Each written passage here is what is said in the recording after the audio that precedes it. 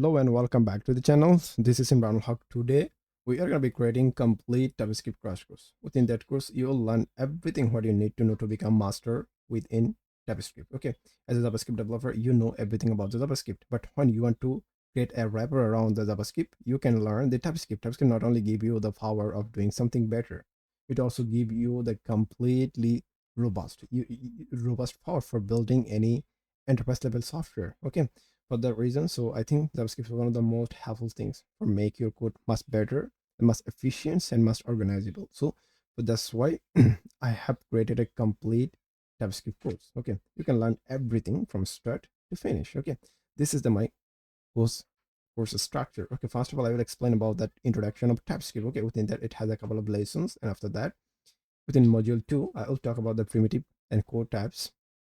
Okay, again, it has a couple of lessons. Okay, in a module 3, I will talk about the variables and a basic syntax. You already know that because you have an experience of JavaScript. That's why you have learned. That's why you want to learn the JavaScript, because at the end of the day, JavaScript isn't JavaScript. Okay, when you know the JavaScript, you also know the JavaScript, except that you need to know the definition of type. All JavaScript provide what? JavaScript provide the static types. Okay, unless it's not going to provide the dynamic type. Also, it can also infer the types based on the user rate and syntax. Okay, I'll move to there later. Now, in the fourth module, I will talk about the functions in a deep dive.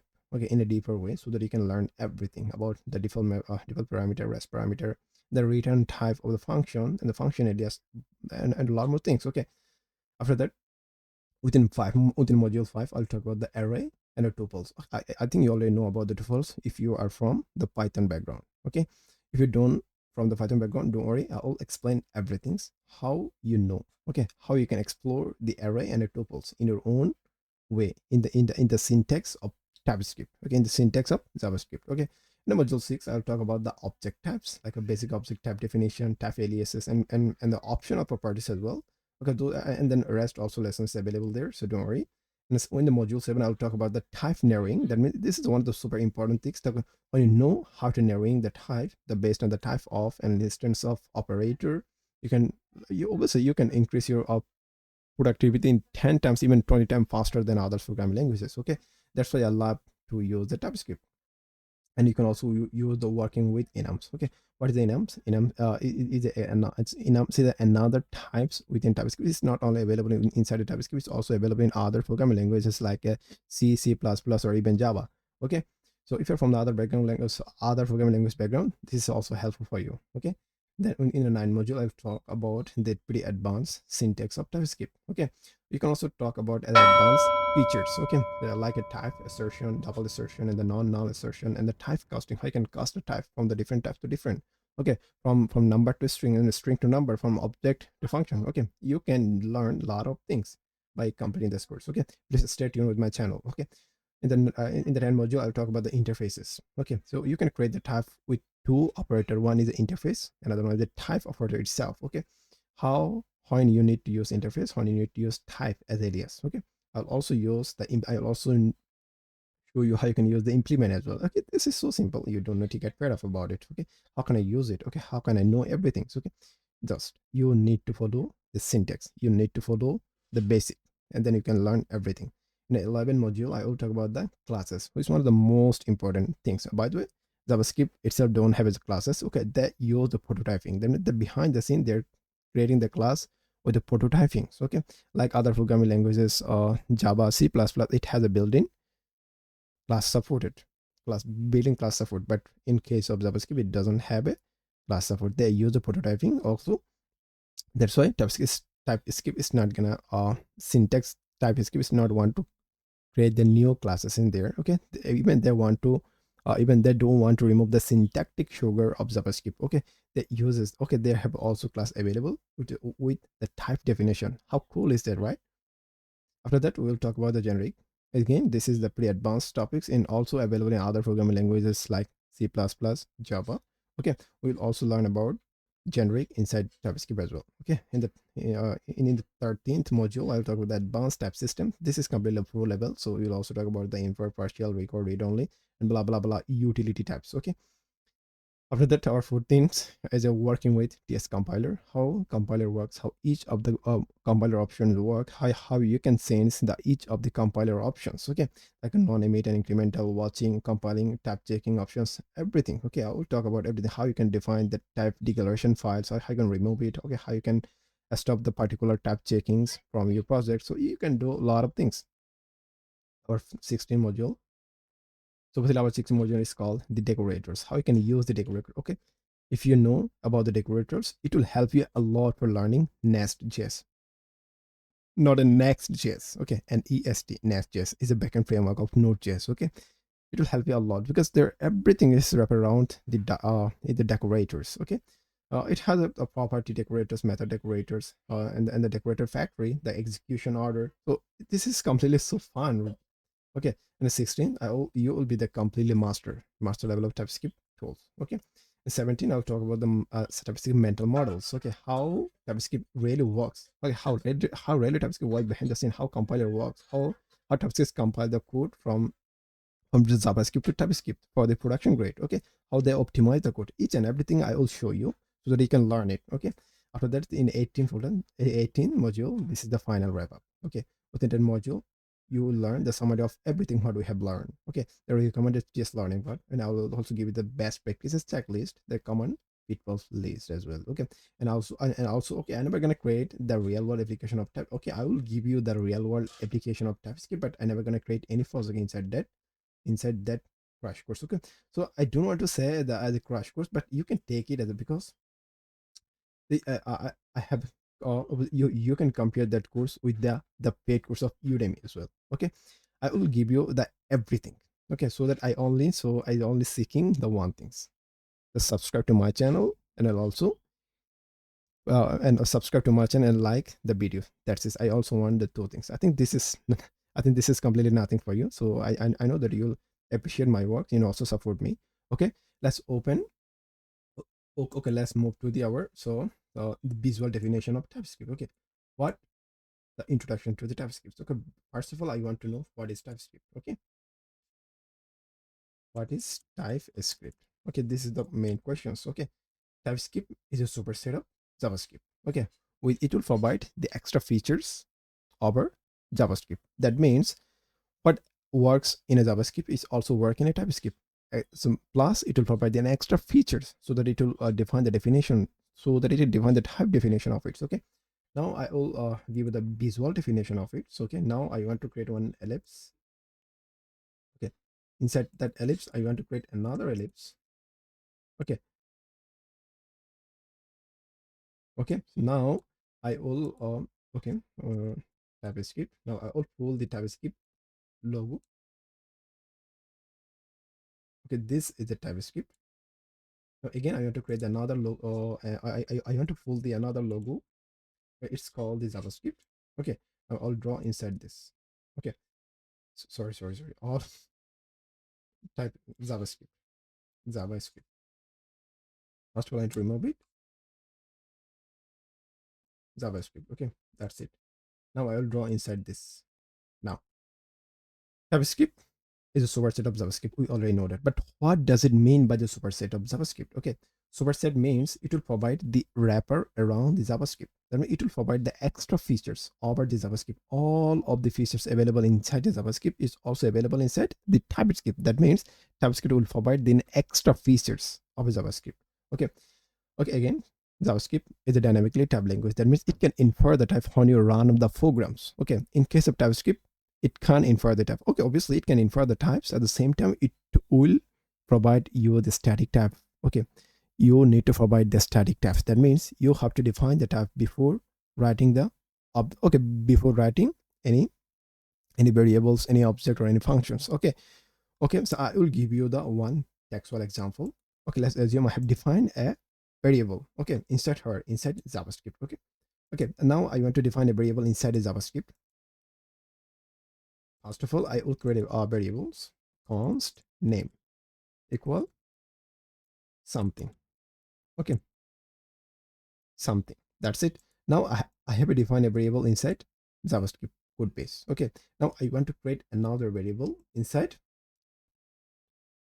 JavaScript, sorry, inside TypeScript code base, const name will be Imran. Okay, now I have a two. I have defined the two variables. First one is the variable name is name, and second variable name is also name. Now this is work in where? Okay, that works inside. Good, that work inside JavaScript. Okay, now that works inside TypeScript. Okay, the problem is if you are using JavaScript, okay, it can infer the type in a dynamic way. That means when you compile, when you successfully run your project, at that time you will catch the bugs. Okay, let's assume you have making some mistake inside your variables, or you have making some typing error or typo, something like this. Okay, at the time you can prevent the bugs until you run your project. Okay, in case of JavaScript, it will prevent you when you at compile times. Okay, before running the project, it will prevent the bugs at compile time. Okay, when you define something, any mistakes inside a TypeScript, it will immediately throw an error. Hey, this particular thing is not this is not compatible with the JavaScript. You have to change it. Okay, in case of JavaScript, it's not gonna throw any error unless you're running your full project. For that reason, TypeScript super power. This is not the one reason. Okay, it has another. Okay, it has others available features as well. Okay, so, okay, now I want to make it a bit bigger. So okay, now TypeScript has other available feature. What are those? Okay, their first feature is auto completion. Auto completion. These are the most useful feature I have ever seen. Okay, if you're using TypeScript inside any code editor, any means the Visual Studio code editor as an editor, you will get auto completion because TypeScript is a built-in support. Okay, TypeScript has a built-in support inside a Visual Studio. Okay, at the same time, when you write the code, when you write the JavaScript code inside a Visual Studio, you can get a fully typed definition, or you can get the fully typed auto completions. Why? Because TypeScript doesn't have a type support, but this problem is resolved by the TypeScript. Okay, JavaScript doesn't have a type support. Okay, this problem is resolved by the TypeScript. Okay, that's why TypeScript is super powerful, and the lots of the enterprise level projects are using TypeScript as their main tools. Okay, so I will show you. Okay, before proceed with the theory, so first of all, I will give you the code. So okay, I will give you an example through the code, how you can use it, and how you can gain how you can leverage the feature of TypeScript. Okay, is over the JavaScript. Why you need to use the TypeScript over JavaScript? Okay, why TypeScript is so important to use over JavaScript? Okay, I'll show you each and everything, and after completing that, you can learn it. Okay, now why modern projects are using JavaScript? Sorry, TypeScript. Okay, this is another good questions. Okay, but a lot of the modern frameworks like a Next.js, okay, React, gRPC are supporting built-in, they're supporting built-in TypeScript support. Okay, they have provided the built-in TypeScript support. That means they are pretty compatible with the TypeScript. Okay, before when you run something inside the Next.js project, okay, and at the same time when you don't provide the type definition for that parameters, it will throw an error. Okay, when your type definition is not compatible with the accepting format of parameter, it will throw an error. Okay, for stay away from those error, you have to define the exact type what you're trying to accept in the end component. Okay, for that particular reasons, TypeScript will prevent a lot of errors. At the same time, it will give you the at the same time it will give you the at the same time it will give you a lot of power for preventing from bugs. It also give you the saving energy engines. Okay, so I think I fall in love with the TypeScript because of the type, not only for the type definition, it also save you a lot of times. Even a lot of lot of enterprise level projects are using TypeScript for. Okay, it has a huge amount of code base. Okay, let's assume when you have a you have a written web programs or one software through JavaScript. When your code base grows, it will be so difficult to prevent the bugs. It will so difficult to catch the bugs. When you write same code base with TypeScript, you can easily catch the bugs. Okay, whatever you, and then it will be the limitless scalability. It has a limitless scalability. That means you can scale to anywhere. Okay, in case of JavaScript, it has a limit of scalability for that reason. So I will give you the one structural patterns when you need to use JavaScript, when you need to use JavaScript. By the way, JavaScript is a development dependency. That means you will use JavaScript only for the development purpose, not for what? Okay, not for production grade. That means JavaScript has a compiler. Okay, TSC compiler. That means it will compile your JavaScript code into JavaScript so that it can move to the browser, so that it can move to the production. Okay, even your Node.js and browser don't understand the TypeScript. They will understand only JavaScript. That's why at the end of the day, you have to compile your TypeScript code into JavaScript. Okay. I have said a lot. Okay, let's head back to the official side of Node.js. If you are using Windows, okay, simply click the Windows. If you're using macOS, okay, please select respect to your systems. Okay, after that, you need to install install the Windows installer.msi. Okay, when you successfully install in your systems, okay, now you need to verify the Node.js is installed or not. How would you gonna verify whether Node.js installed or not inside your systems? Okay, it has one simple trick for you. So by the way, this is not a trick. Okay, it has a command. Okay, let's open your system terminal. After open the terminal, you will need to run this command, node version. Okay, now it will give you the version. In your case, this specific version doesn't appear. That means the Node.js is not installed in your system. Right? In that moment, what you have to do, you have to install the Node.js again. Okay, when you face any error, okay, please consider that error inside my comment box. Okay, I will try to resolve you. Don't worry. Okay, again, so after successfully complete the Node.js, now you need to install the Visual Studio.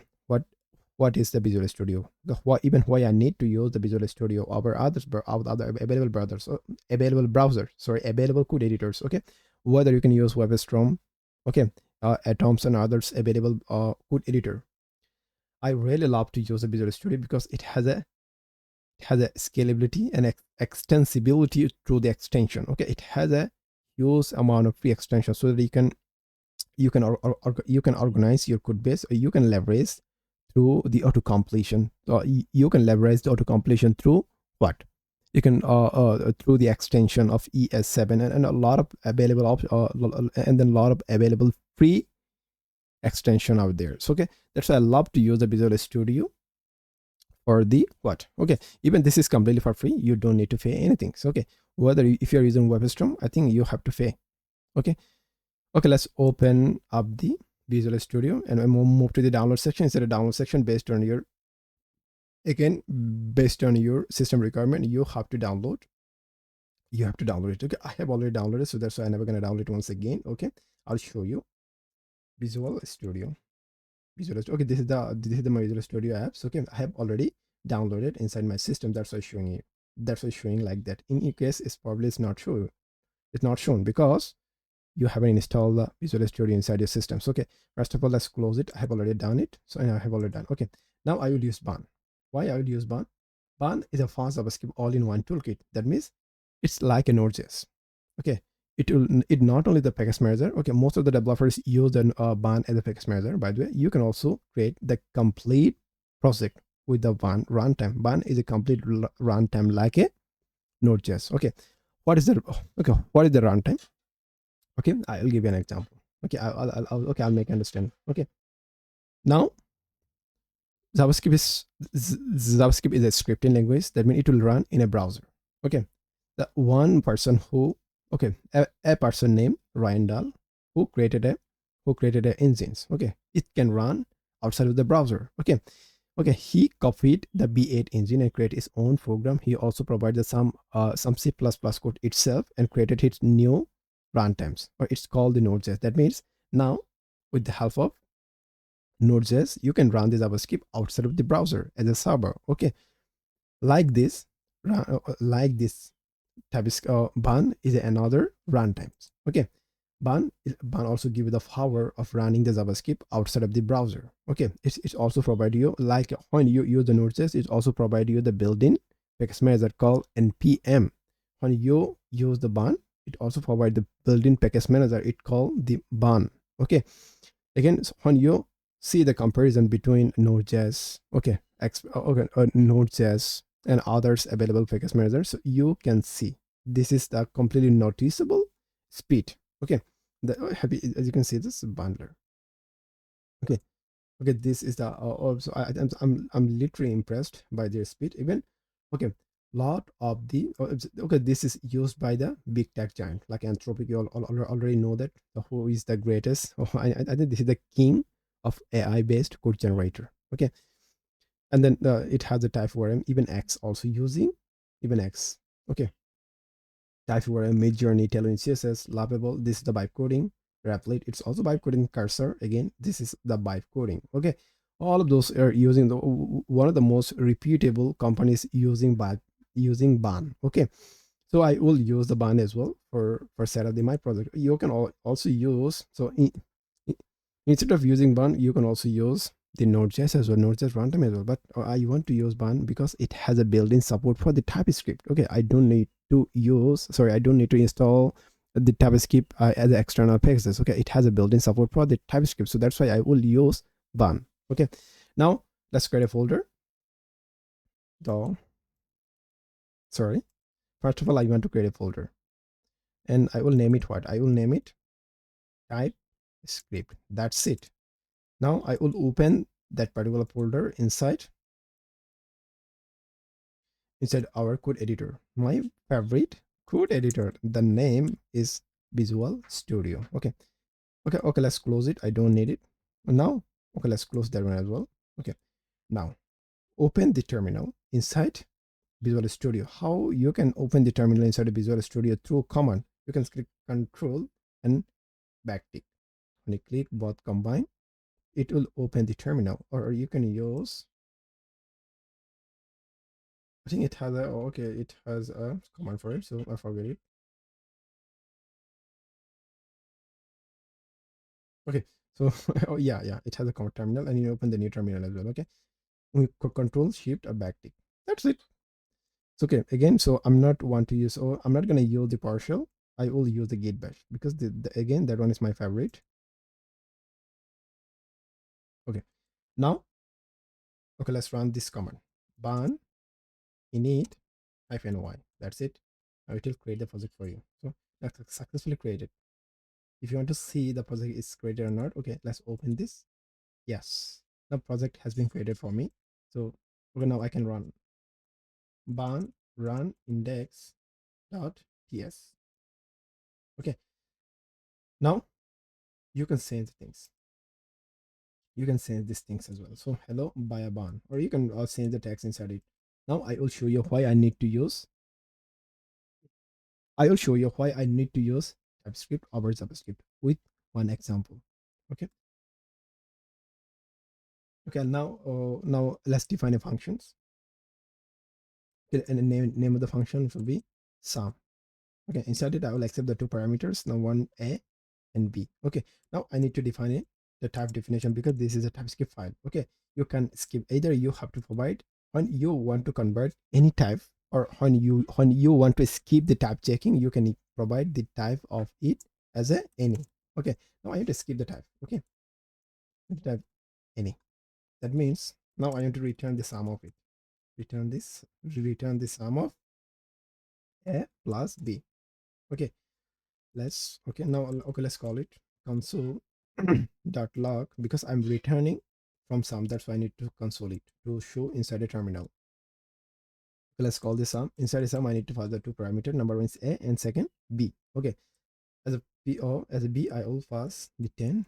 Okay, and again I'll pass the 20. Okay, now I have a different type for those. Okay, as the first parameter I'm passing 10. Okay, type of it's number. Okay, now as a second parameter I'm passing a string with a number. Okay, which is not a compatible. Okay, even it can run the concatenation. Okay, in that case what will happen? Okay, when it will be the same type, it will do what?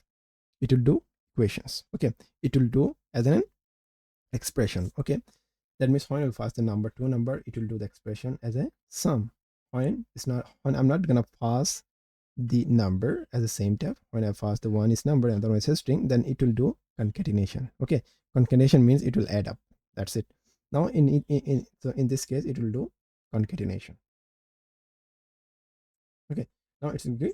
10 and 20. That means what it does, it did the concatenation like this. 10 concatenate with 20. That's it. But I don't want it. If this is the pretty dangerous things. Okay, if you're using TypeScript, because I have defined any type for it. When I explicitly define the type, hey, I will accept all the number, all. Okay, without number when you pass the other data types. Okay, I never gonna accept it, because at that time it will throw an error. Okay, again, I will okay, I will again as the second parameter I will also accept the number. Now string error. Hey, you can't pass it. Hey, argument of type string is not assignable to parameter of type number. Hey, you can pass the string to the number. Okay, at that time you need to change it. You need to change this to number. Okay, this is not the only one things. This is not the only one good feature of TypeScript. Okay, it has other available features as well. Okay, that's why I love to use the TypeScript. Okay, it has a steady. Okay, this is the strict type. This is the one. Okay, I'll show you the another. When you define a variable const, okay, when you define a variable names const name equal Imran. When you hover over it, it will show you the type of it. Okay, then this is called what? Okay, now still it's not name, it's declared, but it's never. Okay, no, it's not defined. Okay, now it's showing what? Showing only that this is the what? This is utility types. Okay, this is a type exact. This is showing the value. This is showing the type as an exact value. Okay, when you define the type of it, so you can define the type in a two-way, or whether you can annotate it or you can define the type of it in explicit way. Okay, I can annotate as a string. When I define the type annotate as a string, when I hover over it, now it's showing the type of it, what type of it, a string. Okay, this is the one way, or you can define the type after the clone. Okay, first of all, you need to define a clone and then define the type. It will be a string. Okay, this is another syntax of defining type of particular variable. Okay, so again, let's define this. Okay, this, or you can define it, or when you don't define the type, it will infer the value as a type. Okay, now, now, now, as you can see that, so it's infer the value as a type. Okay, you can define the type in a variable. Okay, so now how you can define the type for an object, how you can define the type of a function, how you can define the type for classes, I will show you in the upcoming modules. You don't need to get fed up or anything about it. Okay, even I will explain the all TS config.json file options. Okay, I'll explain each of those things. Okay, how does it work and how we need to enable it. Okay, how can I how can I enable and disable each and every features inside a TS config.json file. Okay, you can learn a lot. Okay, this is the first chapter, what we have learned about what is TypeScript and why most of the developer is prefer to use TypeScript. Okay, why most of the companies or why most of the tech journals are using TypeScript as their main languages. I have successfully explained everything what you need to know, what you need to. So, all right, and welcome back to the module 2. Within that module, we'll explore the primitive and core data types. Okay, what it does and how can you need to use. Okay, how you can use the primitive and core data types. When you complete this, you will know the 20% of the TypeScript, and then you'll get the confidence for exploring more about the TypeScript, okay, by yourself as well.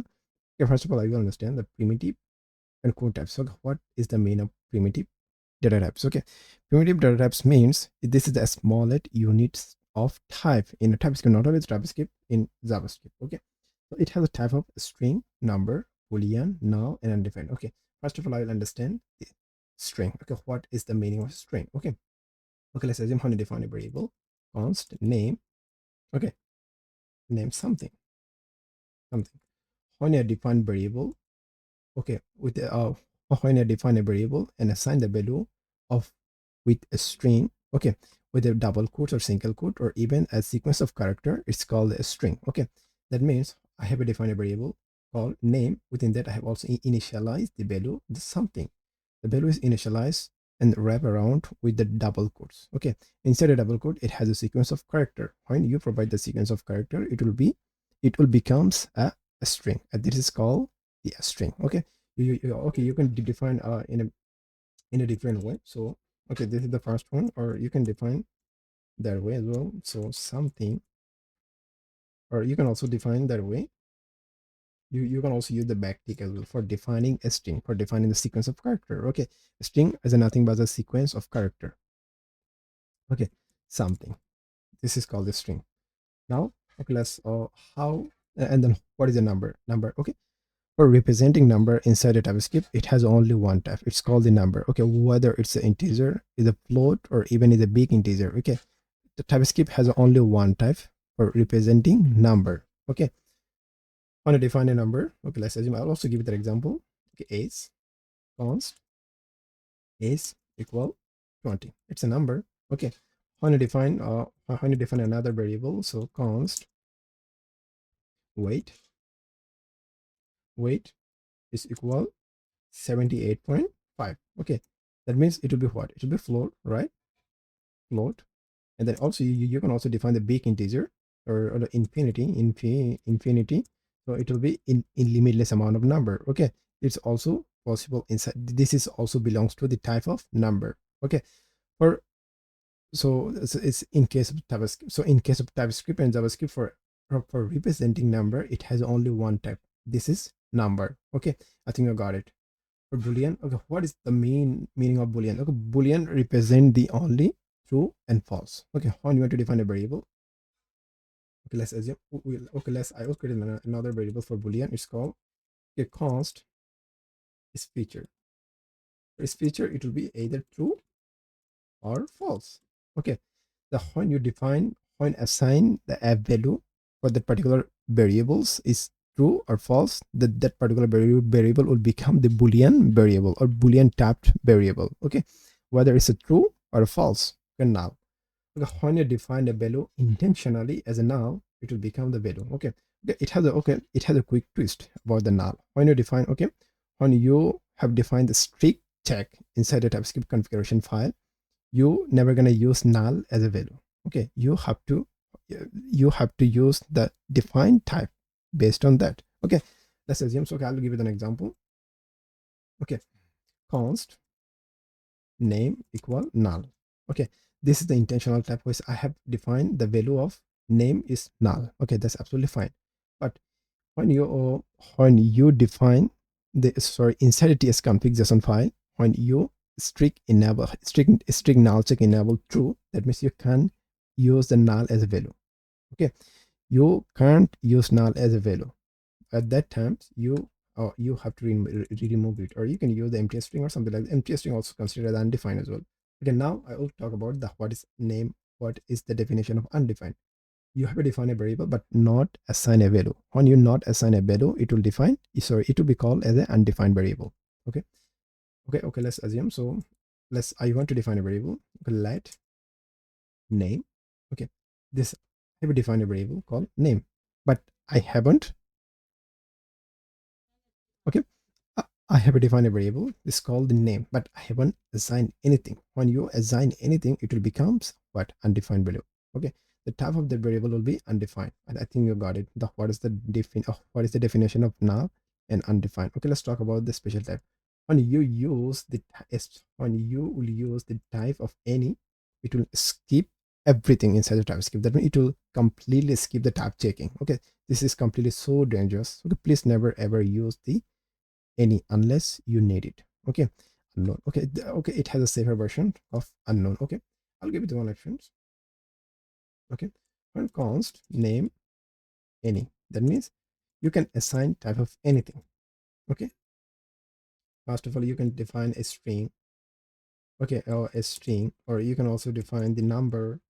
You can also define the boolean true or false, true or false, or even you can also assign the object. You can define anything. Okay, that's why the type of it, that's why type of it is any, and even it's so dangerous. Okay, please stay away from the define any unless you need it. Okay, it has a safer version of any, so it's called the unknown. Okay, let's assume when you're fetching data from the server but you don't know the type of the response object. When you don't know the type of the response object, you can define the object type as a unknown. Okay, let's assume. Okay, now I want to create an object const unknown. Oh, okay, const response. Okay, still I don't know anything about that response type. Okay, now I will define it as unknown. Okay, and empty. I can define anything. I can define an object. Okay, even if I can define an array. Okay, array also belongs to the object. Okay, it also belongs to the type of object. You can define anything. When you get the response successfully, then you can change the type of it. Okay, so based on the condition, you can change the type. Okay, if type of unknowns is type of response is equal string, then I will do the rest. Okay, then I will console dot something, then I'll do the addition, then I will do rendering. I can do the everything based on the condition. When this condition is false, that means when this condition is successfully true, then I'll do rest. Okay, string nulls again. This is okay. Now it has again as one special character for never, which when any function or anything should never return anything. Okay, it will the type of any. Okay, let's define the functions. Okay, when you define a function, okay, don't worry, I will create everything inside a code editor that I will give you the demonstration about it. Okay, I'm trying to provide the definition of it, how you can use it. Okay, function, and name of the function should be error. Okay, error. Okay, I will get a message. Inside it, I'll get a message msg. Then the type of, okay, the return type of that function should be never. That means it's never ever return anything because it will throw an error. For that reasons, I will define the type of it. What? I will define the type of never. To new, again this is typo, to new error, and again I will provide the message error and provide the type of it. What? Provide the of his message msg. That's it. This is the way of defining anything. Okay, this is the way of defining never functions. Not only that, okay, so it has another. Okay, you when you're trying to merge two variable, which is never ever possible. Okay, when const merge, okay, merge equal a string and number. This is never ever possible. Then the type of it will be what? Type of it would be never. Okay, never. Or also when you define a loops, okay, still you don't need to know about anything. So okay, I'm just providing the definition. Okay, this is the demonstration purpose. I'll just so that you can catch it. Okay, when I write the code, you can catch it. Oh, that was the those which I have already know. Okay, that was the those which you have already explained. Okay, for that reasons, I'm trying to explain it. Okay, the null and okay, it has string null check, which I have already said. Okay, when you define the string null check true, that means you can never ever use the null as a value. Okay, you will use null as a type. Okay, after that it has a it has a the comparison between null and undefined. Okay, what's the difference between null and undefined? Okay, null is that you can define the as a value intentionally. Okay, sound the value. Okay, let's assume, so I have defined a value. Okay, let's assume I have defined a value. Okay, I have defined a value const, sorry, so it will be let, so that later I can change it. Let a okay, now for using let for that thing, so you can initially define as a null. Okay, you can initially assign the value of a as a null. Okay, skipping, okay, now this is completely undefined. For if you want to skip, okay, most of the cases when you're trying to move undefined to any types, it will throw an error. Okay, let's assume the variable of a is now undefined. When you move, when you're trying to assign the something into a, so what something means, whether it's a number type, whether it's a string type, whether it's an offset type. When you're trying to move from undefined to any defined object, it will throw an error. But if you want to stay away from that, you can define, you can assign the value of a as a null. Okay, that's why it's called the intentional type. I think you got it. Okay, it has a literal types. Okay, when you create a value with the exact, when you create a type with an exact value, it will call what? It will call the literal types. Okay, when you are creating an e-commerce website, you have to create a const. No, it won't be const, it will be type. Okay, cross payment will be what? Okay, payment will be success. Okay, cancel cancel, and completed. Okay, and completed,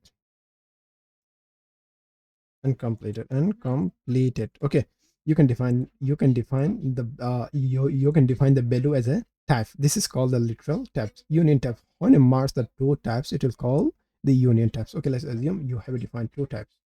Okay, so again I will create const you. What is the union types? Okay, let's assume I have defined a type. Sorry, again it won't be const, by the way.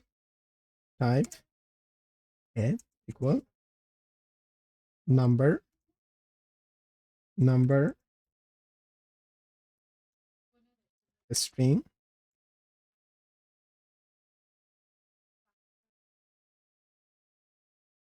number string. Okay, now you have created another types. Okay, b.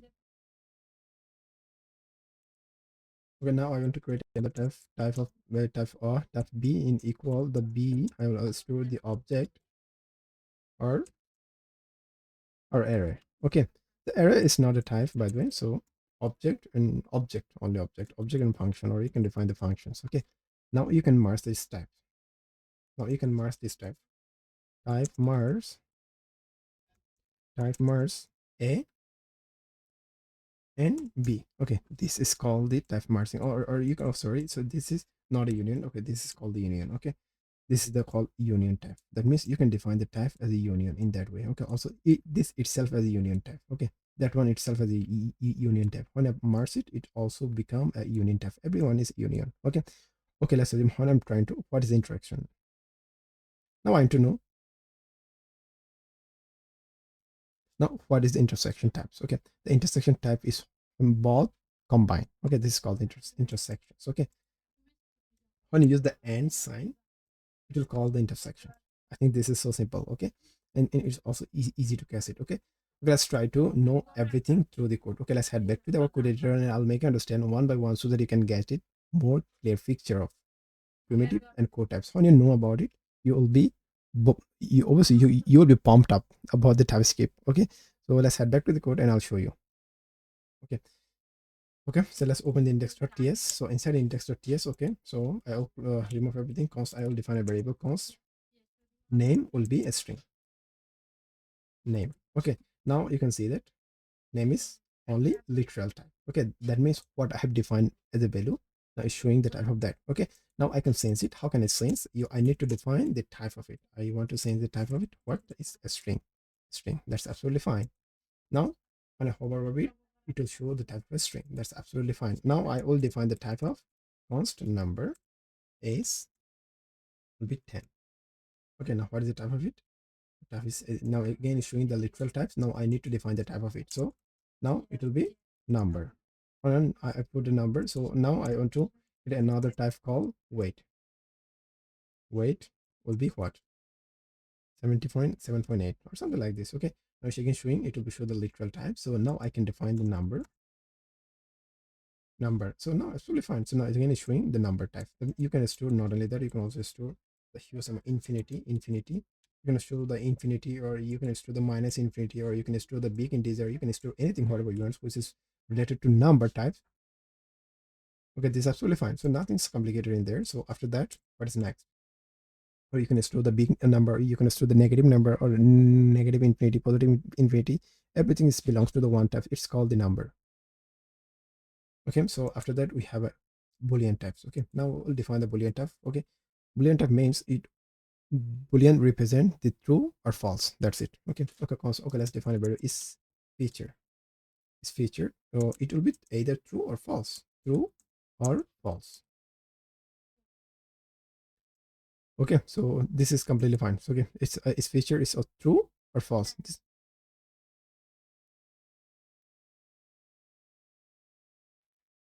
Okay, this is absolutely fine. So nothing is complicated in there. So it also represent the only string. Okay, when I assign it true. Okay, so now again it's showing what? And it's not showing the type. It's also showing the literal value. Okay, when you define the type of it, now it will show. Okay, when it defines, now it will show what? It will show the type of it. Okay, I think you got it. What I'm trying to say.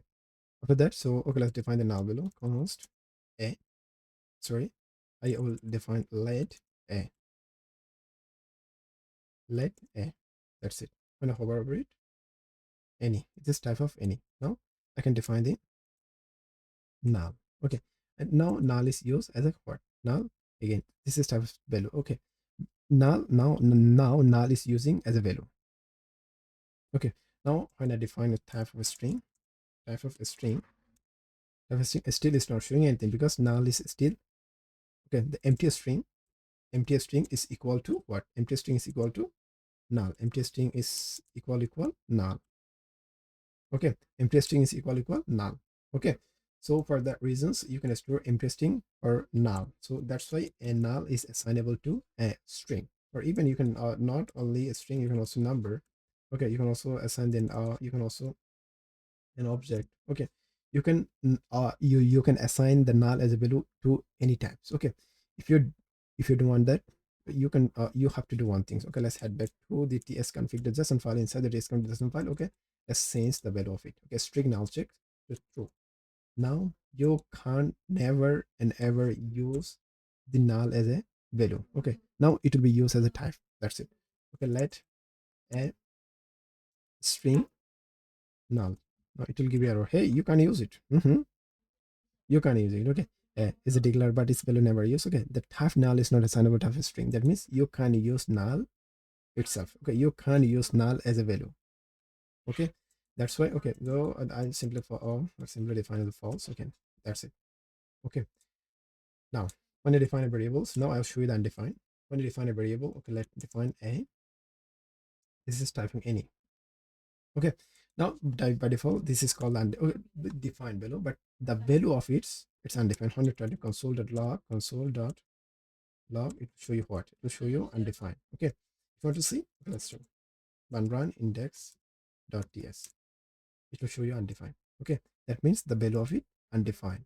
Okay, assign the value of it, that means like assign the value of is undefined. Undefined. Okay, so this is the way sorry, this is the definition of undefined and null. Okay, let's head back to the special type of any. Okay, when I define the type of any, const type of any. Okay, I'll define the let generic. Okay, that will be the generic type. Generic will be the type of it any. Okay, now I can put anything. I can push anything to that generic variables, whether generic equal name. Okay, so I can also put the number, generic equal number. Okay, I can also put the object, generic equal an object, and the object name will be something and also provide the age will be 20. So you can push anything into this variable to the any. So that this is not a safer way because it will skip everything from the type check. Okay, that's why it will skip the completely type checking within your project, so for that particular variable. So that's why it has a safer version. So the safer version is called the unknown. Okay, let's even let a equal let a unknown. Okay, unknown. That's it. Now if you define it, okay, now it's the type of it unknown. Okay, const sorry a equal name. Okay, a equal number.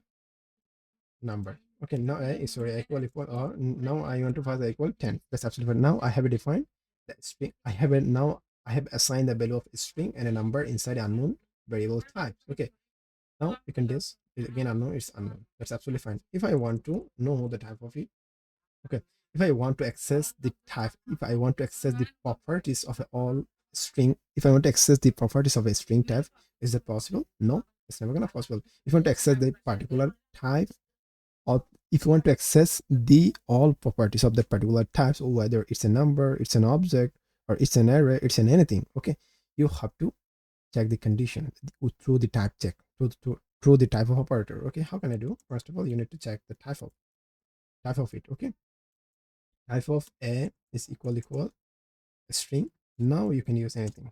You can use the you can use it you can use the all the properties of a as a string. Okay, a dot, you can use to local, you can use uppercase, lowercase, you can uppercase, lowercase, you can use everything related to a string types. Okay, you can use a.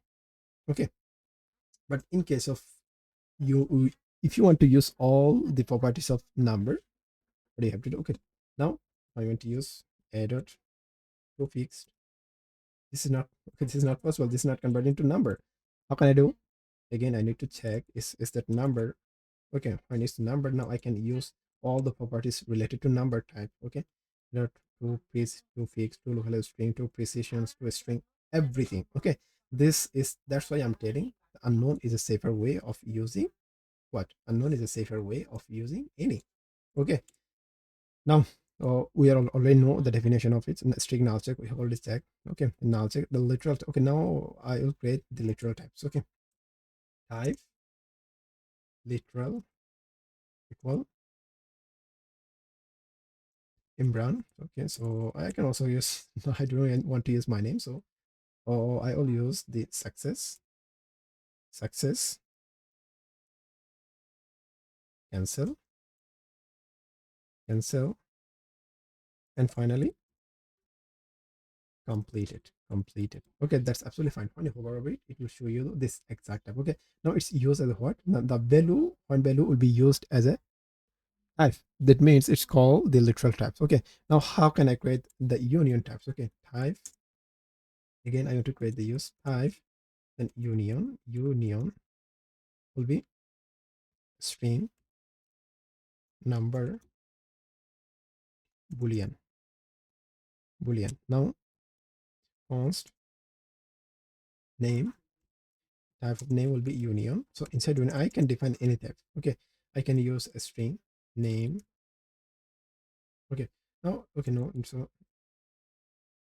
union, so okay, un okay, so I can put the un. So now you can put, okay, the type of it union. Okay, union means you can define anything based on those type what you have defined inside the union type. Okay, you can pass the number, or you can pass the number, or you can pass the number 10, or even you can pass the true or false, whatever it is. Okay, this is called the union type. Okay, and what is with this the union type, and what is the intersection type? Okay, let's create one. Okay, let's create one type called type a, an object name, a string. Okay, let's create another type called b, type b id, a string. Okay, now I want to merge those types. What can I do? Type merge equal will be what? A and b. Okay, when I define it, you'll see, you'll show you the merge. That means when I will use const obj equal merge inside it, now I want to define the type of it. So okay, merge now I can store. Okay, it will show you two, id and name. Id will be a string, id type will be a string. Okay, 1 2 3 4 5 6. Okay, or and the name will be so anything. Okay, so this is the way of type merging. Okay, this is the okay, this is called what? This is called the intersection types. Okay, we have now we have successfully completed the primitives and core types. Okay, now I don't know how much you have understand about this tutorial, so i I have tried my best for make you understand about that thing, because this is one of the most important tutorial. If you understand that, you can proceed, and you can explore you can explore the TypeScript by yourself. Based on this tutorial, everything the upcoming tutorial is dependent this lesson. So that's why please try to make sure when you're not understanding, please revise it, or hello and welcome. So this is the chapter 3. So sorry, this is the module 3. Within that module, we'll explore in a deep and deeper way the variables and basic syntax of it. Okay, how you can define a variable, and what's the difference between let and const. Okay, the type in a type annotation on variable, we have already seen it. Again, I'll explore you again. I'll also reminder you how you can use it once again. Also same time, I'll use the const assertion when you need to use the const assertion. Also how you can use the read only modifier for object, read only modifier for array, and read only modifier for classes as well. Okay, I'll show you everything. So okay, first of all, let's start with the variable. What is the variables? Okay, variables again, so it's a container. Like so, this is a container, or you put something for accessing later. Okay, let's assume, so this is my container. I have a put name. Okay, I have a put a name, const name equal my name. Okay, I have put something so that I can access it later. Okay, when you have need something, now I want to within my program. So within my program, so I will console, I will access it later. When I will access it later within my programs, it will call what? It will be accessible from that container. That's why consider like, okay, this is not exact scenario happen behind the scene, but okay, I'm just trying to visualize the things, okay, inside in your on your mind, so that you can get it, you can get the complete visualization powers on it. So yeah, so first of all, I have a defined variable. So this is the container. When you have, okay, so when you particularly accessing that variable for console into the terminal, so that you can access it later. Okay. For the reason, so we are storing something to the container for accessing later. That is called, that's why it's called the variable. Okay. Again, I'll give you the one simple definition of it. Okay. You can consider variable as a container so that you can access it later. Okay. The type of variable could be anything. It would be whether number, a string, object, null, undefined. Okay, and could be anything. So okay, again, so okay, so now I will understand. I will make understand the late and const. Okay, when you need to reassign a variable later, then you'll use let. That means let will allow you to reassign the value. Okay, const doesn't. Const doesn't allow to reassign the value. Okay, when I define the value variables with const. Okay, now I will define the two variable. One is const, another one is let. Const name will be sum. Okay, again, I want to create another variable with let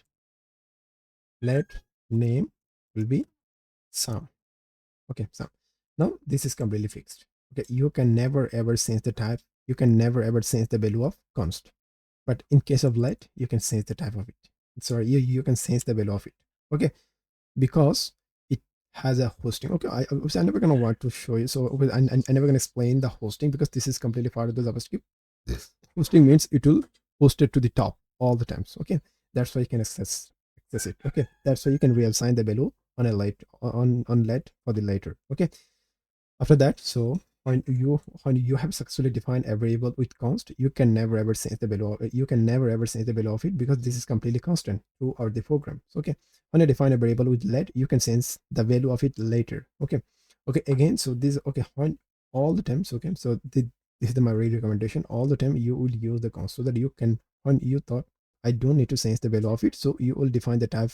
You will define the variable of sorry, you will define the type of that variable with const keyword. Okay, when you need to the when you need or when you have a situation like you need to change the variable value, then you can assign that value with the let keyword. Okay, this is the more recommended and the greatest approach. Okay, so let's assume, so I have a name const. Now later I will change name to someone. Okay, later I will change name to Kareem. So later I will change to name to another person. So, okay, okay, now the reassigning is happen based on what? Based on let keyword. Okay, the const is completely strict, it's completely fixed. You never ever change the value of const. Okay, now again, it have a type annotation of it. When you define, okay, so we have already seen the type annotation. When you define the type of it in explicit way, it's called the type annotation. Whether you can define the type after the colon is a string, this is the one way, or you can use as const or as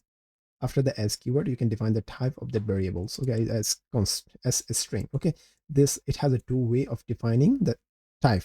Okay, after the colons and after as type. Okay, so yeah, okay, so everything will be applied as like const name. Okay, you can, so I'm simply copied. Yes, okay, so I only sensed let, that's it. Okay, so you can define the type of it like that way. Okay, this is called the type annotation on variable. Okay, const assertion. Okay, let's assume you when you have defined an object, so it has one most important concept. When you define an object, const, okay, it has one most important concept, const obj object. So now I have defined an object. Inside that, so I have a name equal Imran, something like this. Okay, now I can change the value of it. I can change the value of name later. Okay, now object is constant, but inside the properties of object is not a constant. Okay, if you want to make the inside the property of object as a constant, you have to use asconst.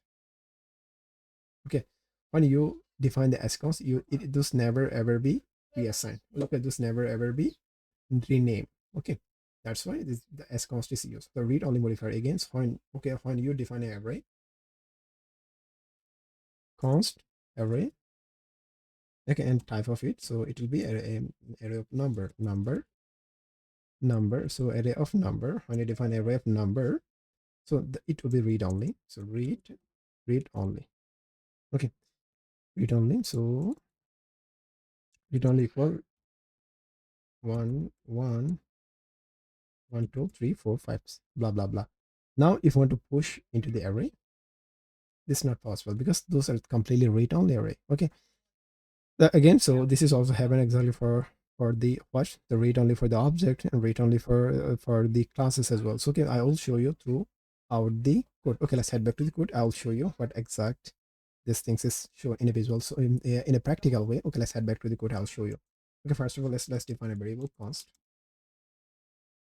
and name. Const and provide the names will be what will be a string.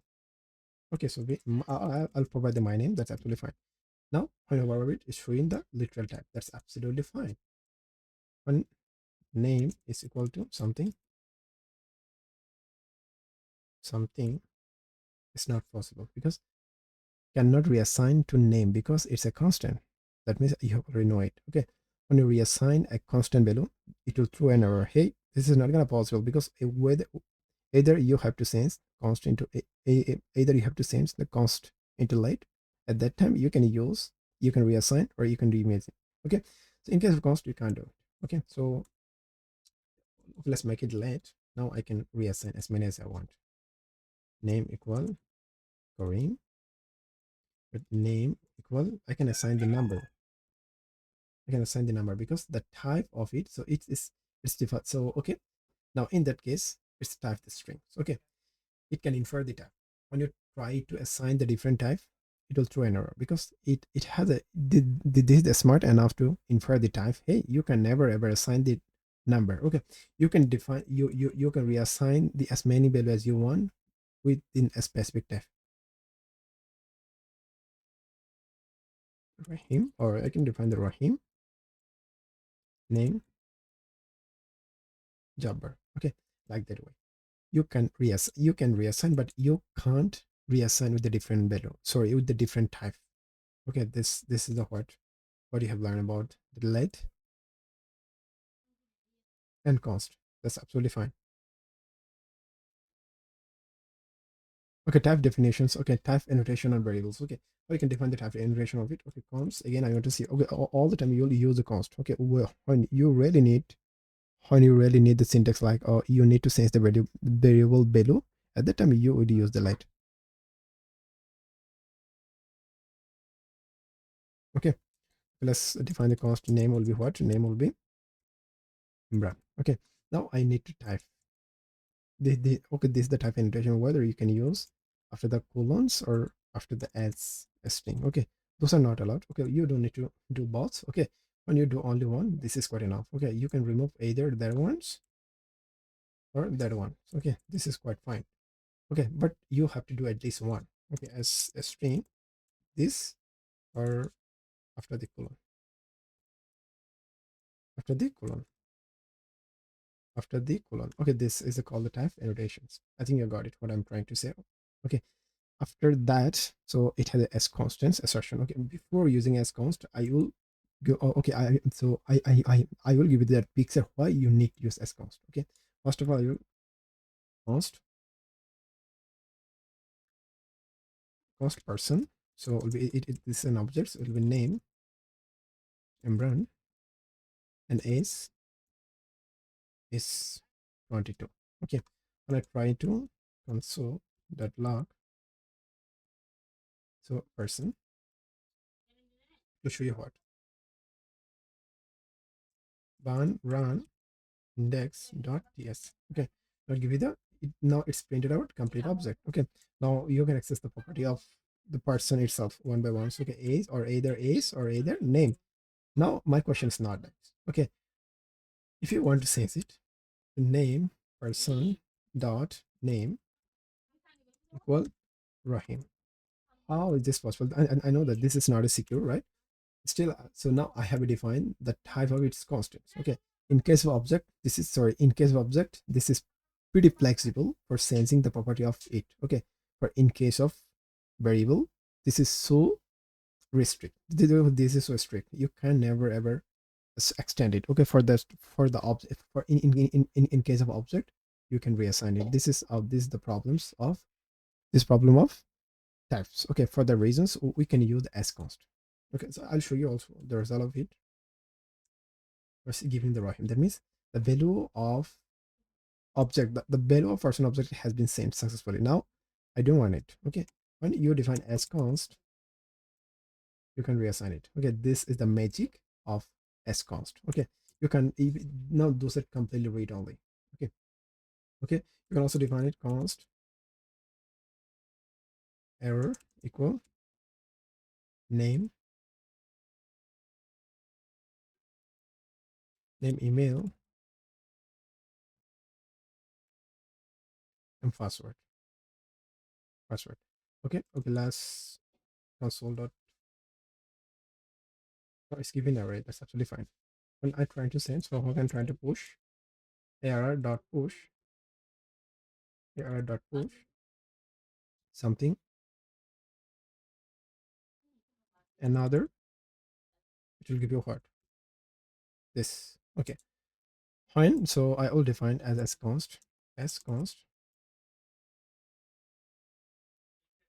okay, you can do it. Okay, now it's true and error, it will throw you. Okay, still now it's string, so now it's the working, but TypeScript string error. Push does not exist on the type of read only. Okay, this is completely, now it's become the complete read only. Okay, now you can make a read only like that way as well. So okay, now make read only, and then string of array, again you can do it. So when you run it, it will still, now it's giving their way, but TypeScript will throw error. That TypeScript is throwing error. This is the okay, that's the thing is happen only with read only and asconst. I think you have successfully idea, you have gained the idea of asconst versus read only. Okay, let's define a class. Okay, you don't need to understand about the class, so I'll give you the context about it, why we need to. Okay, fine, how you can use the asconst with, or how you can use the read only and asconst with classes. Main. Okay, classes. Oh, okay, const. I can define a constructor inside a constructor. So I'll pass a name. Name should be a string. Okay, now first of all I will define a variable const name. Let name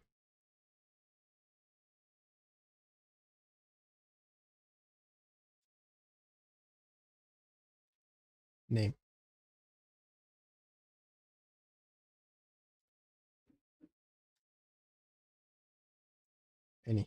Okay, now I can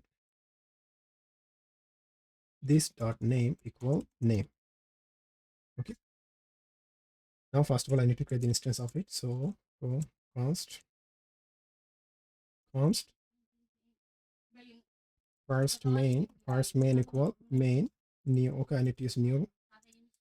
Okay, and then main, so main inside a main, so I need to pass the name Imran. Now I can console.log first main dot name. Okay, it will give you what, so it will give me the name. That's absolutely fine. Now I can also send first name dot name will be what, first name dot name will be Rahim. Sense. Okay, now I want to restrict this. Okay, I don't want it. So how you can do it, you can simply restrict with as const, name as const. You can make it, or sorry, it will be read only. Okay, this is absolutely fine. Now when you provide the read only, keyword before the names, it can never and ever assignable. Okay, reassignable. When you try to reassign it, so it will throw an error. Okay, name because it's a read only property. Okay, cannot assign to name because it's a read only property. Okay, this exact things happen behind this exact things. Now you have a great pictures of read only and as const. Okay, now we have successfully completed that modules as well. So have a nice day. See you soon. Please.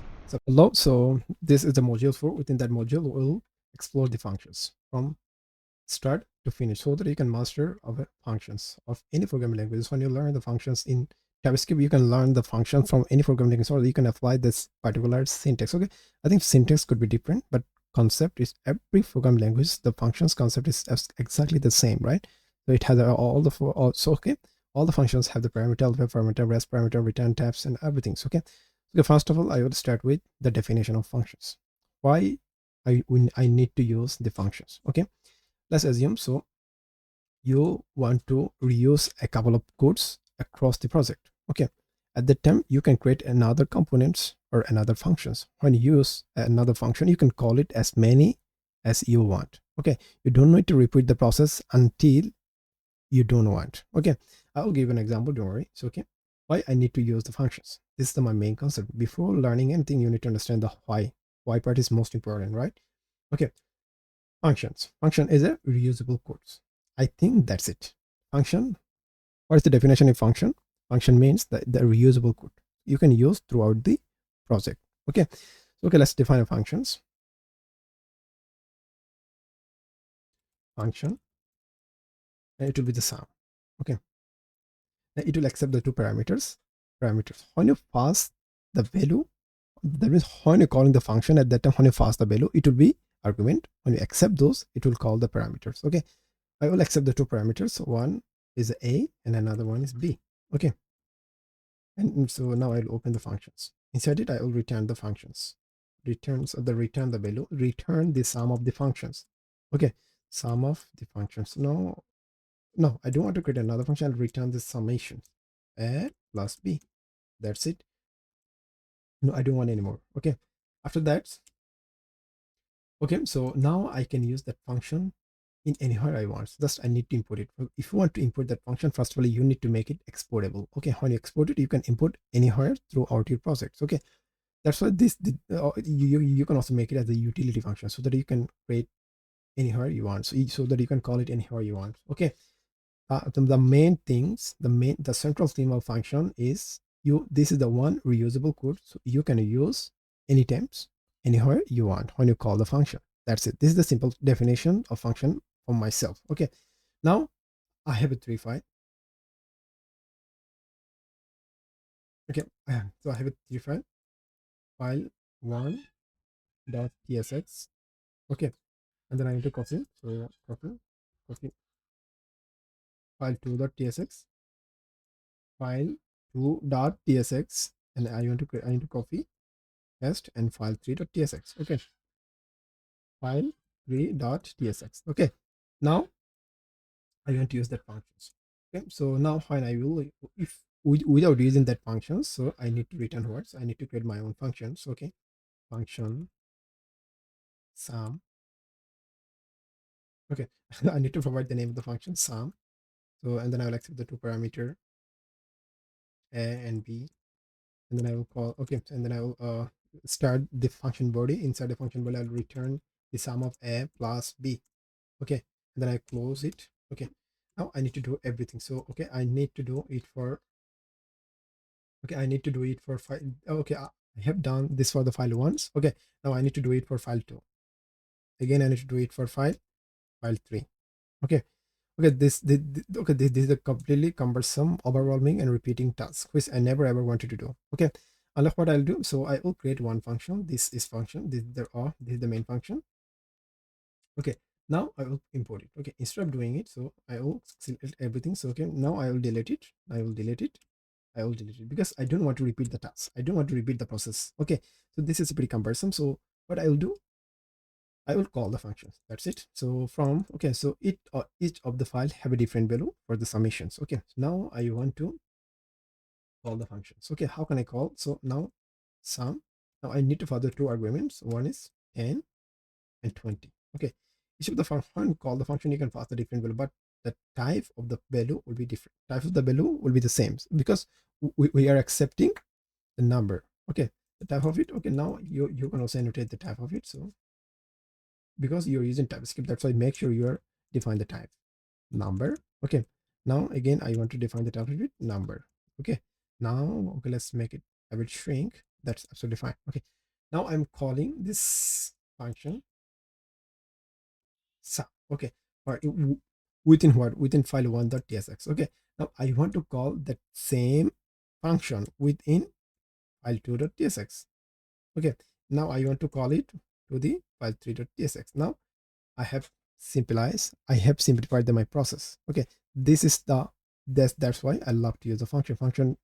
You can use the reusable code. Not only that, so now you within that function it has a 1000th line of course, or even the 2000th line of course. Now you can reuse it across any file. Okay, that's you need to call the function. This is why I love the functions, and this is the simplest way of using reusability or increasing the efficiency of your component. Okay, the function is nothing but a component, right? Okay, I'll talk about it later. So what is a component and what is a function, and what's the difference between component and functions? Okay, that's it.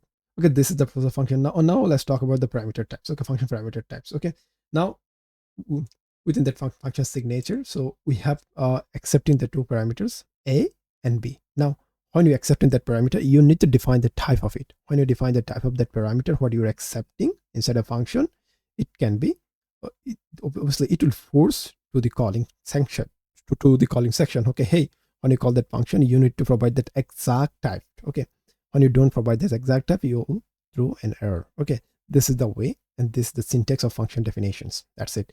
It has the default parameters. When anyone don't pass it, when you want to make any of this parameter optional, you can define the default value. Okay, you can assign the default value. Okay, through equal sign, and then provide the 20. Now you're completely optional. When you don't pass the first parameter, it will take as a default. Okay, when you pass the only one, it will take the 20 as a default. Okay, now okay, let's talk the rest parameter. Okay, now when you fast a bounce up again, so it has efficiency. Efficiency is the most important, right? When you want 20, 30, okay, 20, 30, 40, 50, 50, 60. Okay, now you are passing a lot of parameters. Now now I also need to create the the type of it. Now I need to also accept the parameter c and the type, and also define the type c number. So number again, the d again, number e again, type of it number. Okay, that means how many argument I'm passing to the function, I need to receive it. Okay, how can I receive? I need to define the parameters types. Okay, this is the okay, this is why it's so cumbersome. So what can I do? What's the solution of it? So the solution of it is called the rest operator. Okay, now I can use the rest. Yes, okay, by spreading through the rest of the type of it number array. That's it. But make sure you're passing the only one type, or only one type variable. Okay, when you pass rest, now everything will work. Okay, everything will work. Now you can define the sum. Now how you can return the sum of it? Okay, rest dot reduce. Okay, so inside that you need to pass a callback function. So the callback function will be what? Accumulate and sum. Accumulate and current. Now I will return the what? I will return the current plus accumulate and start from zero. When I start from zero, that's it. But this is the way. Okay, this is the way of working with the rest operator. Okay, return type annotation. When you define the return type, okay, now I'm returning what? Now I'm returning number. When you want to return the different types, okay, it will throw an error. For that reasons, you have to define the type. Okay, you have to define the return type.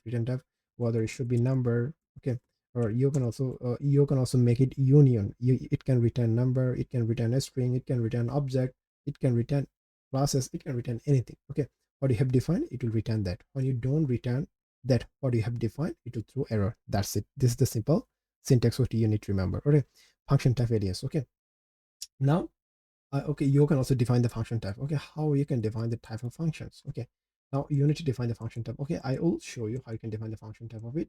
Okay, so this is my function. Now I want to define the function type. Okay, sorry. So I now I want to define my function type. So okay, first of all, I need to create the type. Type will be function fn. Okay, fine. That's it. Now it will return what? So accept two parameters. Okay, or it will accept the rest rest of the number, rest array of numbers, and it will return what? It will return the, and also at the same time you have to return at the same time you have to provide the return type of that. Okay, is that provide number? Is that return number? Is it return a string, or is that return void? Void means nothing. When it return nothing, that means it will become void. Or okay, when you do the console log inside that, it will become void. Okay, when you return number, it will be type of return number. When you returning a string, the type of this will return a string. Okay, okay, so now I want to provide the return of it because we are returning number, so that's the type of it will be number. That's it. And this is called what? This is the function of the types alias. Okay, function type alias, or the sorry, this is called the function type annotation. Okay, function type annotation. Now I can call it. Now I need to fulfill these conditions. Okay, it's fine.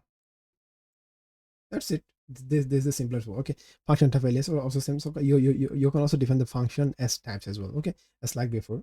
Okay, everything is pretty same. The function overloading. What is the meaning of function overloading? When you define the function with the same name but the different type, it's called the function overloading. Again, I'm saying when you define a function with the same name but a different type, it's called the function overloading. Okay, I'll show you how you can create the function overloading. So okay, now I have it all. Now I want to create a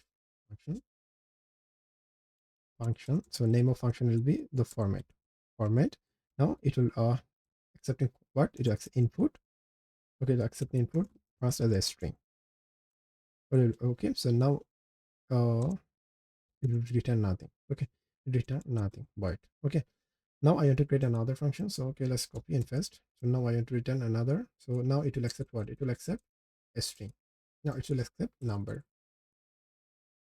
So type of it will be okay. So okay, input. The type of the input will be what? Type of the input will be number. Now I will copy and paste it once again. So now I will pass what? I will pass an object input and as an object obj. That's it. Or you can define the type of that objects. Okay, let's define the object type obj or inside obj. So name a string. Sorry, so name a string and is 20 or says number, by the way. And then fine. Okay, now when you define this objective, now you can use it and then type input will be object obj. That's it. Okay, this is the way of creating the function value. Now when you call it, okay, how you can call the functions. Okay, when you call the function format with a string, with a string name, so let's assume names. Now this function will call that one. Okay, this function will call this one. Okay, when you pass okay, when you pass the number, the function will call that one. Okay, when you pass that exact object what I have defined in the types, the function will call that one. Okay, this is called the function overloading. Okay, and this also have a lexical this. Okay, this parameter and the lexical this. Okay, I'll explain this one as well. So, okay, so now let's create the lexical this. Okay, I have defined a function. So inside a function, the name of is uh, or a name of this show. Okay, inside it, I will accept. I accept the title. I'll accept the title. Okay, the type of title will be a string. Okay, now that's it. Now I will open the body structures of these functions after that. So I will console.logs console console.log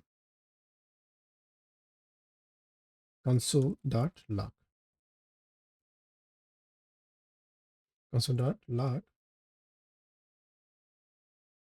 this dot title. Okay, because I'm passing the title, but so you can also use, so without using this, you can also pass simply title as well. Okay, title.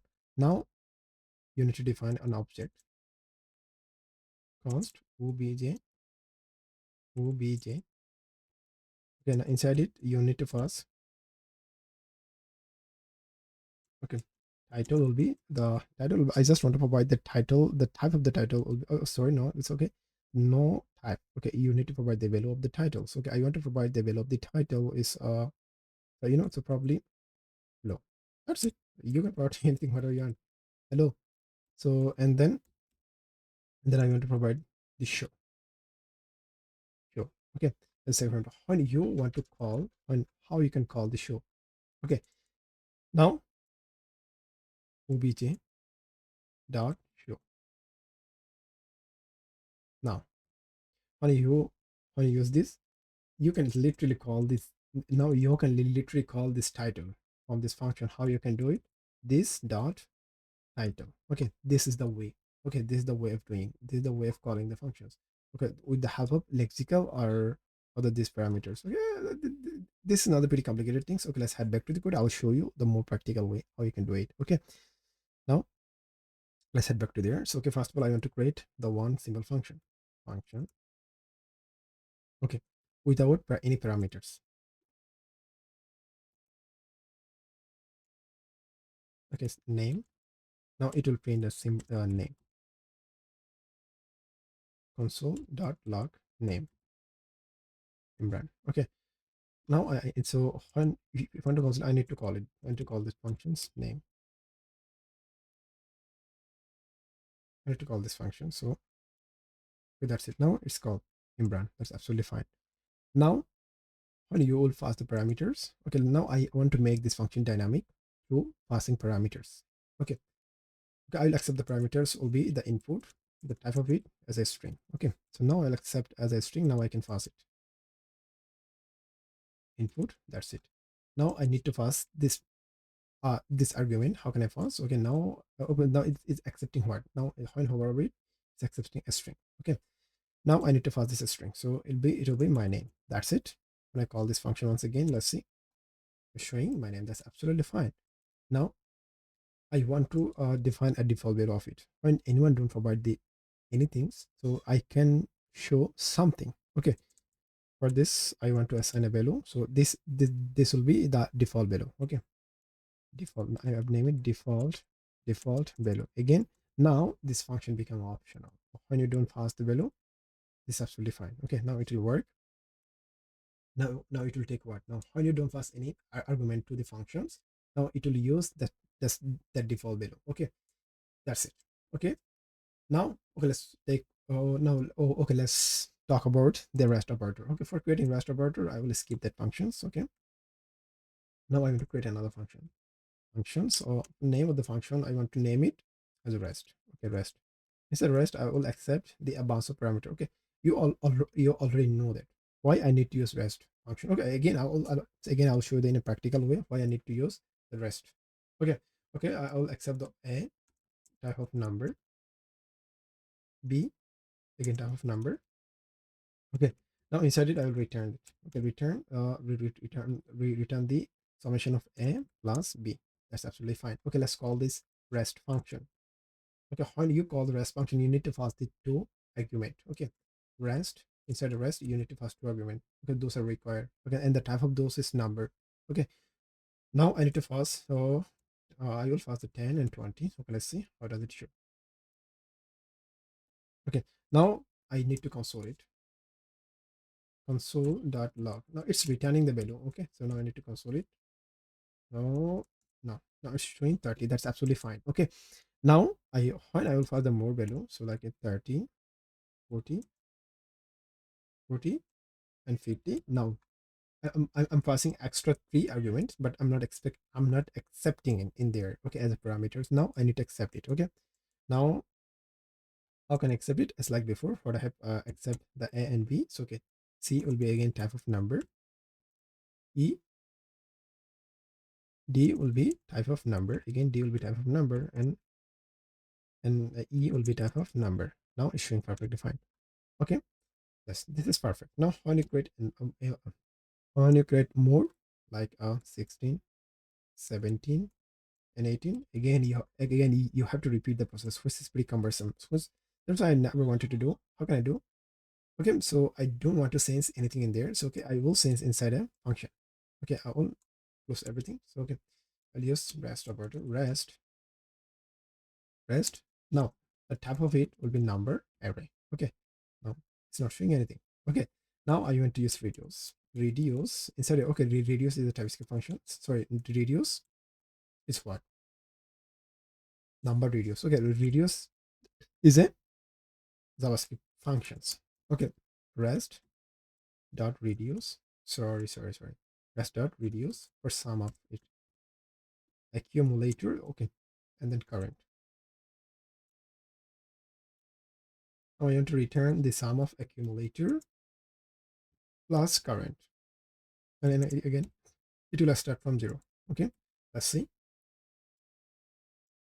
Now it's give me the summation of all of those arguments what I have passed into the functions. Okay, this is the way of handling the rest of okay, this is the way of handling rest function. Okay, rest parameters of the functions. Okay, after that, what is the next? Okay, so I forget about it. The return type annotation. Okay, if you want to make the return type of it, so okay, let's now I want to type a functions. Okay, type func will be okay, so it will accept the two parameter once, or it will accept a and b. Okay, it will return number. Okay, that's it. Now I need to provide the type of it. Okay, so what is the type of a parameters? It will be numbers, and second also be number. Okay, second also be number. That's it. Okay, so now let's create the functions. Const, so sum equal, const sum equal functions. Okay, now I need to for even func. Okay, now I need to do one more things. Okay, okay, so this is the function body. So okay, now I need to define it.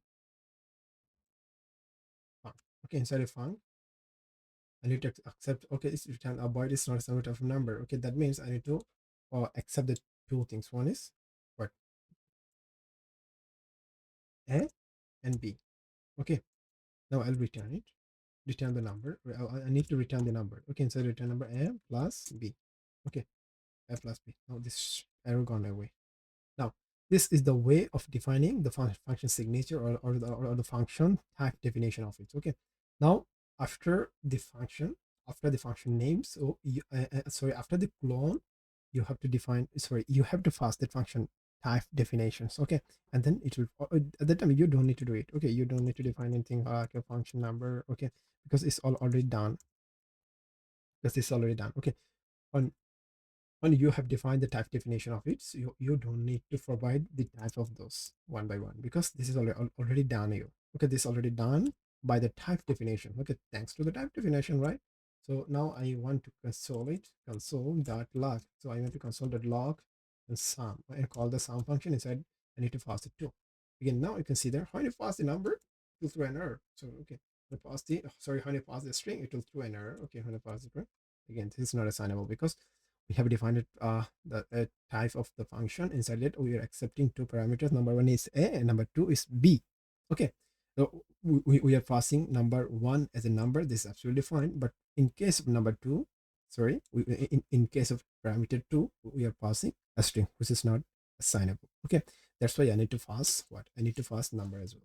Okay, when I pass both, now it will give you the exact result 30. Okay, that one is the expected result what I am getting. Okay, that's it. Okay, now we will, okay, the function. Okay, let's talk. Okay, this is exactly same. The type annotation, return type annotations, or the type aliases and function as types. Okay, everything this is like that one. Okay, what I've defined. Okay, this type definition. Okay, type alias as well.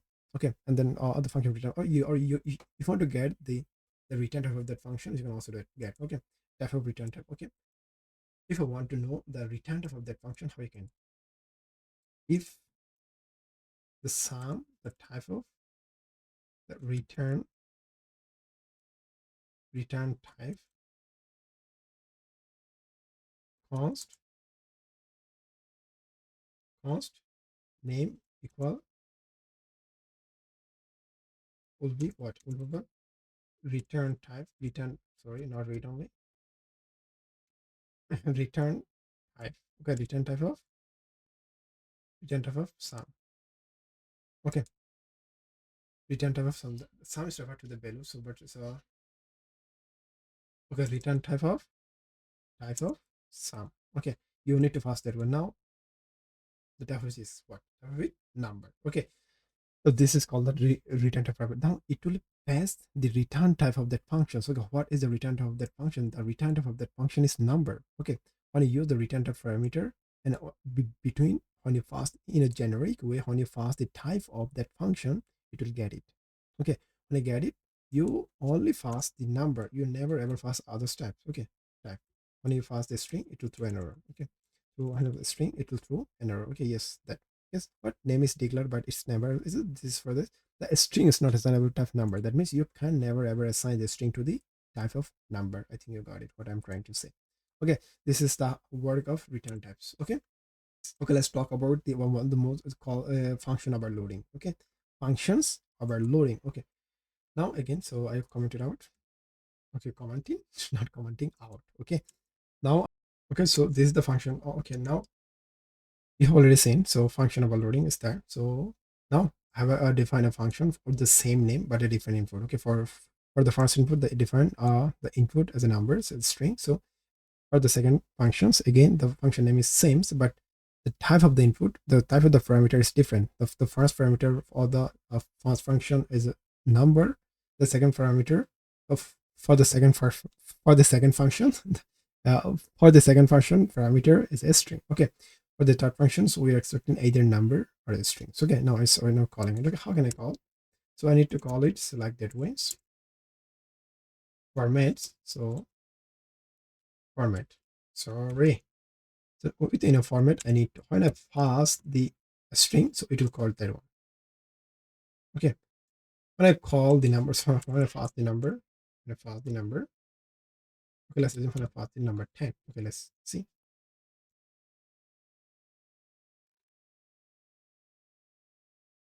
It's calling. Okay, so it's returning, but I need to also log it. Also log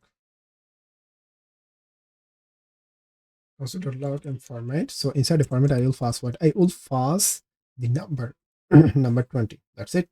Okay, now so let's run it once again. So let's see. Let's show you the formatted text 20. Okay, this is the function overloading. So now this one when you pass the string. So again, this is the calls. Okay, this function is passed to there. When you pass the number, this specific function signature is calling. Okay, you can also define the type definition of it. Okay, how you can define the type alias for the functions, or you can define the return type of the function when you define when you create a functions. Okay, for the number. Okay, let's assume I want to create a function. Functions. The name of the function should be name. Okay, instead of name, I'm okay. When you define this string, this call what? This call the return type of function. It must return a value. Okay, when you return. Okay, that's why all the time you have to return a string from this function. That's why it's called the return type of function. It's also called the return type alias of functions. Okay, after that, what's the next? You can also create the function signature. Okay, how you can do? You can create the function signature with that way. So signature in that way. Okay, so I'll just simply copy it. So, okay, math operations. You will take a number, be a number, and return type of that function is a number. Okay, now now after the colons, I will provide the function. I will provide the type definition of the functions. When I provide the type definition of functions, okay, the x is a type of number, y is also type of the number. Now finally, I'm sum of it. Okay, this is the work. Well, this is the work I'm doing. Okay, this is called the what? This is called the function signaturing. Well, function overloading or function signaturing. Okay, sorry, it's the function signaturing. Okay, now the so we have already discussed about it. So that's why I'm never going to do once again. So now I have a created functions. Okay, I have a created function. From this function, I'm accepting this. Within this, all this structure. Okay, within this, I'm defining the type of that. This is a title, the string. Okay, within this, I'll pass. Okay, now let's consider this is an object. Inside the object, I have defined the title of that. Okay, within that object, I have defined the title property. The title property. The type of the title is a string. That's it. I finally console.log that. Now I've created define. So basically, the function is indirectly calling this title. Okay, with the help of this keyword. Okay, this is called what? These parameters. Okay, lexical. Okay, let's talk about the lexical this. Okay, let's talk about the lexical this. What does it mean by the lexical this? Okay, it will use from the outer scope. Okay, when you use something from the outer scope, it will call the lexical this. Okay, now this is absolutely fine. So now, okay, first of all, you need to understand the object. Okay, now I have defined an object. Within that, I have defined a function called the set below. Inside that, I have also used the set timeout function. This is the global functions. Okay, instead it I'm consoling the console of this. Okay, this means this representing this whole object. Okay, inside this I'm calling name. Okay, when I user so I'm referencing user, that user. Within that, when I'm using or when I'm calling that function show that name, it consoling this that names. Okay, that means it's accepting from the outer scope. Okay, this is the scope of the set timeout. Okay, and this is the scope, and this is the whole scope for the name. Okay, and this is the global scope for users. Okay, when you call the variable from the outer scope, it will call what? It will call the lexical this. Okay, I think you have successfully now we have successfully completed this chapter. Still, if you have confusions about this, please comment in the comment section. So okay, I will try to resolve in the upcoming tutorial. Okay, I have one request for you. You can please follow this. Please subscribe to my channel. Hello and welcome. This is the module 5. Within this module, we are jumping into the array and tuples. This is two of the most important types. This is one of the this is two of the most important data structure of TypeScript. Okay, if you have a confusion or if you don't know anything about the array and tuples, okay, don't worry. When you watch this tutorial from start to finish, you will be expert of array and tuples. Okay, at the same time, you'll know the definition of array and tuples, how you can use it. At the same time, you'll know the BIOS cases and the best practices of array and tuples. Okay, first of all, I will define the basic array types and then also use how you can create the reusable generate array. Okay, with the functions. Okay, after that, I will create the read-only array. Okay, you can only read the value from the array. You can modify. You can modifications. Okay, after that, I will create the tuples, and all at the same time, I will create the read-only tuples. Okay, this is the simple. Okay, okay, within this tutorial, we will cover all of those. Okay, so first of all, I need to know about the array. Okay, how and then what is the syntax of array? So okay, this is the syntax for defining. Firstly, you have to name. Okay, you have to define the const. Okay, because they will be the constants. So I never wanted to be change it, or I never wanted to reassign it later. That's why I have defined it const. And then you have to provide the name of the array. So I'm simply name it array. After that, so I have to find, so okay, 10, 20, 30, 40. Okay, this is called this is what this is the collection of number. Okay, this is called the collection of. Still I haven't defined the type definition for this array. Okay, how you can define the type definition for this array? So okay, before the equal after the array. So okay, let's put a colon after the colon. So I will provide the type definition. Okay, first of all, this what type of number you are assigning within a square bracket. Okay, so all of those is a number. Okay, now it will be array. Okay, array of number. This is the type definition for array. Okay, and this is the syntax. Okay, when you want to make it read only, so you have to use the one keyword called the read only. Okay, by the way, this is the reserved keyword, read only. That means you can only read the value from that array. Okay, you can modify it. That's why it's called the read only array. Okay, generic type. What is the generic types? When you define an array, okay, based on, okay, when you define an array and type of number. Okay, this calls what? This is called the generic. Okay, but now, okay, don't worry, I will create another variable just and another variable, and okay, let's rename the type definition. Okay, so it will be type definition of this array and number. Okay, this is the generic way of defining array type. Okay, so why not all do practice? So, okay, so don't worry, I'll show you it's in a practical way how you can create this inside a code base, sorry, inside a code editor. Okay, now, okay, this is I just want to give you the demonstration about it, how you can use, what is the syntax, so that you can get it, the syntax before use in a practical way. Okay, after that, you need to know, okay, what is the meaning of generic? Generic means, okay, this is the simplifications. Okay, that can be work for anything. Okay, that's why I want to make it generic. Okay, generic means one, the reusable things. Generic means the one reusable array which can work for any type of data, whether it's a number, a string, boolean, or anything. Okay, that's why that's what generic is uses. Okay, after that, the read only. We already know about the read only. So okay, let's create the tuples. Okay, tuple means the one restricted. Okay, then we control fixed length array. Okay, so each position will be the type. Each position you need to define the types. Okay, I'll show you the syntax of it. Okay, this is what this is the tuple const tuple. Okay, tuple, and then I'll define its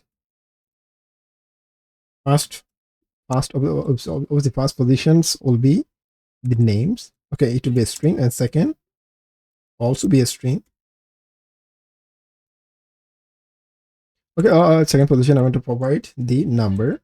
Okay, that position again string something. Okay, that's it. Now this is a completely fixed length. Okay, this is not gonna be you know okay, this is the continuous allocation of a number. Okay, now how you can define the type definition for tuple? Okay, so you need to define the type definition that way. So first of all, you need to provide the type of it. Okay, number. Okay, so I need to use this one, sorry, so this one, that way. First will be what is a name. Okay, the type of that name will be what, a string. That's absolutely fine. And the second is a number. The third is again a string. Okay, this is the syntax for defining tuple. Okay, again, this is pretty strict. Okay, at the same time, this is the fixed length array of tuple. Okay, again, this is the array as well, but it has a fixed length. That means it can be shrinkable. Okay, this is can be shrink, or even if you want to modify it, okay, you can make it also read only. If you want to restrict the modifications, you can also use one keyword called the read only. That means now it's become what? It become unmodification. That means anyone can modify it. Anyone can only read it. Anyone can modify it. Okay. Okay, let's head back to the code editor. I will give you the example in the details of how you can use each of those things. Okay. Okay, first of all, okay, let's create an array. Const array equal 10, 20, 30, and 40. Okay, this is the array without any type definition. That's absolutely fine. Okay, now, okay, let's console to the control terminal. Error, that's absolutely fine. Okay, okay, let's control it. Run index.ts. Okay, now showing what it's showing complete error. If we want to access the one particular item from the array based on index, okay, how you can do it? You need to pass the index. Okay, indexing start with 0, 10, index is 0, then 1, then 2, then 3. Okay, now I want to show you the 1. Okay, now I want to get, that means I want to access the 20. How can I do? Okay, I need to pass the 1. Okay, now it will give me what? It will give me 20. That's absolutely fine. Now I can also store what? I can also store a string name. Even I can also store object. I can store anything. So now I will console once again. It's giving everything.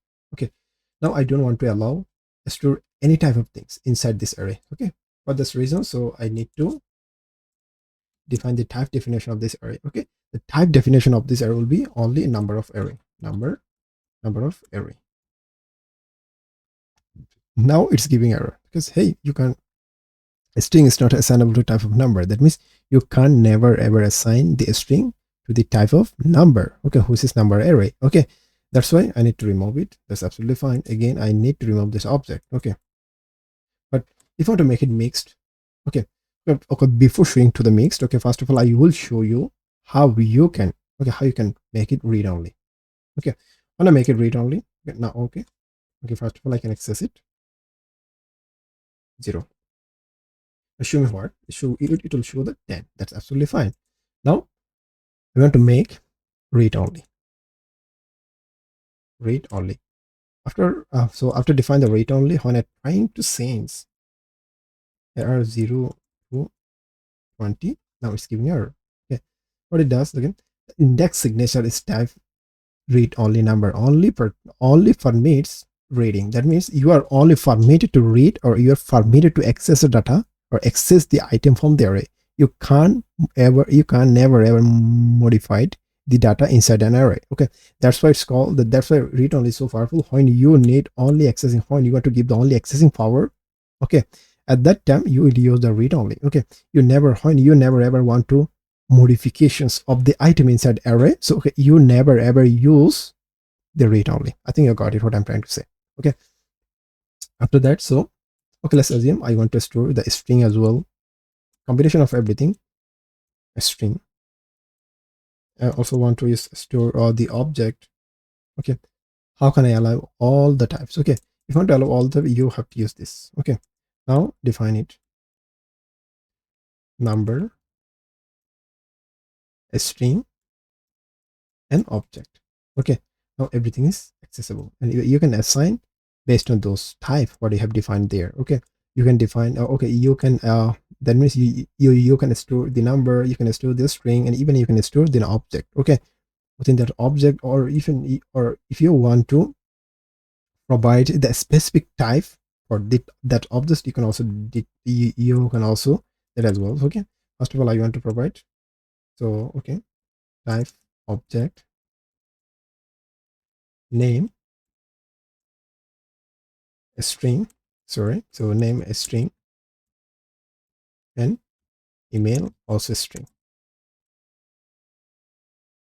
Okay, now I want to use object instead of that one. Okay, as you can see, now that is showing error. Okay, it's showing error. Okay, what you need to pass the value of that. Okay, you need to pass the value based on that type. Okay, now I want to create an object const user.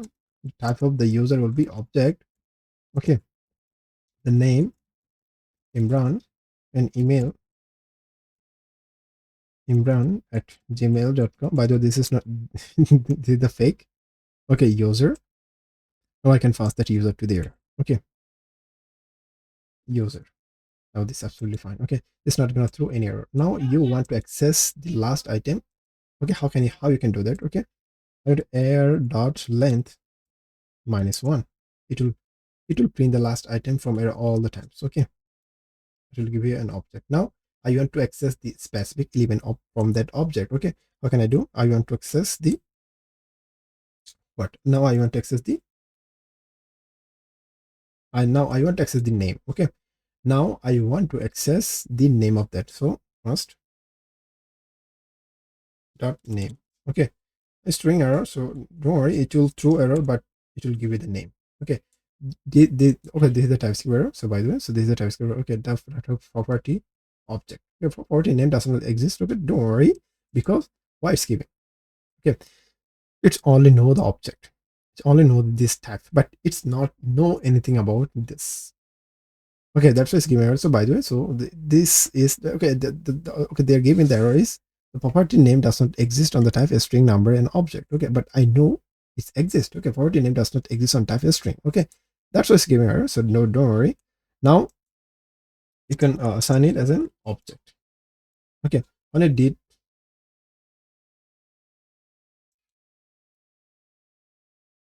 okay, when I make it, so okay, first of all, sorry, you have to do, you don't need to do it.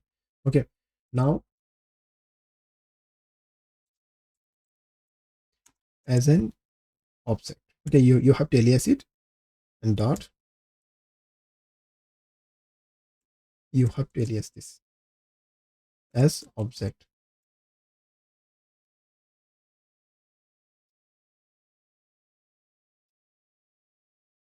Okay, so this is another kind of syntax. Okay, I'm getting so okay. Dot name, so, or even you can access the email as well. or even you can access the email, because I already know that because email is accessed, but it will give you an error. But this is the TypeScript error, by the way. So okay, I'll resolve it later. Okay, now we already know about the type definition of array. Okay, how we can define the generic array. Okay, let's define an array const array equal array. Inside that array, I want to pass this is the type of array.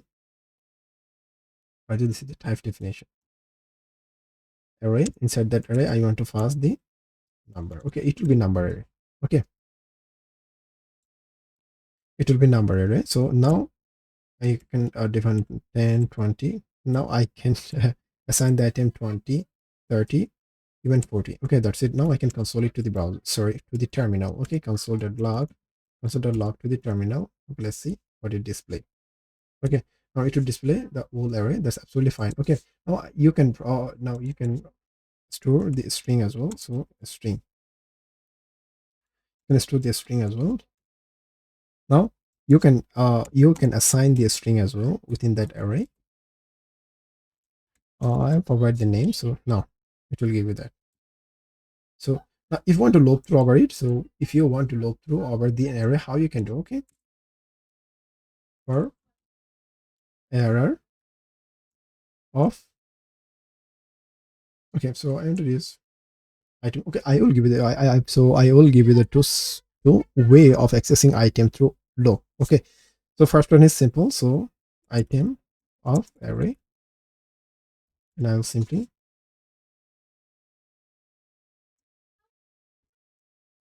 let I need to define the light. So okay, in console.log the items. Okay, it will show you the each of the item from the array. Okay, show you each of the item array one by one. So 10, 20, 30, 40, and then finally name. Okay, that's absolutely fine. Okay, now if you don't want to use this, okay, you can use completely for loop or let I equal 0, I less than error dot length, and I plus plus. After that, I want to console the error of I. That's it. That also show you the exact result. Okay, so now you can see that this is quite a bit complicated than before. Okay, I think so everything is so simple for accessing the element through array. So accessing the element from array through loop. Okay, now we have others available options as well. So how we can define, now we are successfully fine with the array. So how you can define a function for accessing the variables. Okay, let's define a function name array, function name generic array. That means generic array. So array, now I will accept the t. Okay, below the type of value will be t, and in the return type will be array of t. Okay, now I want to return, and I want to return that t. I want to return that value. Okay,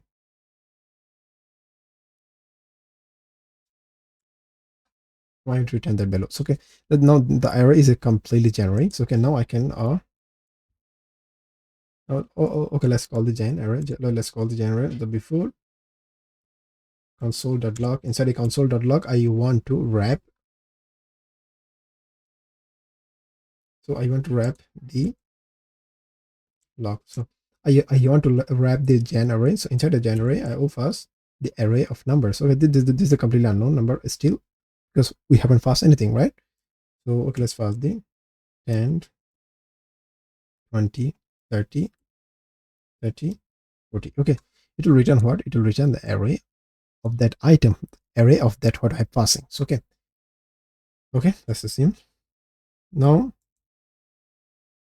define this. Okay, now it get the successfully type because we have passed the number. Okay, when I pass a string, so it also get it. Okay, a string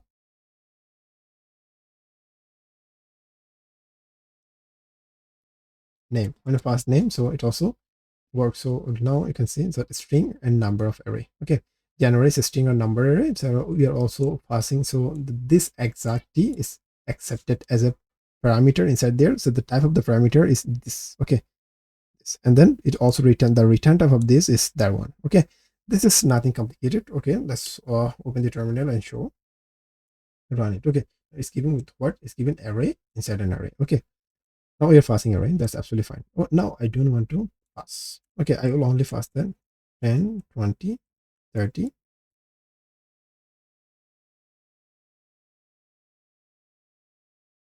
I'll only pass the 10, 20, 30. Okay, now it's giving error because expected argument is 1. Okay, but I'm passing, but that means I need to wrap around with what? I need to wrap around with array. I can pass array inside that array. So I'm returning what? I'm returning that t. Okay, I'm exactly returning that.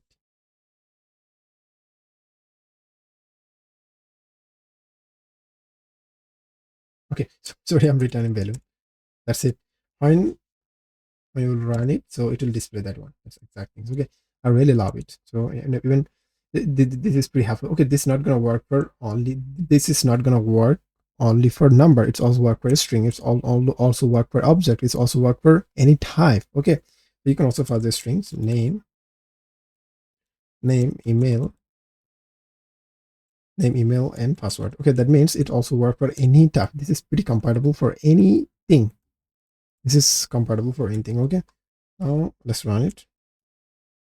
By showing names, email, and password. Okay, now I can literally loop over it and show each of them one by one. Okay, so how can I do? For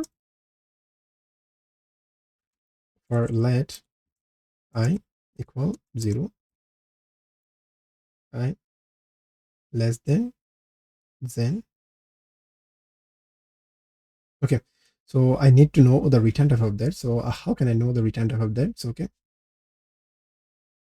first of all, still it has a confusions about it. So if you don't know anything about the return type of that, so the return type of that is t. But how you can get the return type of that value? Okay, we need to know the type equal type gen equal return type of gen type of gens type of gen array. Okay, now it will be what? Now it's undefined. It's absolutely fine. When you call it, it will get the type. Okay, I think this is not gonna work in that way. So okay, first of all, I need to assign value inside there. Okay, const value equal Zen array. Okay, Zen array, inside the Zen array, I need to pass the array of a string name, email, and finally pass the password. That's it. Now I want to pass this. Okay, now this word is return array of a string. That's absolutely fine. Okay, now the value dot length. Now I can easily access the value dot length -1, or I don't need to provide the -1 because it will move until -1. Okay, and then I plus plus. That's it. After that, I want to console dot log value of I. That's it. Now let's see. Receiving name, email, and password. Okay, this is the way. Again, if you have confusions about the generic, well, generic is so simple. Just you need to know. Even you don't need to pass the type of that particular variables, type of that functions all the time. So okay, let's assume now I'm pretty flexible about the type. Okay, because now I can pass the string, I can pass the number, I can pass boolean, I can pass anything, whatever I want. Okay, when I don't need to sense when I need to pass the different types. Okay, let's assume when I want to pass the string, I don't need to sense into there. I need to sense into the type will be a string. Okay, when I'm passing number, I don't need to sense into number. When I'm passing boolean, I don't need to sense inside there as a number because we are accepting numbers. Okay, we don't need to do it. Okay, everything's handled by the generic. Okay, this is completely I think this is one of the best and efficient solutions of there. Okay, after that we'll know about the tuples. Okay, tuple is a fixed length array with the position const. Okay, now I will define the tuples. New tuple. Okay, so okay, the Python has a built-in tuple, but TypeScript doesn't have a built-in tuples, but you can create the tuples. Okay, tuple will be 10, 20, 30, and 40. Okay, 40. Now I can provide the type for each items. Okay, I can provide the type for the different items based on the position. Okay, so let's define the first item will be number. Second item will be a string. Third item will be number. Fourth item will be a string. That means I can define the type for each positions. Okay, first number will be what? Number. Second number will be a string.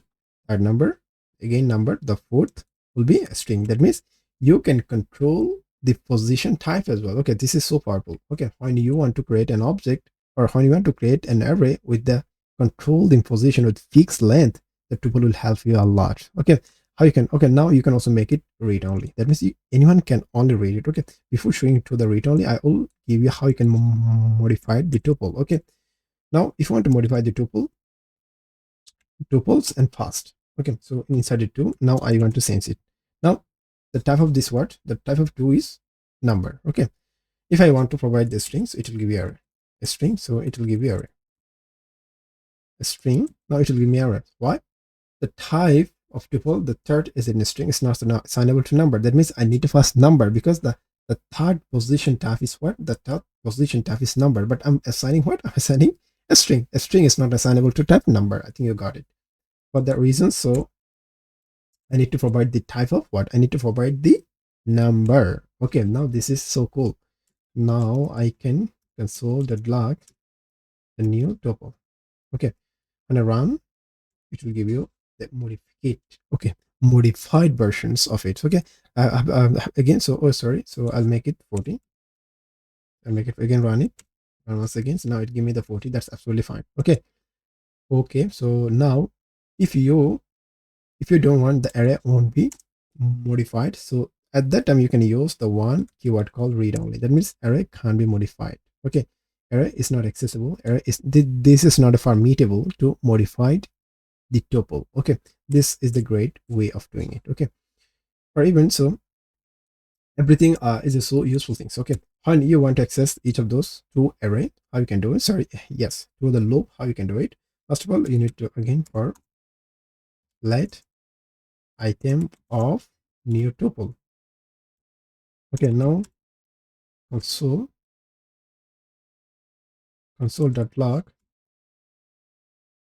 items. Okay, let's see how it display. Okay, now it's showing everything. Okay, 1, 2, 3, 4. Okay, now you have a great idea about each. Okay, so tuples, read only array, we already know about the generic types, the read only array, tuples, and read only tuples. Okay, now we have successfully completed the module 5. In the next chapter we will talk. Hello and welcome. This is the module 6. In this module we are going to be exploring the object type inside TypeScript. Okay, what is object? What is the definition of object? First of all, I will define it, and then I will explain each of those one by one. The basic type definition, the type aliases, why we need optional properties, the next nested object types, and then record type. After that, the index signature, and then a strict object check. Okay, all of those I will explain one by one so that you can get confused. Okay, so first of all, I will provide the definition of object. What is object? Object is a key value for a store.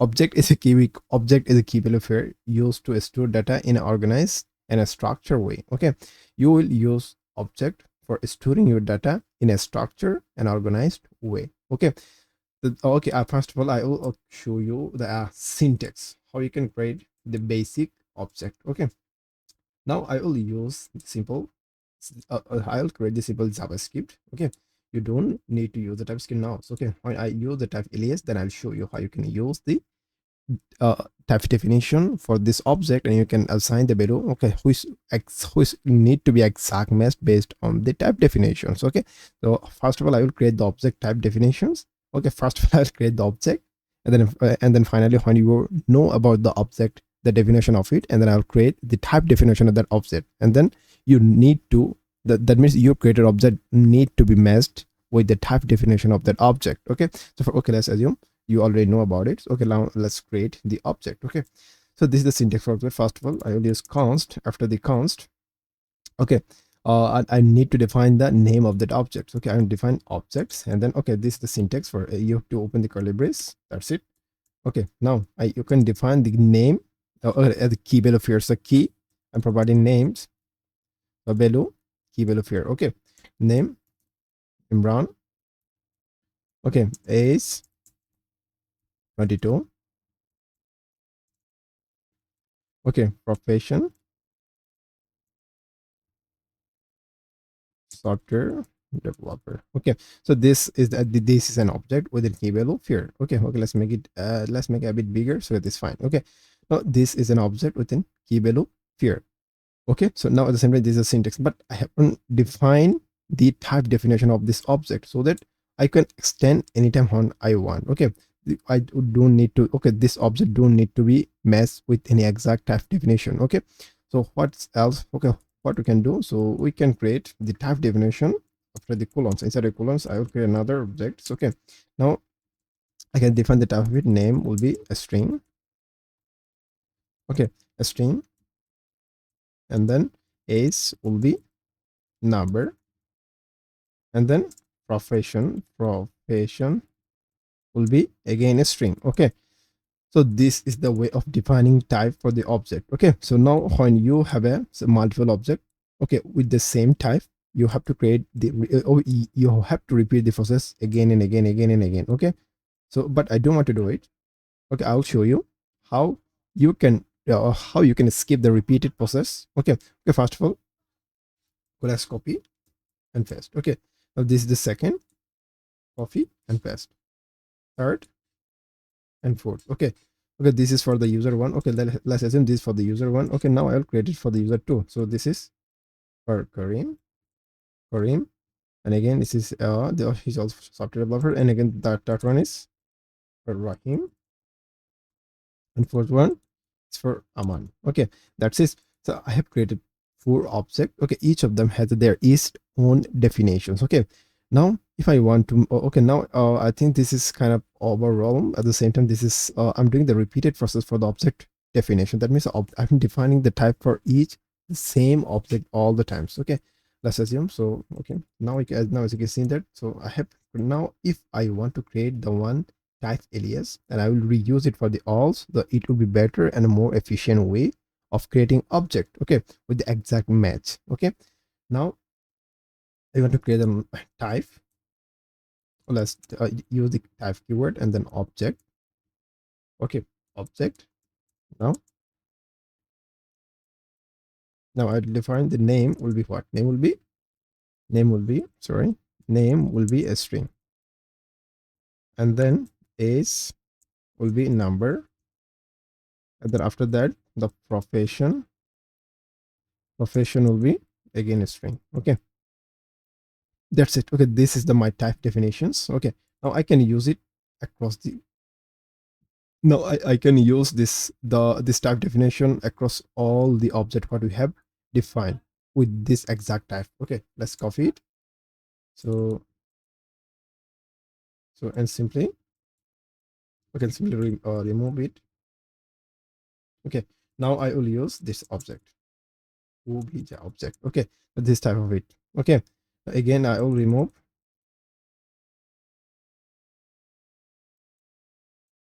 Okay, remove it for this, and I'll create.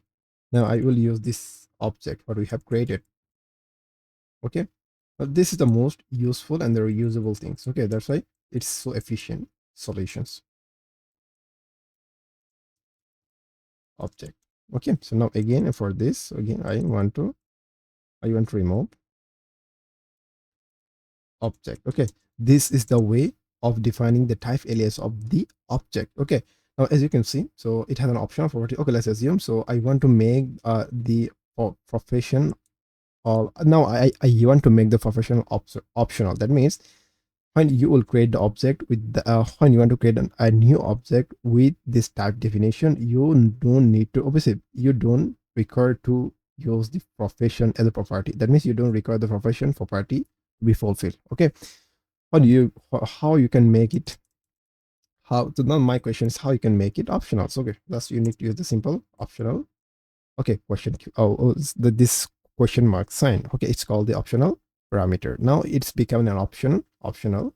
Now when I remove it, this is absolutely fine. It's not going to throw any error because now it's become an optional. Okay, now you can easily skip it because this parameter, sorry, this property is completely optional across the object. Okay, now it has an nested object types. Okay, now I can define the types inside.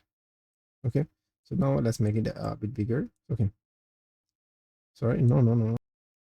Okay, now I can create another object. So it will be address. Inside that object, I want to create another type. Okay, the type, now I can create another type alias. The name should be anything. Okay, now I have to create another type alias. Will be type address. So address will be what? So address will be again,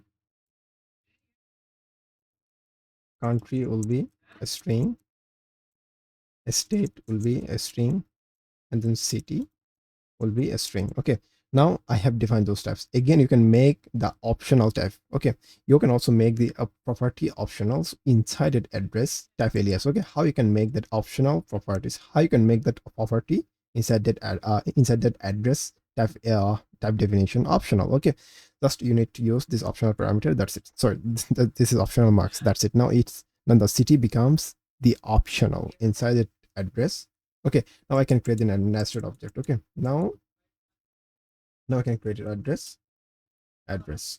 Now you can make address itself optional. Okay, so by using this, okay, and when you can use this address sign. So okay, now address itself become an optional. Now when you create it, no, this is not gonna throw any error. This not gonna throw any error. Okay, all of those not gonna throw any error because I have make the address as an optional. When you remove this optional sign, everything is required. Okay, everything is required except operations. Okay, so now I need to provide what? Now I need to provide the address. So inside that address, I will open another object. So okay, inside an object, I need to pass what? I need to pass. So I need to pass country and state. Okay, city is optional. Okay, so country, country.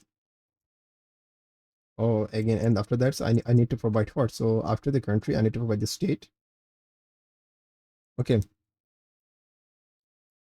okay, so after the state, so I need to password. I need to pass the city. Okay, now you can skip the city because city is completely optional. You can use it or you can unuse it. Okay, this is completely up to you. So that's why this is completely optional. Okay, this is not gonna throw any error because this property is completely unrequired. That means this is not required right now. Okay, when any property is not required inside an object, you can make it optional. This is the way. Okay, now, okay, let's talk about the now we know about the nested object. Okay, I will create I have create more of the more example about all of those inside, and I will show you in a practical way within our editor. That's it. Okay, you don't need to get any confusions about it. Okay, okay, let's talk about the record type. Okay, when you need the dynamic types. Okay, so now, okay, let's assume I have an object. So okay, so I have an object type. Inside that object, name, is, profession, address, those are completely static. That means you need to pass this exact key inside your created object. Okay, when you escape one of those, it will throw error. Okay, that's why I want to create the kind of dynamic key. Okay, then dynamic key will appear. So okay, when you want to create the kind of dynamic key will appear object, you can use what? You can use record type. Okay, how you can use record type? So the const I want to, okay, this is a syntax for creating, okay, record, and then so I'm creating objects. Okay, so inside that objects, okay, now I need to define the type. Okay, with the record type. So first of all, you have to use the record keyword. Okay, record keyword, and open the generate sign. Okay, angle sign. Okay, first of all, you have to define the type for the what? First of all, you have to define the type for key. Okay, now I want the key will be a string. Okay, now for the value, I want the number. Okay, now I can define, oh, I can define the key as a string, and then the value always be number. Okay, so let's assume name. So I'm putting number is number, or I can put the Kareem max 20, Rahim max 40, Aman max 60. Okay, I can create that way because now the key is a completely dynamics. Now you can create any key. So in this case, you have to create that exact key who's unique, who's when you're creating object with that, but with that specific object type definition, you have to use that exact key from there. Okay, when you skip one of those, it will throw error. So that's why when you want the dynamic key, okay, that means you want to create anything whatever you want without using some existing key from your type definition. So you can use the record. Okay, inside the record you have to provide the two type. First one is for the key, second one is for the number. Okay, if you want to make the more sorry, if you want to make it more control of yourself, okay, you can use what, you can use the another is called the index signature. Okay, well, let's assume I'm going to create the one index signature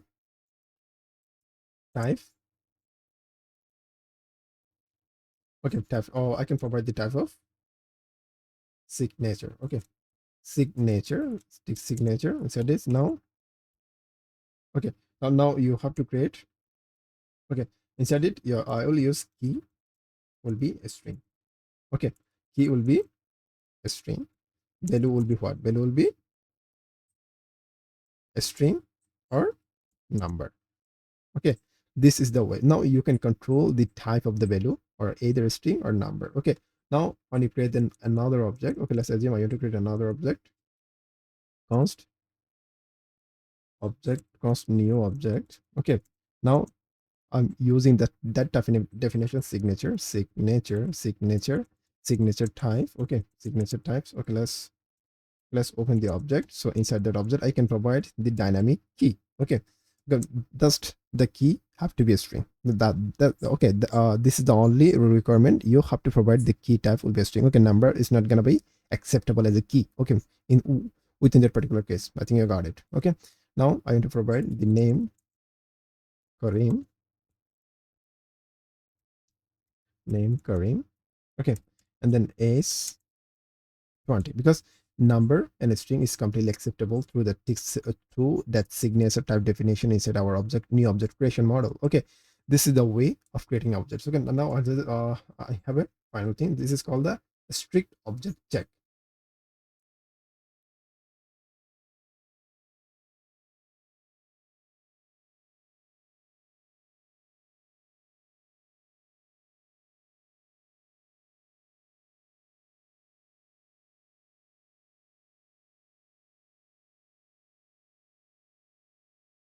Okay, so now I will talk about the strict object check.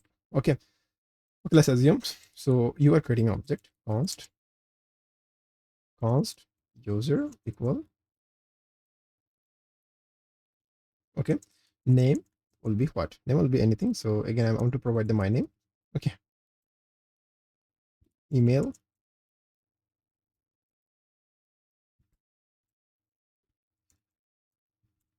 okay, so and then I want to provide the password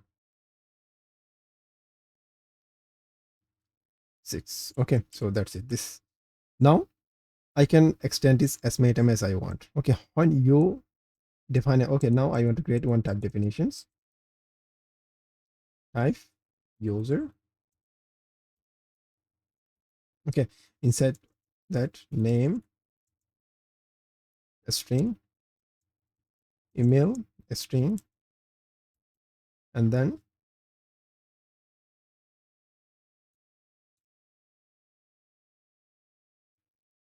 and then password is number. That's absolutely fine.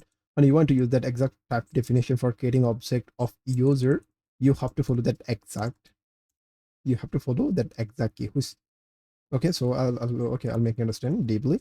Now I'm using that exact type definition, the user type definition for creating new user. Okay, when you want to use that exact type definition, you have to match exact key from this type. Okay, when you are missing something from this type, it won't be work, or even it will throw error. Okay, that's why without using that, it can be extensible. Okay, you can extend anytime when and whatever you want. Okay, but using that, by using that user type definition, you have to use exact key whose where the key are defined. Okay, okay, let's assume the name, I have misspelled the name is name. Okay, now you have to use that exact, you have to use this exact key unless it will throw an error. Okay, this is the way. Okay, now okay, let's assume so you have an structure, you have a better structure for the syntax of this object types. Okay. Oh, okay, let's head back to the code editor and I will make you understand in a deeper way. So okay, how you can, so that you can take it more clear, so that you can take it more clear picture of your mind for your mind. Okay. Okay, let's head back to the code editor. Okay, now inside that code editor, so I want to remove everything from the previous chapter. So okay, now I want to create object, const object. Okay, this is the completely basic object. Okay, let's create the basic object, const basic object. Okay, so after that, so it will be the key value here. Okay, now name Imran.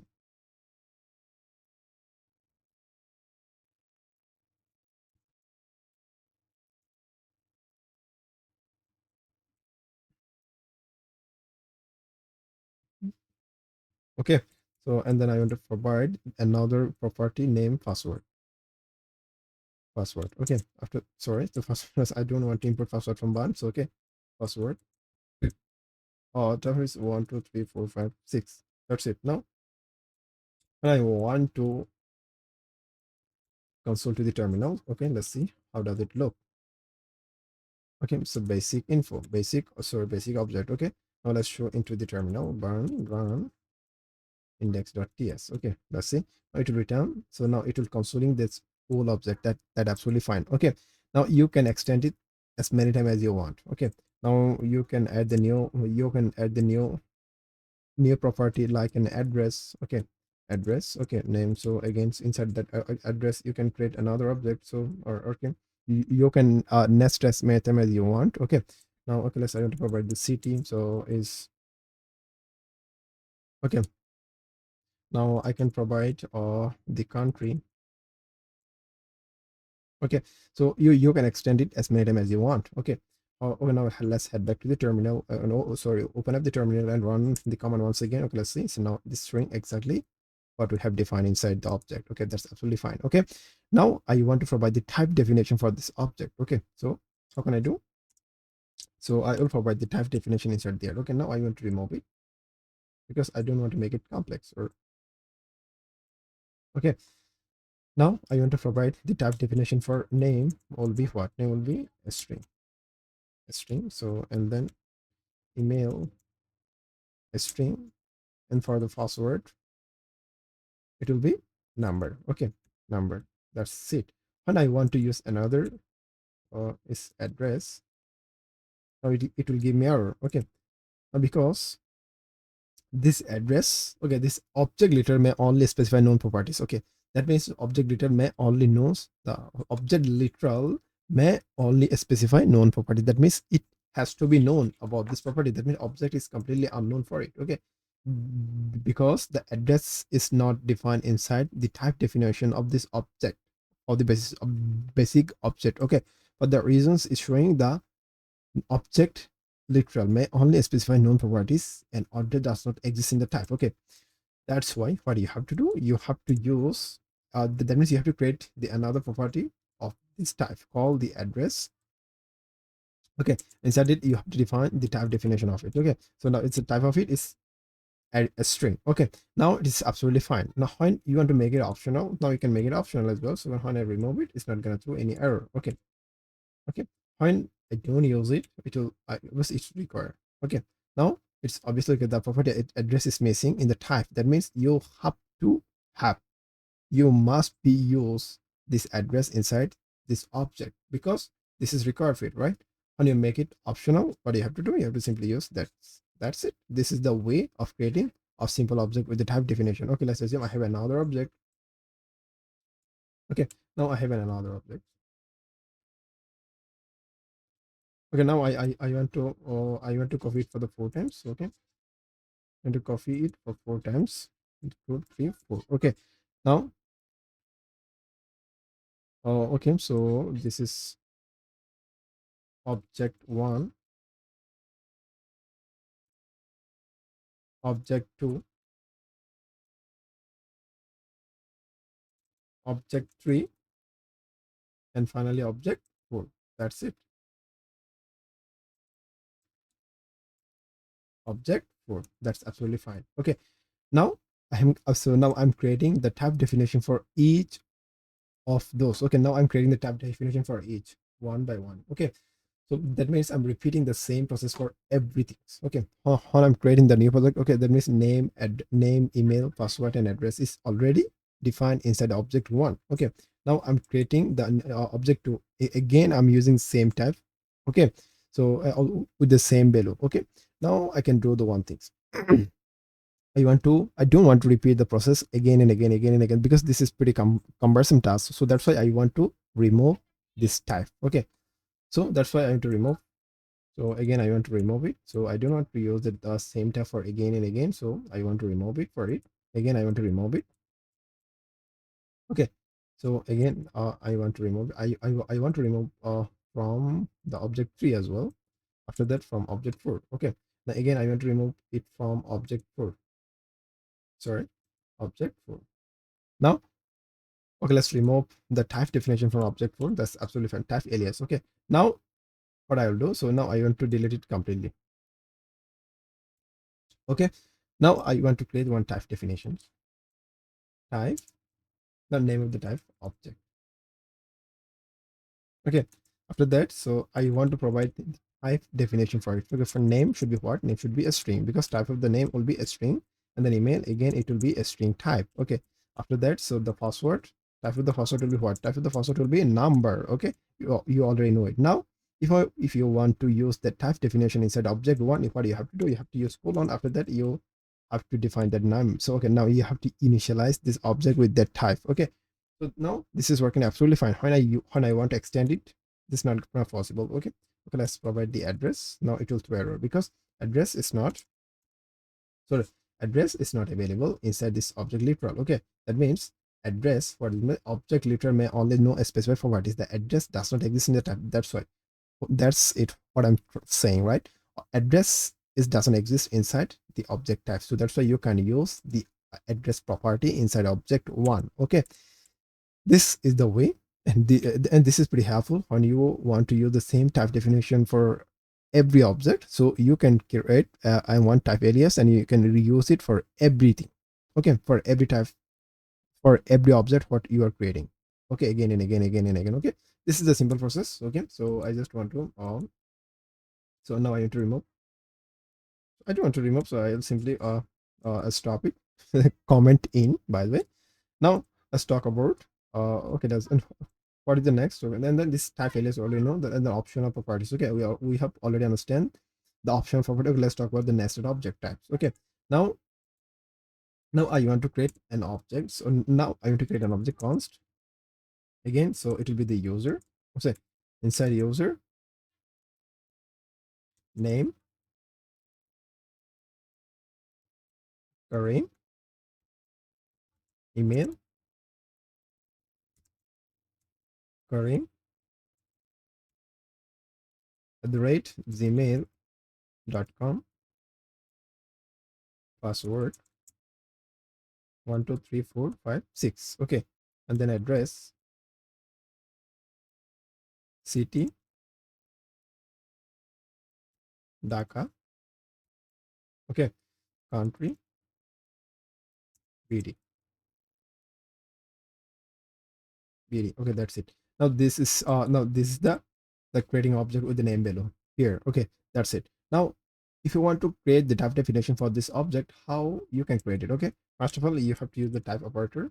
Okay, after that you have to define, after that you have to name for this type. Okay, I have to use user, and then okay, let's create the type definition for it. Okay, so first of all, it will be name.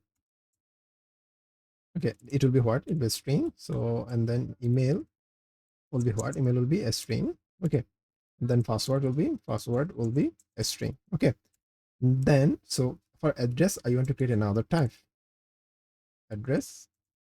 Okay, so now I'll create another type, by the way, type address. Oops,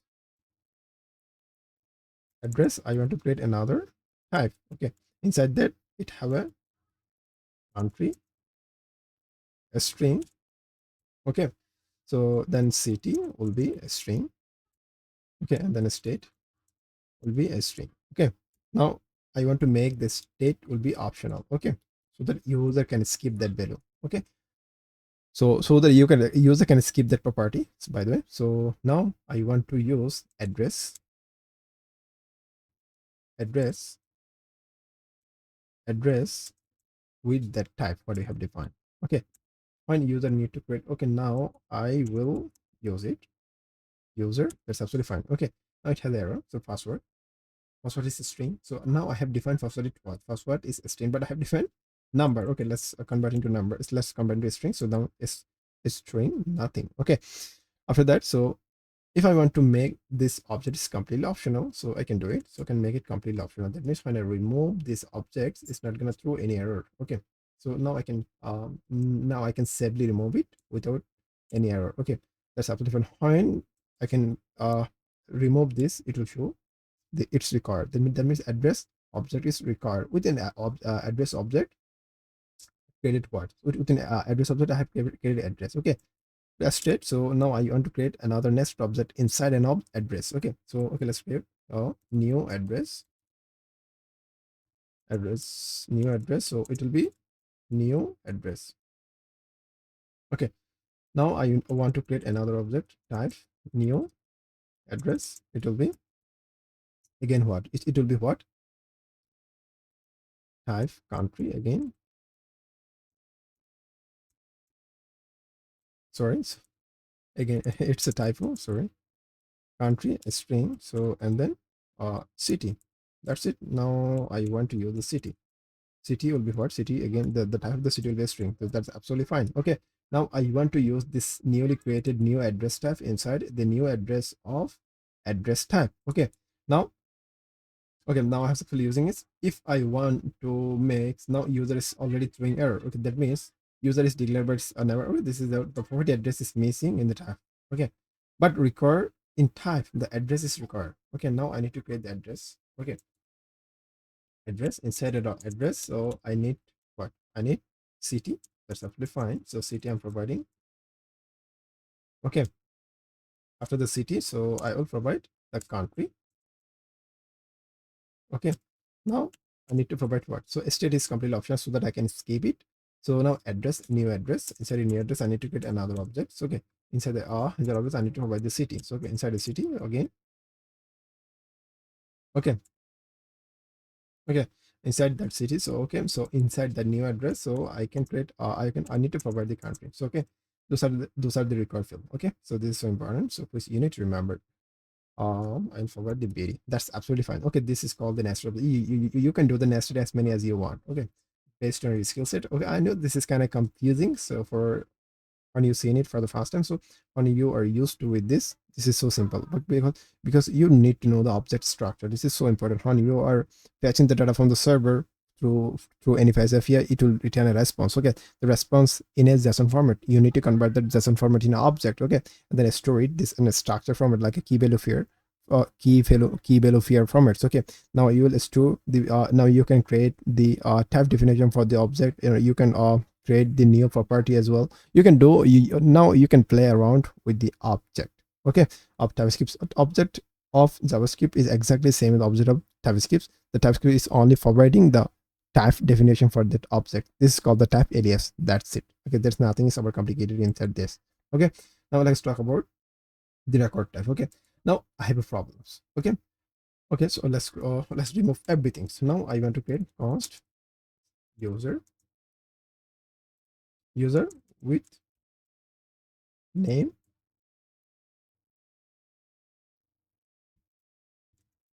Okay, and then email. Okay, now I want to create the one type alias for it. User equals what? So name or name type of the name is a string, and email type of the email will be what? Type of the email will be a string. Now I can use this stuff inside the user object. Okay, now this is absolutely fine. It's not throwing any error. I want to use another, okay, like an address. something is throwing error. Why? Because it's not supporting the dynamic array, because address is not exist inside that user type. Okay, for that particular reason it's throwing error. Okay, now I don't want it. Okay, I want to remove it. So now I want to create what? So now I want to use it record so that I can create as many key as I want.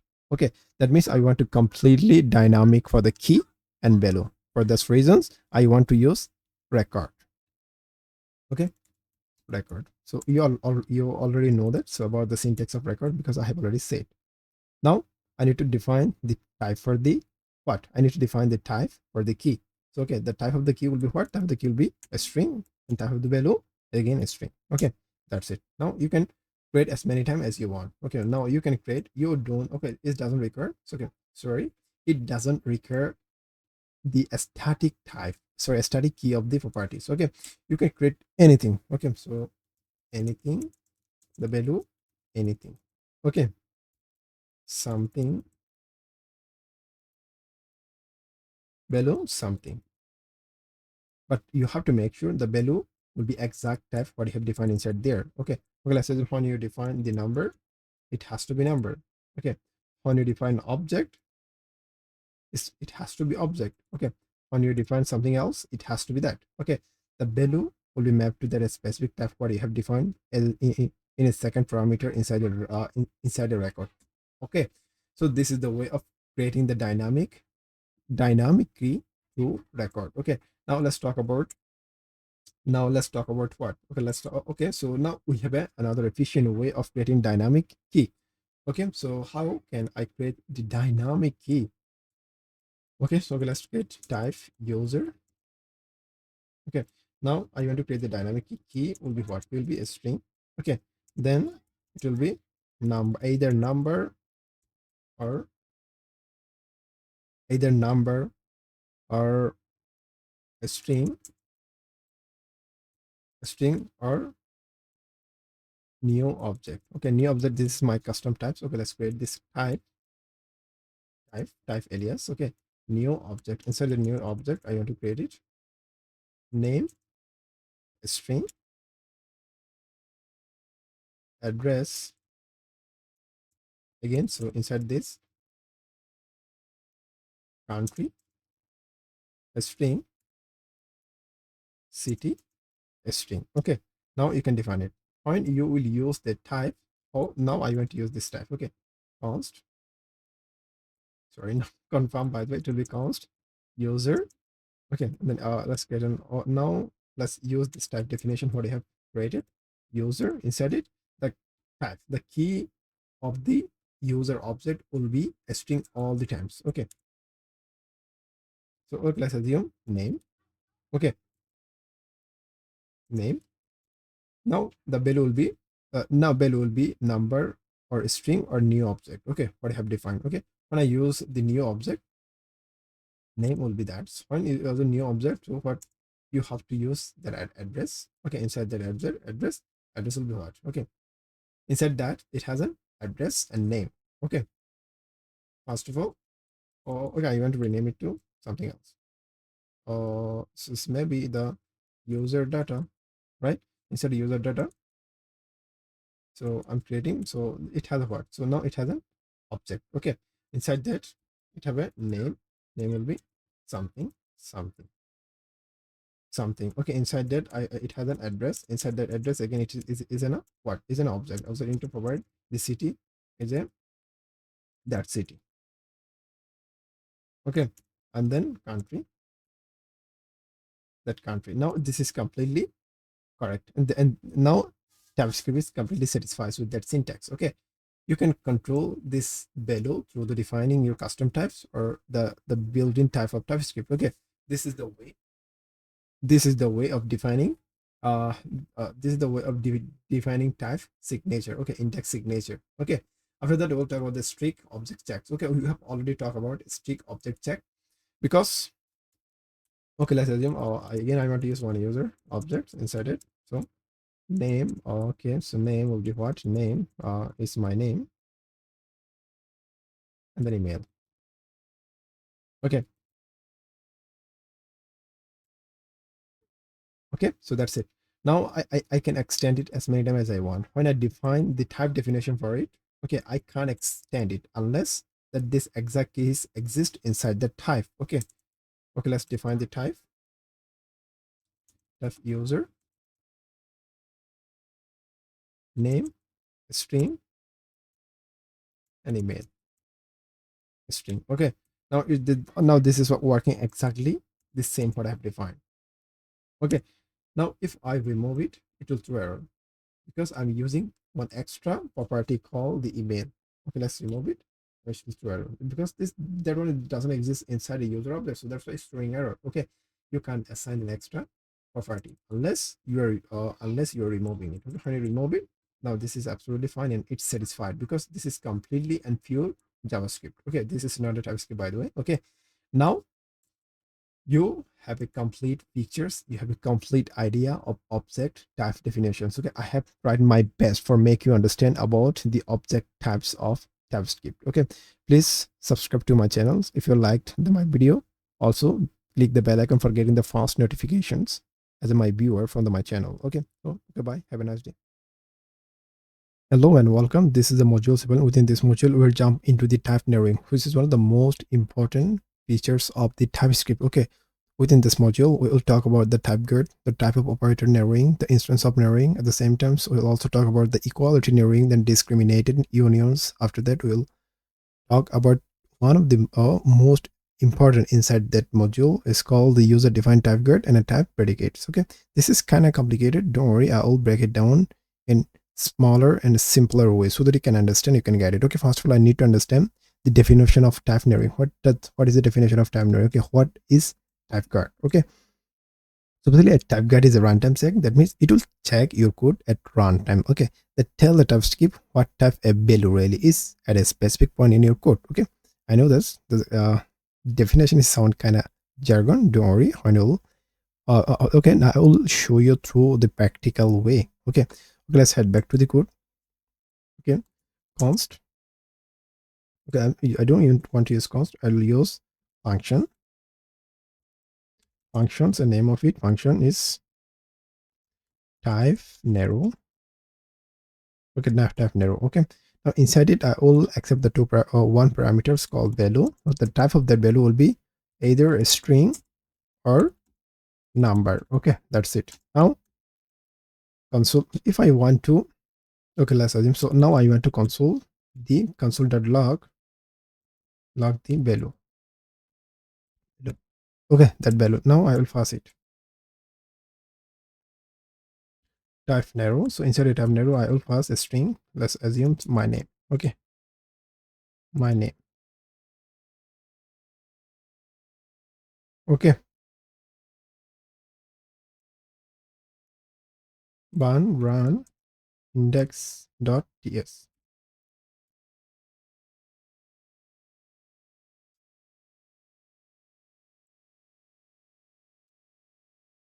Index.ts. Okay, by showing imran, that's absolutely fine. Okay, now TypeScript don't know about the type of value. It's whether a string or number. Okay, anything. When I want to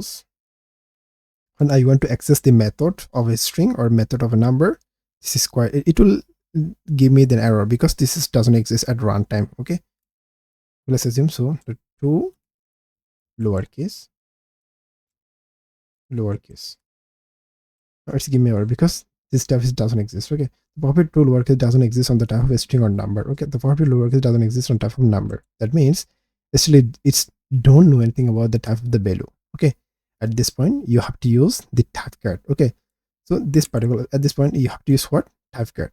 That's the exact thing is calling there. Okay, that's what type of value really it's at a specific point in your code. Okay, this is the specific point. Within that specific point, I will tells to the TypeScript, hey, the type of that value is in a string. Okay, if so for that I need to use what? I need to use the type of operator. Type of value is equal string. That means I'm telling to the TypeScript, hey, the type of the value is in a string. Okay, like okay, and okay, I will make you understand through the definition. A type get is a runtime check. Okay, now I'm checking the runtime of it that that tells the TypeScript. Now it's telling to the TypeScript what type a value really is. Okay, now what is the really type of that value is. Okay, now the type of the value is what? The type of the value is a string. Okay, then a specific pointer. From this specific point of time, I'm telling to the TypeScript, hey, the value of this type is in a string. I think you got it. Okay, now I can access all the methods and properties of the string type. Okay, so okay, let's assume console.log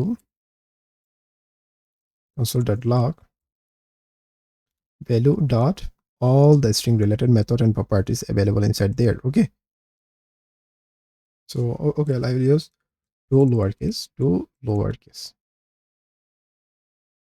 That's it. Okay, when the condition is false, then I will tell the TypeScript, hey, the type of the value is a number.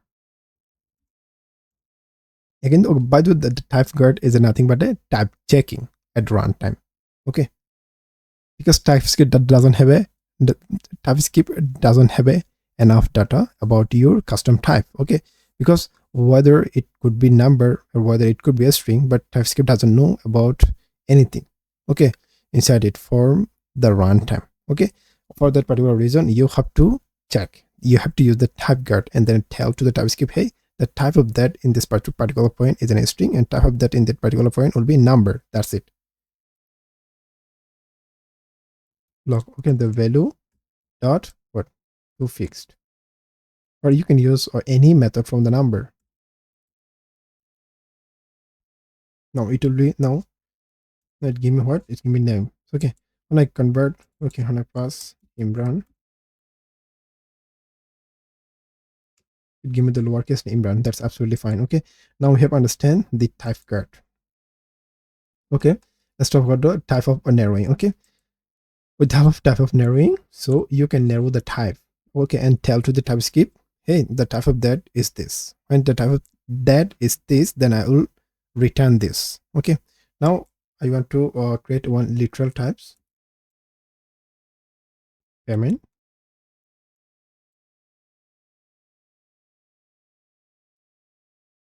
cancel, and complete. Okay, after that, so I will create a functions. Inside that function,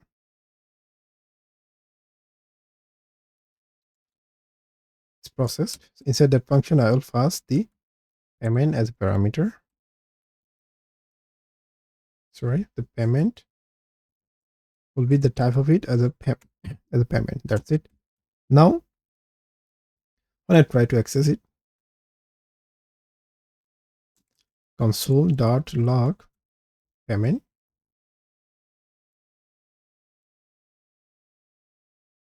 First of all, I want to okay, comment in. Now I will call these functions is processed. Is processed inside is process. I can pass only from those literal type, whether it's a success, cancel, or anything. Okay, when I pass the success, let's see. Let's give me success. Okay, if I want to access, I give me the all related type of it. Okay, now I can get the all related type of the string because all the type inside there is what is a string. Now I will run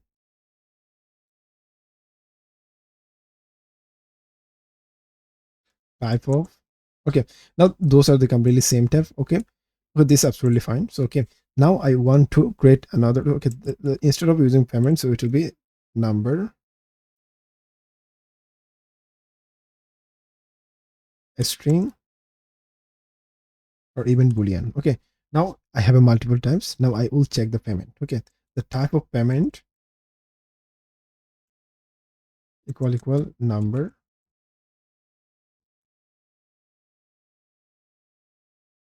sorry, so I will use if type of payment equal number, then I will console.log number.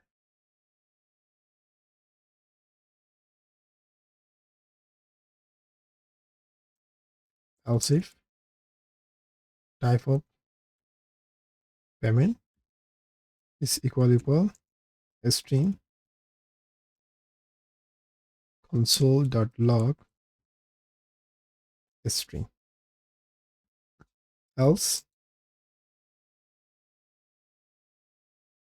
it will be what? It will be boolean dot log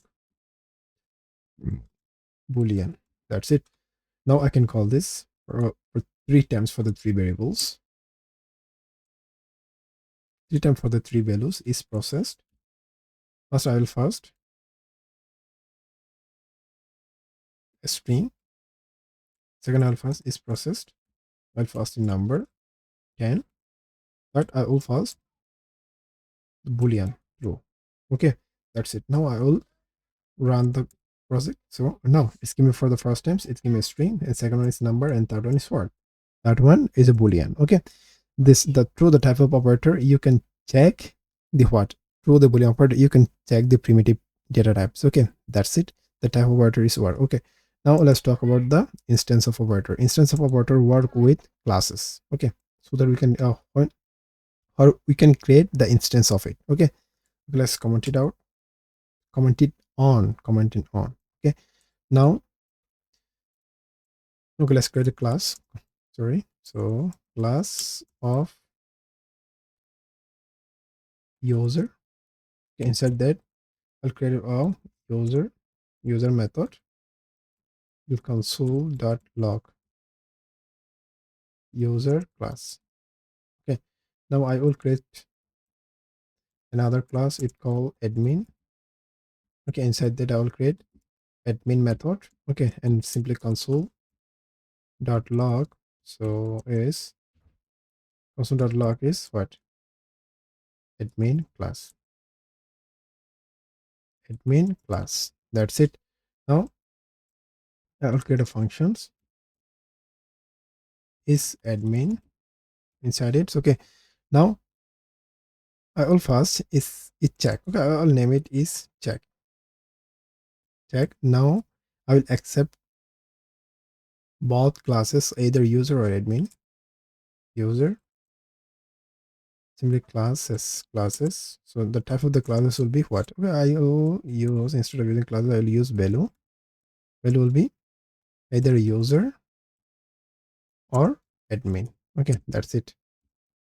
Now if I want to if I want to access the admin method from the admin, it will throw an error. Okay, so let's see, because at runtime it doesn't know anything about the admin method of from the admin classes, or even user method from the user classes. Okay, because actually it doesn't know anything about it, because this is completely custom classes which is created by user defined reps. Okay, so okay, let's console.log.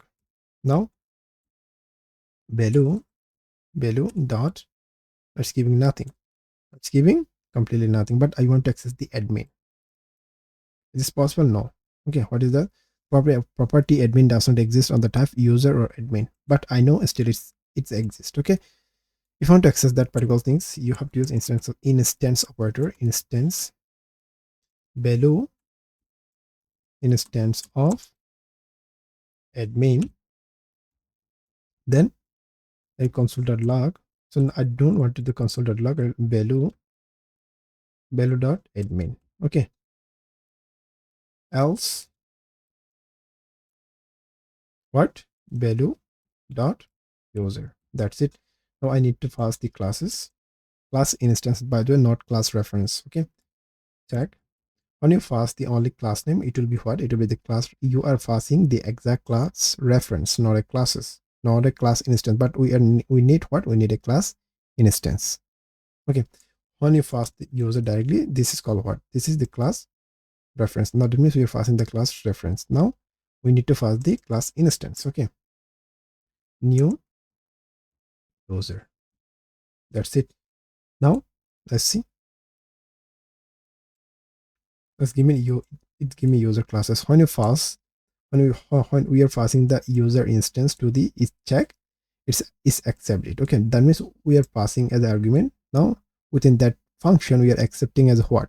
Is as a parameter, the type of it either user or an admin classes. Okay, now I'm checking the instance of the value instance of admin. When the value is an instance of admin, then I will call the admin method from the admin classes. The horn is not true, then I will call the user method from the user classes. That's it. This is the things is happening. Look at this user classes. When I will pass the admin, okay, and pass the admin is true. What is to the admin classes? I think you have idea about the how to use the use instance of operator. Okay, so now so let's talk about, okay, again the commenting on, okay, that's what is the equality narrowing. Okay, let's head back to the previous example. I'm going to move to the payment. Okay, let's commenting on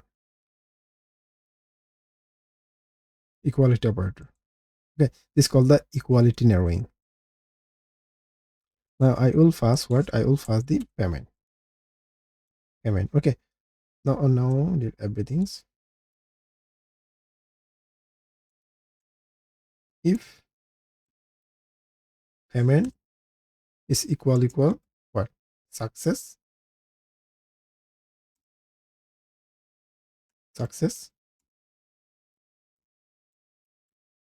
console.log success. Okay, else if payment equal cancel console.log what? Console.log cancel.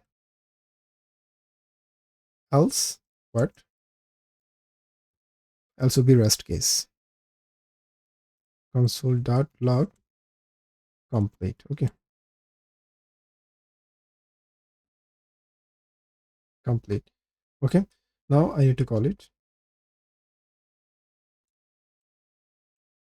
is processed. Inside is process, I will only pass what? I will only pass from the literal values. Okay, let's assume I will pass the success. Okay, when I pass the success, it will check the equal operator. When it's checking with the equal operator, it will narrow the literal value. Okay, from the specific type. When it will narrow the type, then the TypeScript get an idea of the type at runtimes. When it get an idea about the type of at runtime, it will show that console log into the terminal. Okay, that's things happening.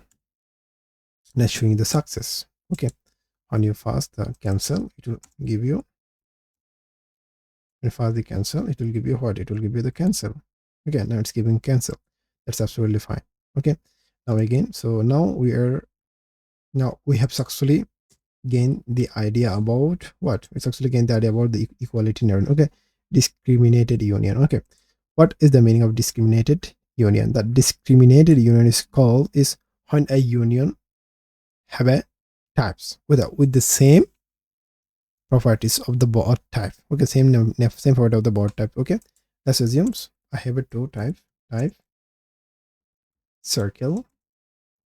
Okay, it will have a kind. Okay, so it will be circle. So and then after the circle, it has a size will be what? Number. Okay, and I'm going to create another type a square.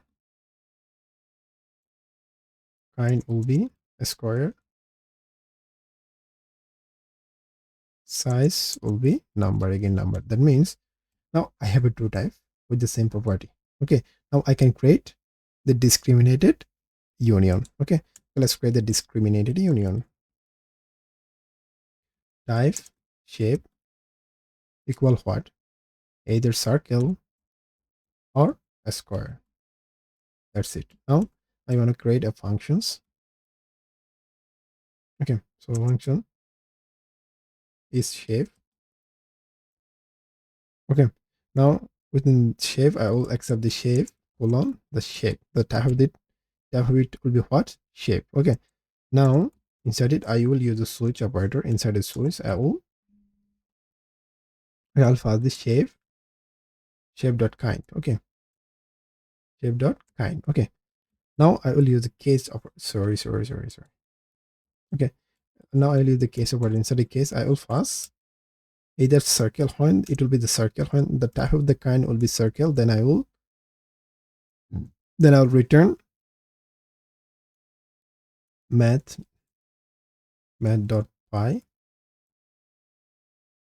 times shape.size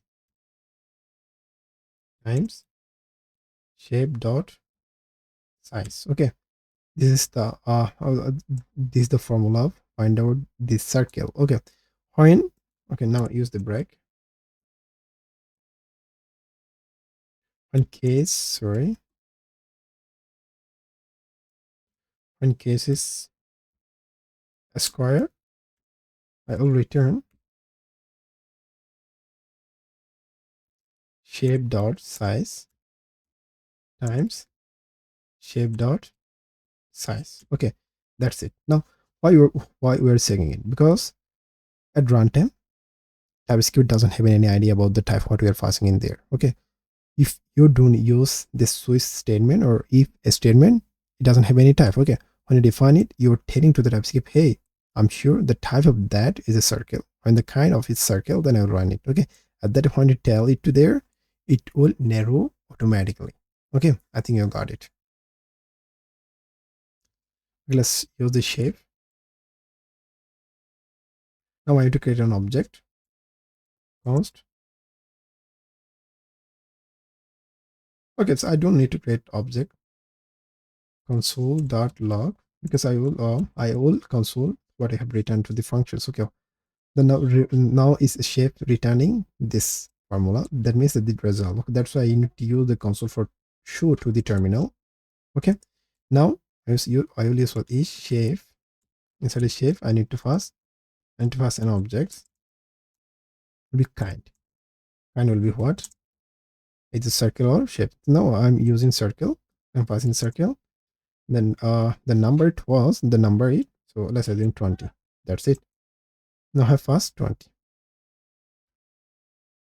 And then it has another, its size will be 20. Okay, let's head back to the terminal and run the program. Okay, now it's giving this. That's absolutely fine. Okay, now I want to use, okay, now, okay, let's run the square. It's giving 400. That's absolutely fine. Okay, now we have successfully get the idea about the discriminated type. That means when two types have the same property, now we can use this type. Okay, with the discriminative union, and then you can also, based on the condition, we can tell the TypeScript to that, hey, the type of this is that. Okay, based on that, it will return the things. Okay, and then TypeScript will automatically get the type reference, that automatically get the type of it. Okay, so it's called the what? Discriminative union. Okay, let's try the user defined type guard. Okay, so I think this is those are the tiny complicated but not much. Okay, now again, so let's commenting on. Okay, so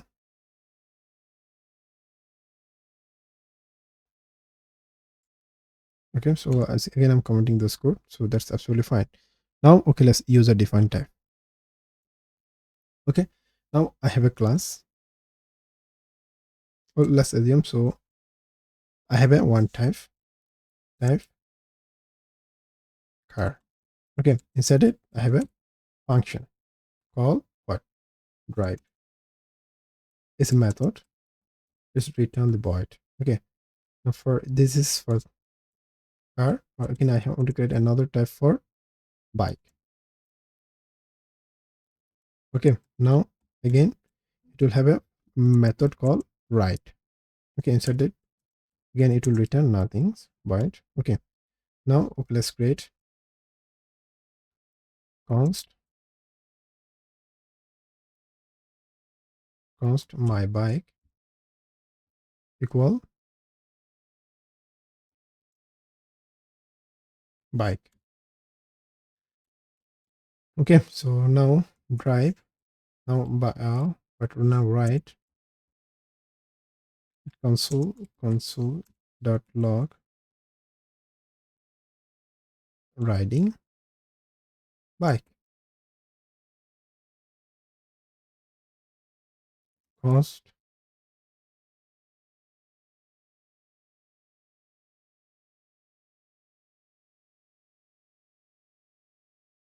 My car will be again open an object, now define the type of it. So the type of it will be what? Type will be car. Okay. So now it's will be different drive. Okay, so console.log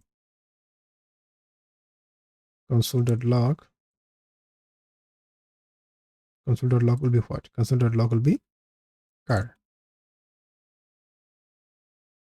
driving car. Okay, now we want to create a function.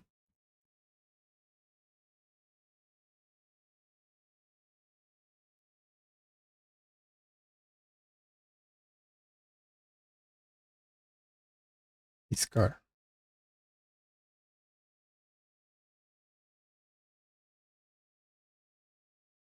When I create function, name will be is check.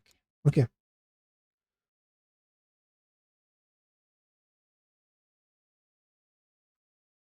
a function name is check. Inside it I will get a value. So the type of the value will be what? Type of the value will be either car or bike.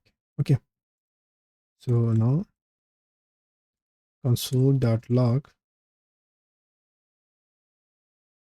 value. So okay, I'm console.log the value. So now let's is value. So now is check. Inside is check. So I will first the my car, my car. Okay, my bike. Or see, what does it show? It's give me what? Now it's give me the function. Now it's give me this for the function. Now inside it, if I want to access the car, it's giving nothing, right? Even it's throwing error. Okay, if you want to stay away from it, now you need to use the type user defined type guard. Okay, now user defined type guard comes in the picture. Okay, if you because the value have a multiple type, it might be car or bike, one of them, but I can access value of it. Okay, or even I can use the instance of a pointer. So for that particular reasons, I need to use what? I need to use user defined type guard. Okay, how can I create it? Function is car will be what? So is car will be the car.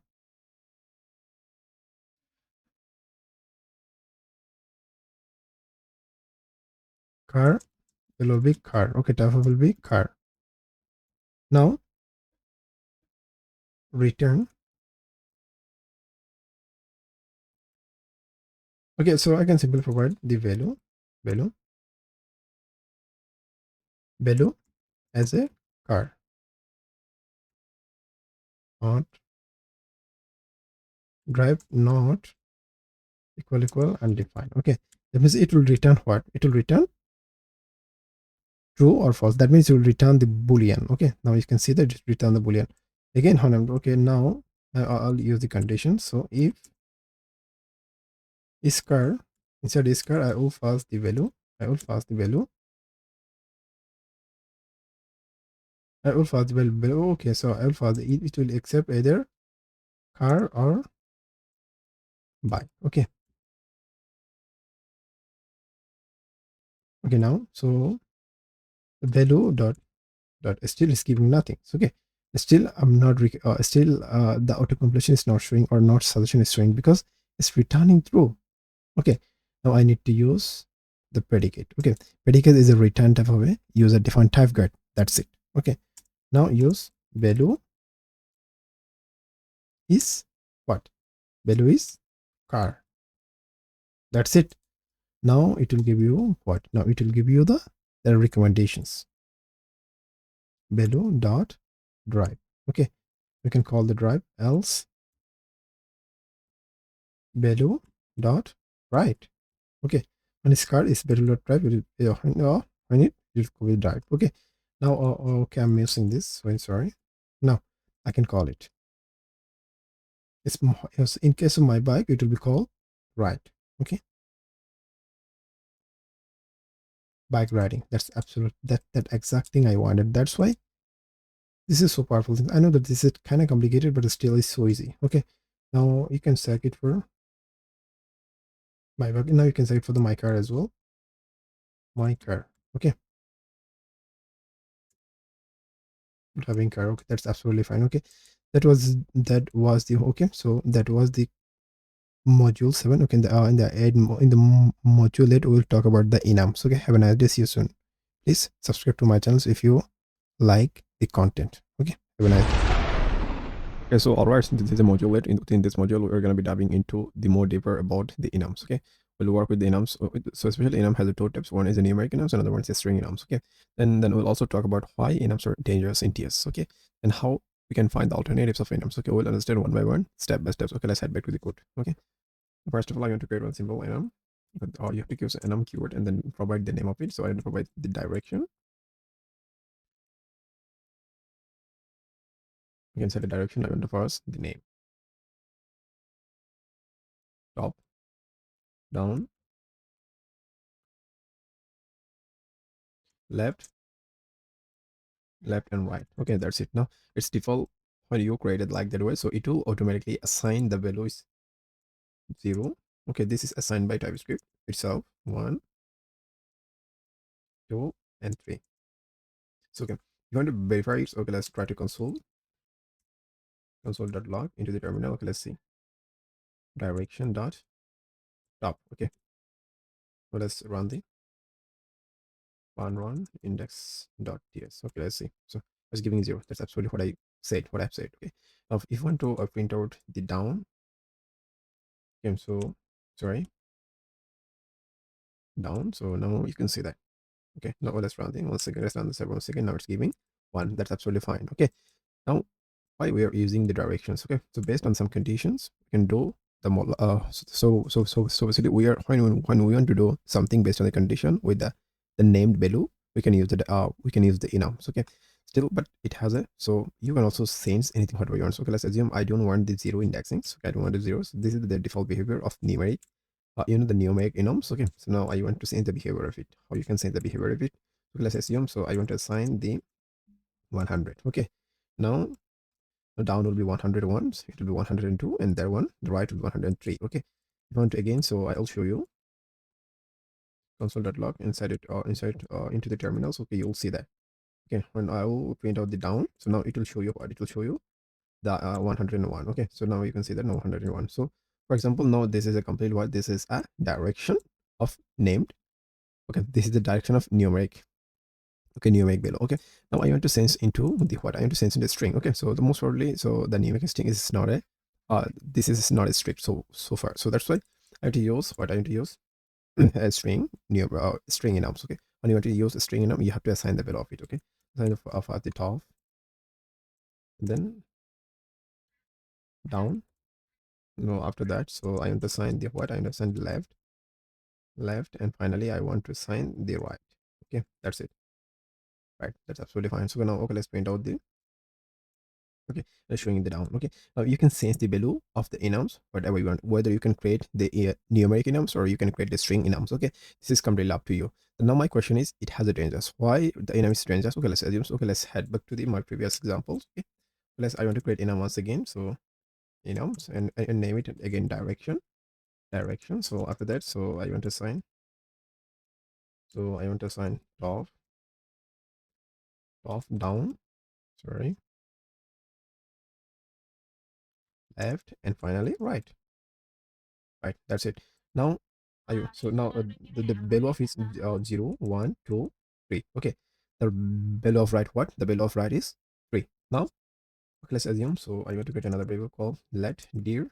Oh, okay, so it will be the direction type. That's fine. Now inside the dir, I enter to, let's assume 10. Okay, it's giving error. It's giving the 10 is not assignable type of directions. Okay, now this is not assignable to type direction 10 because why? Because 10 doesn't exist. Okay, now it has a enums 0. Now I can assign what? Now I can assign, so there I can assign between, okay, let's say I assign 4. No, it's not possible. Now I can assign 3 because it exists. You have to assign from index start to index end. Okay, you have to assign that number between start index to the end index. Okay, let's assume the start index is what? The start index is 0. Okay, 0, and n index is 3. Okay, now you can use the number between those. Okay, it could be 0, 1, 2, or even 3. Okay, now you can never ever use the more than that or negative or even positives. Okay, so that's why so it has another another confusions about the direction things. Okay, now I want to create the let dir equal, okay, let dir equal directions, and when I want to assign something, okay, this is string error. Okay, now enum is so strict. Okay, the TypeScript previous version was true and error. Okay, so sorry, that TypeScript previous version wasn't true and error, because for that reason TypeScript in the next version of TypeScript, so it's completely solves that problem. So okay, when you use, okay, let's assume the direction of this is the limit of start index and end index, you can use the number between those. Okay, so now the upcoming version of TypeScript is already solved that problem. So okay, when you want to assign 5, now string error, this is a good, okay, that's absolutely fine. This problem was the very I think that was the pretty dangerous problems inside Enums. So that's why most probably all the developers just used the alternative of Enums. So that was the what, that was the literal value, the literal type. Okay, type, let's assume, so I define the type of it. So type is what? Okay, so okay, let's say type is direction. Okay, I want to comment on, again, directions, inside the directions, so I do the top, down. Okay, so and then it will be what, left, and finally the right. Okay, finally right, that's absolutely fine. So now I will create a function. It's dir colons, it will be direction type. Okay, console.log directions. Okay, console.log direction,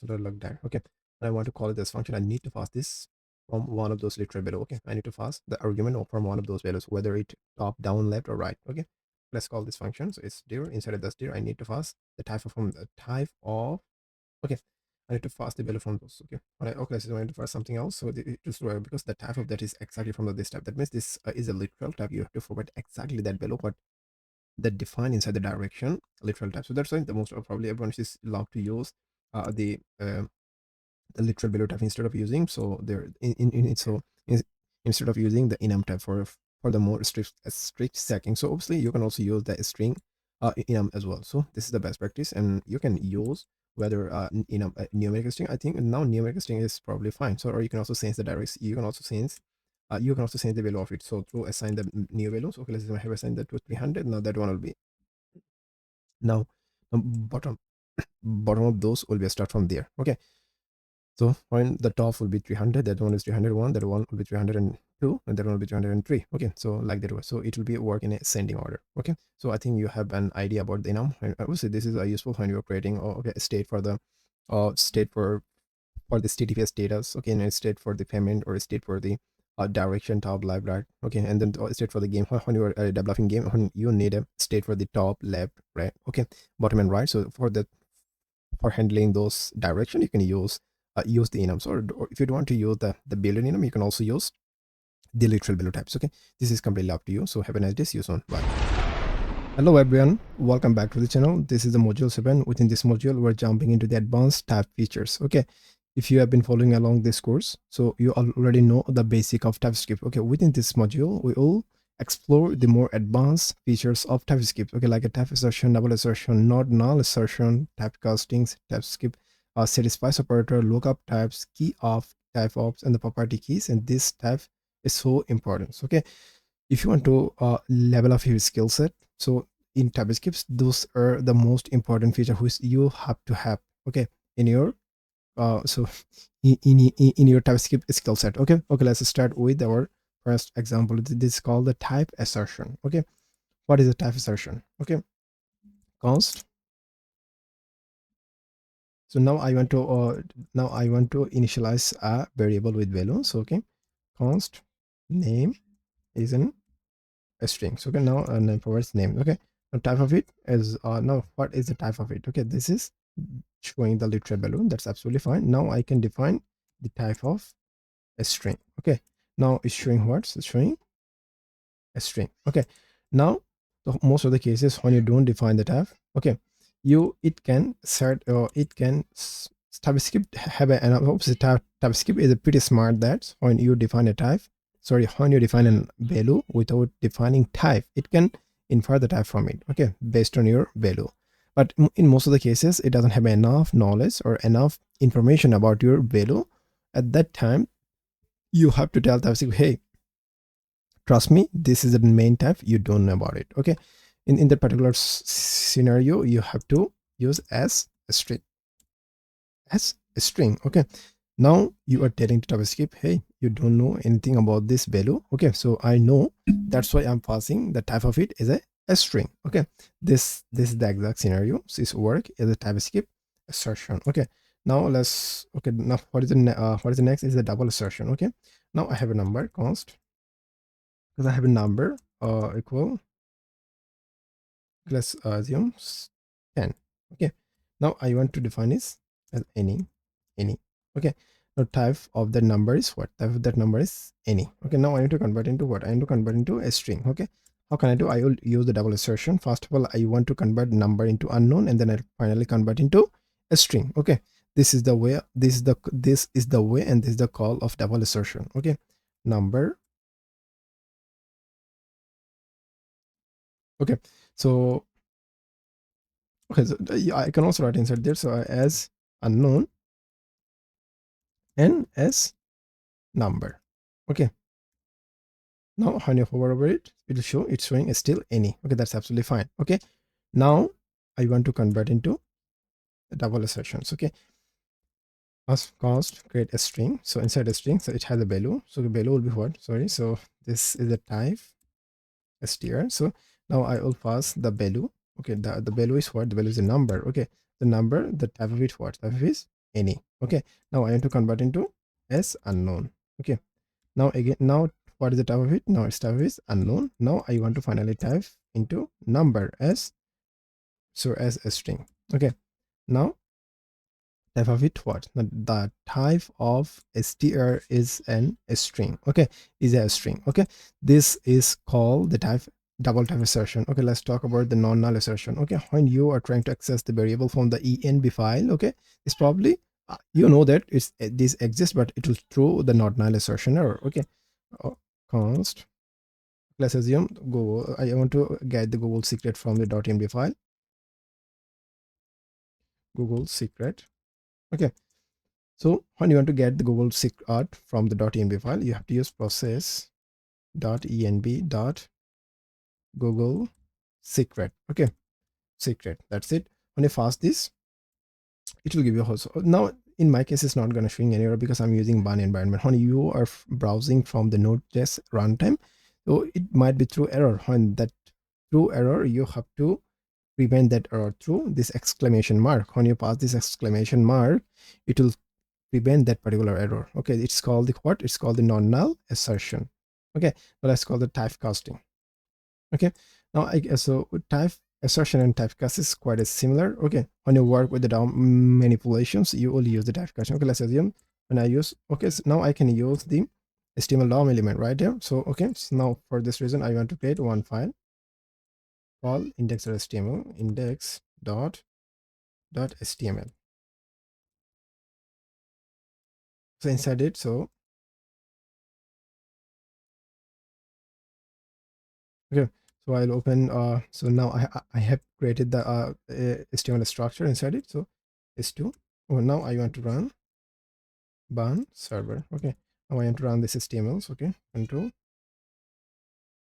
ban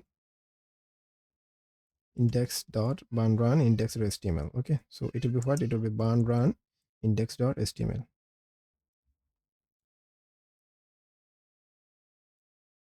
ban run. Now this is running absolutely fine, okay. Now I want to open so one script. Let's see, inside in a script tags, okay. Abram, so now I'll create one input inside the input. So within that I want to pass the placeholder, okay. So the search, that's it, okay. Now inside a value, so okay, const,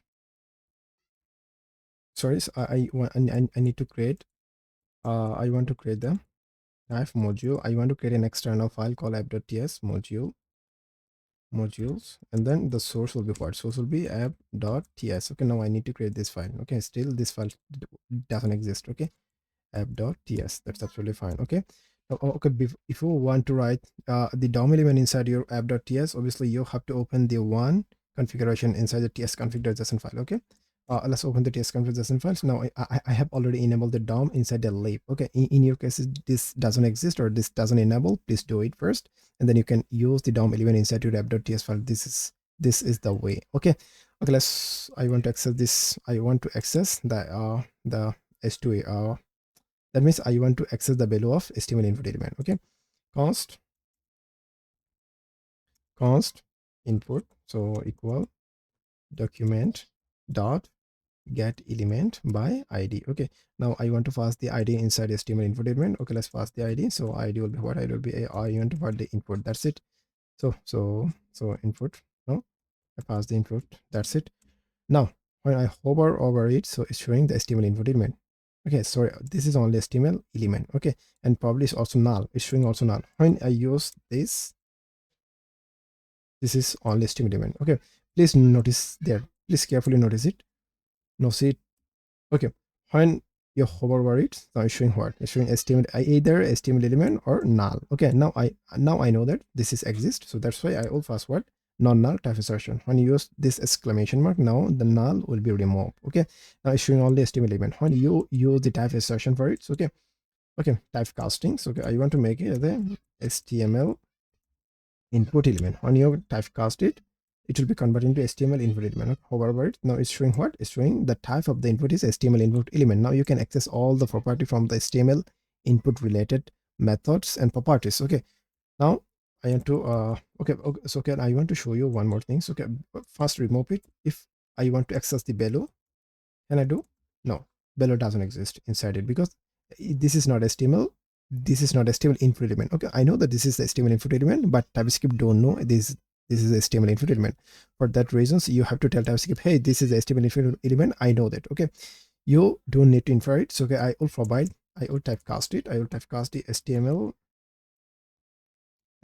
input element. HTML input element. When you typecast it as an HTML input element, now it has an access of the all HTML input related methods and properties. Okay, now it's typing what? Now it's giving what? It's giving HTML input element. That means you can access all the properties and method from the HTML input element. Okay, input dot value. Okay, so value attributes. Now this is the value attribute. Now I'm access the HTML input related value attribute, or I can accept all the things. Okay, from this element I can also accept after alt animate or everything I can accept from the which is completely related to the HTML input element. Okay, you can get all those are the completely method. Okay, which when a property is start with on, this is called what? This is a method. Okay, when property is not called start with on, so it's this is the simple method, nothing. Okay, okay, now you can also hide where you can also forward the style of it. So, okay, so you can control everything from your TypeScript from the JavaScript file. Okay,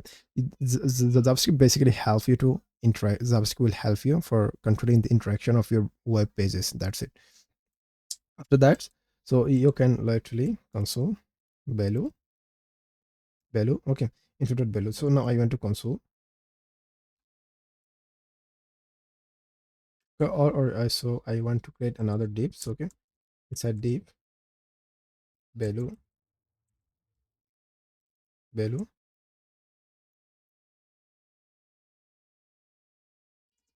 Okay, now I want to provide the ID div. Okay, first of all I need to target this ID, sorry, and first of all I need to target this div. Okay,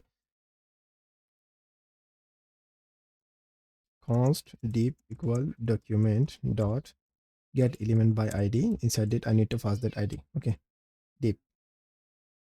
So what's the name of ID name is div. Okay, only div, that's it, div. Now now again I want to typecast it as an HTML div element. So HTML div element, that's it. When I typecast as an HTML div element, now it will get all the property and method from the HTML div element. Okay, now I can now I want to set the HTML dot inner, sorry, div dot inner HTML or inner text. I want to pass input dot value. Okay, value, that's it. Okay, let's open the browser. So now it's throwing error. So sure. Okay, input.values. Okay, now it doesn't show the input.values. Okay, so you can access. Okay, when you change something into the div. Okay, let's assume why is throwing error. Okay, it's throwing error because cannot read property of null. Okay, so it has an error because, so okay, I'll give it the better explanation for it. So okay, when you have okay, first of all you have to provide the value. So the value is a sum. Okay, at the same time you have to also provide the onSense method. When change the input from this, or when you change the input value from the browser, the value will be triggered. Okay, that means the value change. When the value changes, it will be displayed into that div. Okay, so now let's run the server. Okay, so now it's giving this error. Okay, okay, so now this is not our main purpose. Okay, now I wanted to show you that. So okay, HTML, how you can do the HTML div, how you can typecast the HTML div element. Okay, that was my main purpose. Okay, nothing else. Okay, let's remove it. Okay, let's head back to my index.ts file. And what's next? Okay, then the next is the satisfies operator. Okay, so I want to create an object, const object. Okay, within that object I want to pass the property with the key and value. The property name is name and a string. Sorry, name. And I want to provide another property name is or and something. Okay, now when I console that logs, okay, let's remove everything from top. Okay, now let's console to the terminal. Okay, objects. It's okay. Now let's run this. So okay, let's remove it. Run index.ts. When you run index.ts, now it's showing this exact object what we have defined inside it. Okay, that's it. Now I want to define the type definition for this object. Okay, how you're gonna define the type definition for this object? You already know the syntax. Okay, just open the curly braces. Inside that curly brace you have to provide the property names, and at the same time you have to provide the type of that property. Okay, what is the type of the property? Sorry, what is the type of the name property? So type of the name property is a string. And then what is the type of the age property? The type of the age property is number. Okay, that's it. Okay, now if I want to add an extra property, so let's assume the extra itself. Okay, now it's throwing error because this doesn't exist inside. Okay, the object literally is saying, hey, this extra properties doesn't exist inside this type definitions. Okay, how can I how can I prevent this error? Okay, I need to remove it first. So then I will use the one operator from the Java from TypeScript called the satisfies, and then I will use record. Okay, inside the record I will pass what? I will pass the string for the key. Okay, and value for the any. Okay, now it's not going to throw an error. You can extend as many times as you want, and now it's a more flexible and more efficient. So you can literally add anything whatever you know, or you can also add an array. You can also add the nested object itself. Okay, now with the help of satisfy operator you can add anything whatever you want. So that's what satisfy operator is. First of all, satisfy operator check this exact values exist on that type or not. When those are matched, it's not gonna throw an error. You can add as many times as many as extra field. That's it. Okay, okay, let's talk about the lookup types. Okay, for first of all I want to get rid of everything. So okay, now I will create a type, const type, the type user. Okay, inside that, so let's open the curly braces, and I want to provide the property names of the type name a string. That's absolutely fine. Okay, now I want to get the property. If you want to get the type of the property from the defined type, okay, that's assume. So this is so simple definition. When you want to get the type from the another type, okay, when you want to get the property type from another type, you can use what?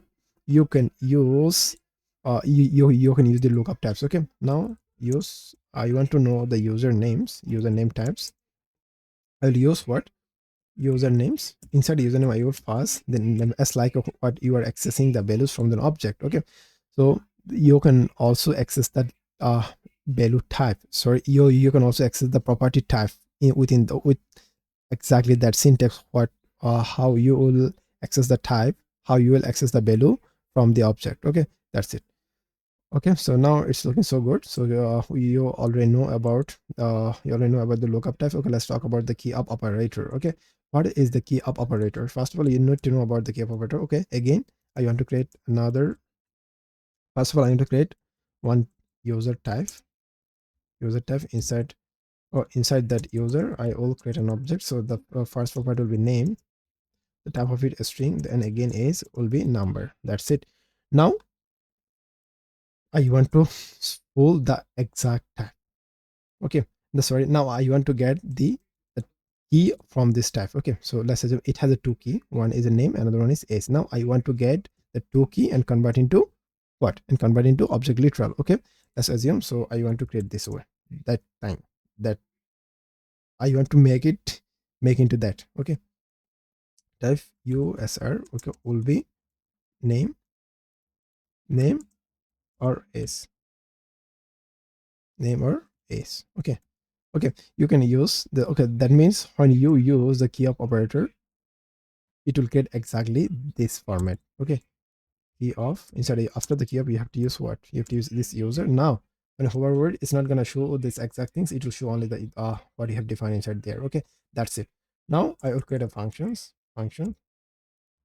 user names, user name or username, something like this. Okay, now user will be what? Type of usr. Okay, now I simply console.log to the terminal the usr.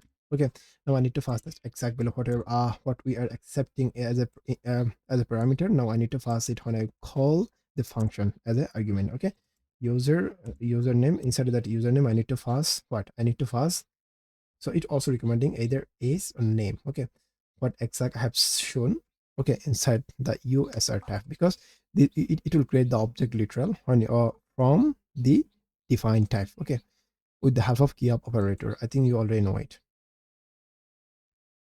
Okay, so this is the syntax for the key of operator. Okay, let's talk about the type of operator. You already know about the type of operator because we have already worked with the type of operator of string, number, and others, and other primitive types. Okay, now I will show you how you can pull the exact type from the object and create the new types. Okay, now again, so I want to create a const user. Okay, inside that, so name sum is 10. Okay, okay, now I want to pull this exact type from the user. Okay, how can I do that? So you don't need to define the type of it. So let's assume you don't need to define const. Okay, user, and inside that, okay, sorry, it will be type. It will be type, and you don't need to create like that way. Okay, like names will be a string. Okay, so and then age will be age will be 10. Okay, you don't need to do that when you are accepting this as a parameter for from functions. You don't need to create like that way, because TypeScript provides a more convenient way of doing this. Okay, that the syntax is just you have to use type of operator. After the type of operator, you will simply use the usr. That's it. Now it will generate the completely exact type from the value what you have defined. Okay, whether it's an array or object or whatever it is, it will literally pull the exact type from that object to into your type definition. Okay, that's it. Okay, let's talk about the property key. Okay, so TypeScript has a built-in property object. Okay, and now I want to use now I will create a set of functions. Okay, prop. Okay, name is prop, and now it will accept the prop. After that, the type will be property property key. Okay, property, it has a defined type of property key. Okay, inside that, so I simply console.log inside the console.log. So I will pass what? I will pass simply prop. Okay, now when I call this function, I need to pass the argument from the related to it. Okay, so it will I can only pass what? I can only pass a string number or symbol. Okay, I can only pass the string number and symbol type. Okay, so I can pass 10, okay, as a string. So or I can also pass the number number, or I can pass the symbol. Okay, const sim equal symbol equal new symbol. Okay, symbol, and I will pass 10. I will pass 10. Okay, this is the way of symboling. Now now you can pass the symbol. Okay, but this is a simple constructor. Okay, the symbol do doesn't have a constructor. Now you can pass the same sy b. That's it. Okay, the way, okay, this is the way of the how the property key is way, how the property key is working inside the JavaScript. Okay, so it has a three type. Okay, a string, number, and symbol. That's it. So now I'll talk about the this type utility. Okay, the this type utility is kind of complicated. First of all, I'll show you. So okay, so the first example won't work. Okay, first of all, I'll define you. So okay, const obj. So inside the obj, I will define the names. Okay, name is what? Name is okay, let's say I'm providing my name Imran. So inside it, I want to create a method called greet. Okay, now it will be methods. So inside the methods, I want to console.log this dot name. Okay, now I want to get this exact things. Okay, so I how can I get? Okay, what does it mean by this? Okay, this means is denoting that name, that particular name. Okay, this means the object of this. Okay, this is representing that object and name is representing that. Okay, okay, let's assume. So when I obj dot greet, I'm gonna call this. Okay, okay, now it's giving the Imran. That's absolutely fine. Okay, how you can define the type definition for this object, this, how you can define the type definition for this. Okay, first of all, I need to create a function. Okay, call this make user. Okay, so I will show you another example of it. So when you, okay, type user inside user. Okay, name will be what? Name will be a string. So after that, so name. Okay, then after that I want to add and, okay, this tab, inside this tab. Okay, I want to add what? I want to add another object will be greet methods. Okay, inside a greet method, sorry, so a greet method, it will be greet method. Okay, it will return what? It will return byte. That's it. And I want to create one user, const user will be the type of it, what type of it, that particular user type. Okay, what we have created on top of it. Okay, user, inside user. Now it is required what? It's required the user. Okay, now it's required what? It's required, sorry, so it's required the name. Okay, name is what? Name is my name. So let's assume my name's what the time greet. Okay, the greet is doesn't exist. The problem is that, okay, the greet is it doesn't exist. Okay, when I want to do so, okay, so when I read this console.log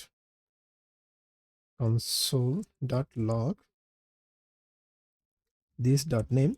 Now this particular this is doesn't exist inside this. Okay, for that reason, so I will create the factory functions. Okay, so I'll show you how you can create yourself as well. So okay, first of all, I want to create a function. Instead of the functions, I will accept the generic t, the name of function make user. Instead of make user, I'll extend t. Okay, the t will be extend the object. Okay, all the time it will extend what? All the time it will extend the object. Okay, the type will be t and, okay, to end this type, okay, this type t. Okay, okay, so now it will return what? It will return the object. That's it. Okay, it will return the exact object what we have passed inside there. Okay, now I need to call this function make user. When I call the function, I will pass an object. Okay, I can pass the name will be what? Now I can pass the name. Okay, so const user. Okay, user. So now I can pass what? Now I can pass a name, my name. So and then I can also pass the greet function, greet, inside that greet functions. Okay, so inside that function, so I can simply console.log console.log. So this dot name. Okay, now, so again this is showing, so this is possibly undefined. Okay, don't worry. So this is possibly undefined. This is the TypeScript error, so don't worry. Okay, for this, you can use one. Okay, so okay, you don't need to take it as an unserious way. So last, okay, user dot greet. And I call this, okay, the return type of it is because I need to do the return is what? It will be return the t. Okay,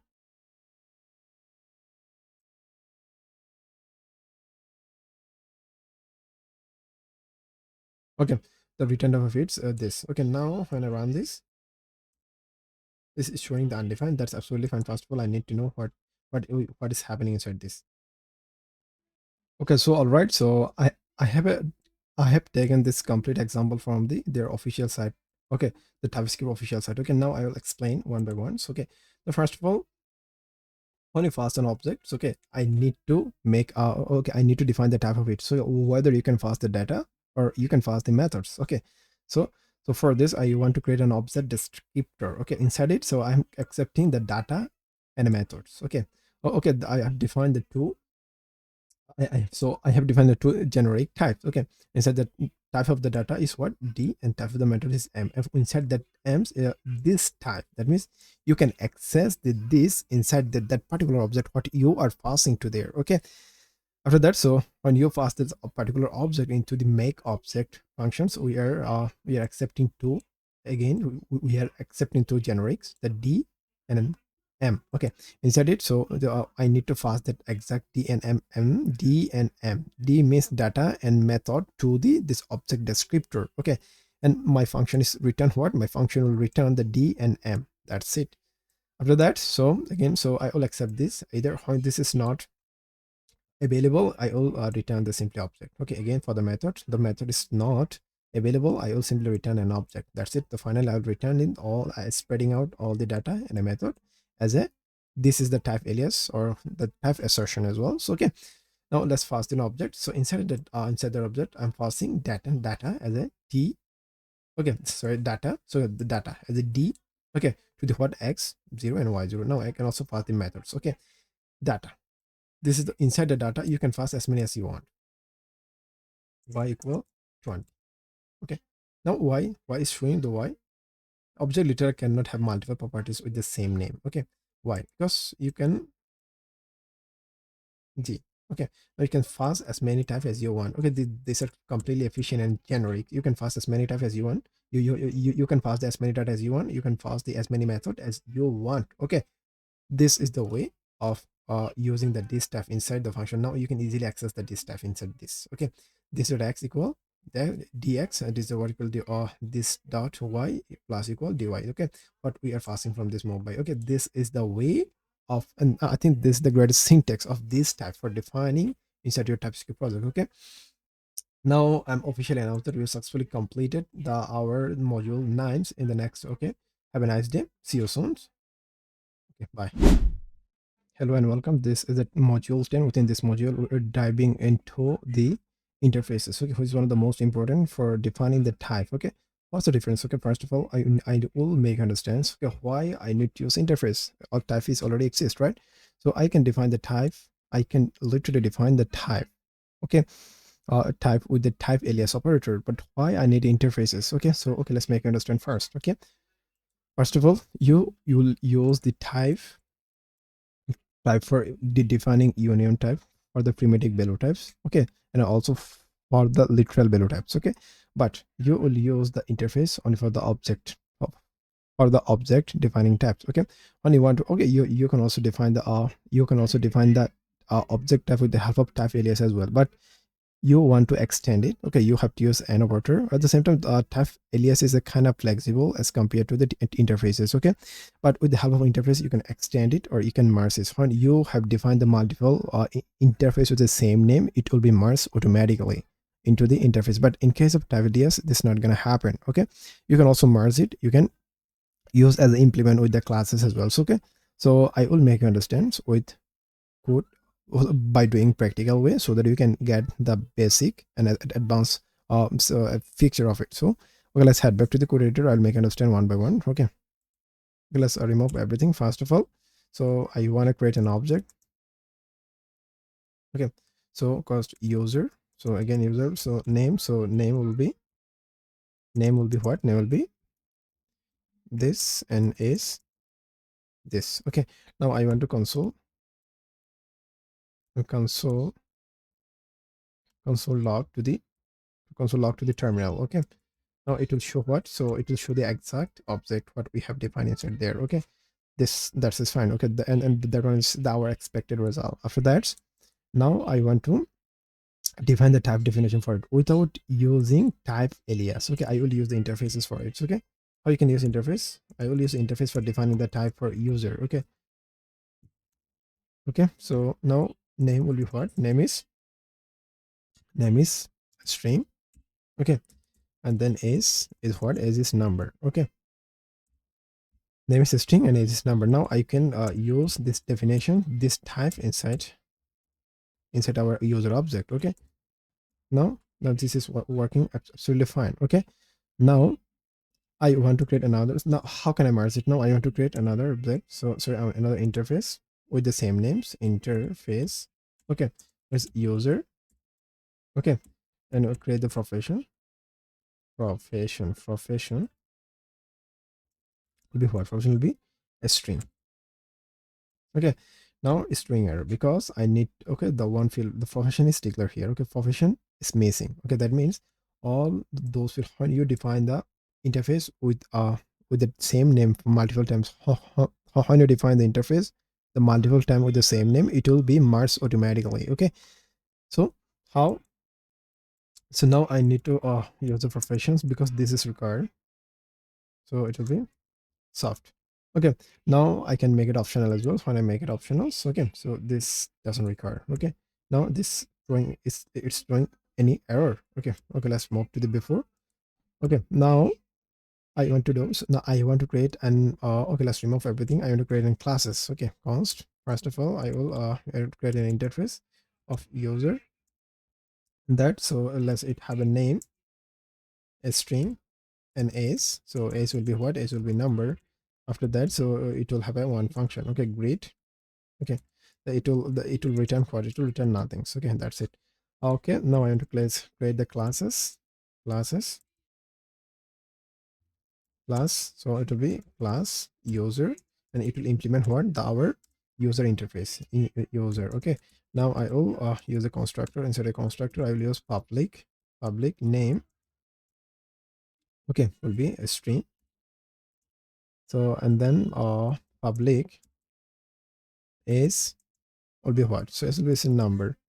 Okay, so now it will be objects. Okay, now I have successfully defined it. Now, so what does it mean? Okay, you don't need to use this dot name equal name. Okay, and this dot is equal is because this is because I have when you use the public keyword inside this, it will automatically create the let's assume the let name. So you don't not let, so it will be name,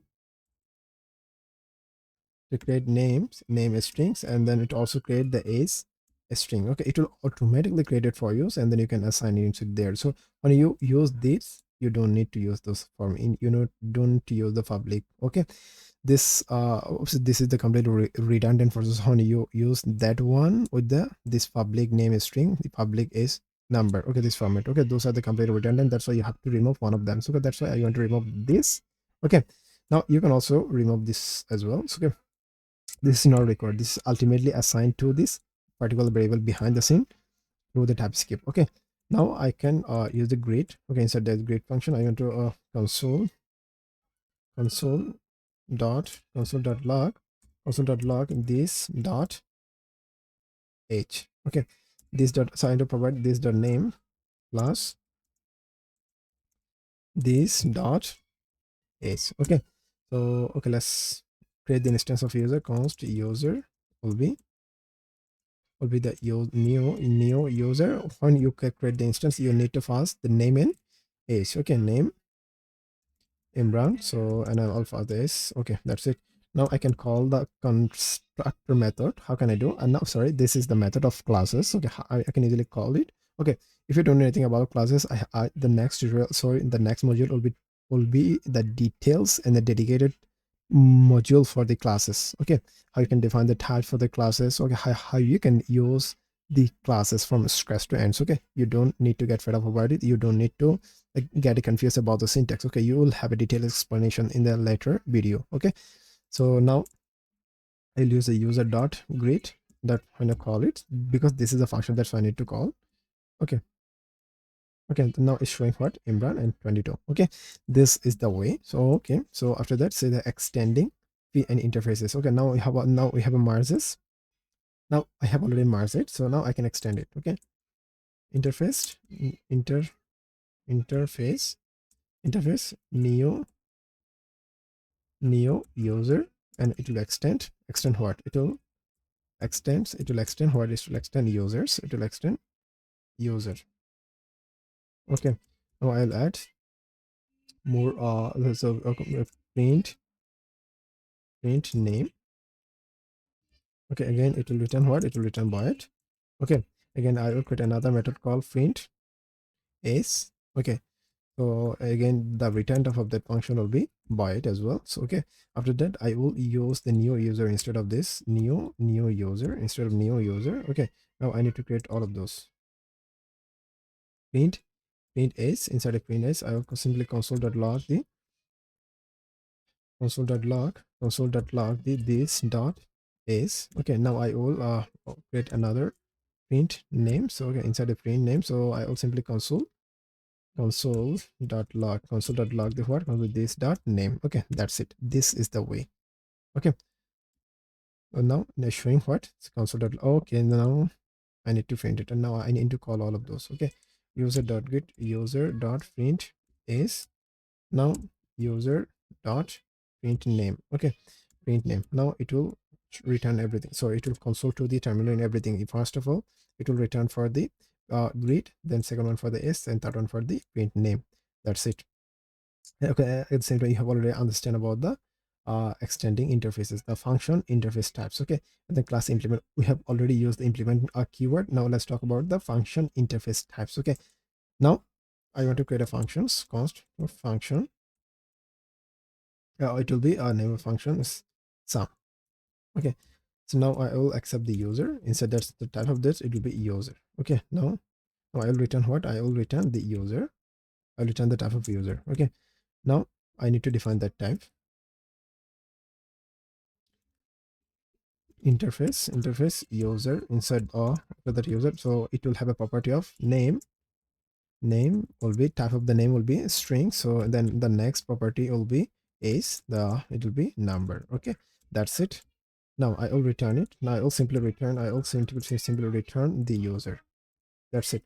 Now I need to pass that exact object what we are accepting as a parameters. Okay, now how can I call this? So after functions I need to pass this object. Okay, we said that. So name will be what name will be okay, I'm passing my name. So again the age will be what age will be 22. That's it. And a console.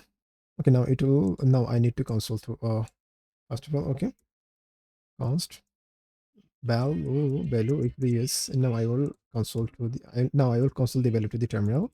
Console log get to value to the terminal. Okay, now let's open the server. Sorry. Yes, I'm showing that exact things. Okay, now I can print one by one. So now I want to print the name, or I can also print the age. Okay, now okay, let's print the name. So okay, now it will it will console the name as well. Okay, now you have an idea about the interface. We have already explained interface basics, interface and type alias, the declarating, the merging. Okay, when you create the two interface with same name, it automatically get merged. Okay, you don't need to do in a manual way. Okay, so and then extending, we have already extended the features. That means first of all we have created a user. After that we have created another interface called the new user with extending the previous user model previous user interface. Within that new user we have created two methods. One is a print name, another one is what print age. And now after that I have created that exact method into the classes. When we had successfully created that method, I can easily call from through the instance of the classes. That's it. This is so simple, nothing's complicated inside this. Okay, finally I have also explained about the function interface types. Okay, now I have created a function. So this function accept the parameter as an object, a user object type. Okay, it also returns that particular user. Okay, so now I need to pass that exact object who is accepted that's exact argument, so as an object to the sum functions. Okay, so this okay, so this is the all about the tutorial. So have a nice day, see you soon. Please subscribe to my channels. That's it. Hello and welcome back. This is the module 11. Within this module we will explore the classes from in a details way, so that you can understand from basic to advanced of the classes, how you can create the classes. Also okay, we will explain everything. We will cover up everything from the basic classes like fields, method, access modifier, constructor, and static properties, inheritance, and even abstract classes as well. So okay, if you have a confusions about it, so after if you had a confusions about the classes, so by watching this tutorial, your confusion will be gone away. Okay, this is my promise to you. Okay, so first of all, we'll create the classes and also explain about the fields and method and what it does. Okay, how you can create the fields and method, and also explain the constructor and what is the constructor, how you can initialize the constructor, how you can pass the build to the constructor. And then we'll talk about the access modifier like a public, private, and protected. Okay, how you can access the private below, is this possible or not, how you can access the public below, how you can assign or reassign it. Okay, how you can it also has the read only properties, how you can read the properties through the read only. Okay, it has a getter and setter, so okay, how you can set the value, how you can get the value. Okay, at the same time, so I will talk about the static properties and the static method, inheritance, the abstract classes, the class parameter properties. Okay, the class parameters properties. Okay, this I have already used this one. So okay, when you use the class parameters properties, you don't need to create the extra variables. Okay, so which is completely redundant unless you are using the constructor private and name.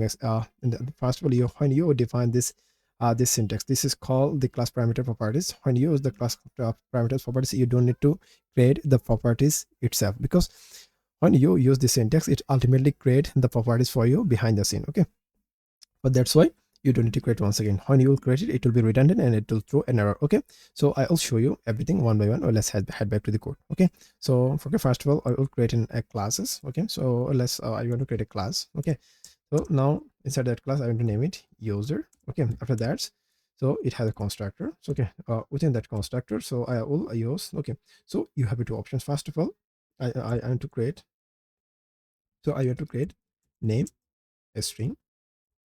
Okay, and age will be what? It will be a string, a string. Okay, now and now I will use access modifier, and then all of those will be public. Okay, it will be public, and that will be public as well. That will be public as well. Okay, that's it. Now why showing this error? The name has no initialize and not even listed.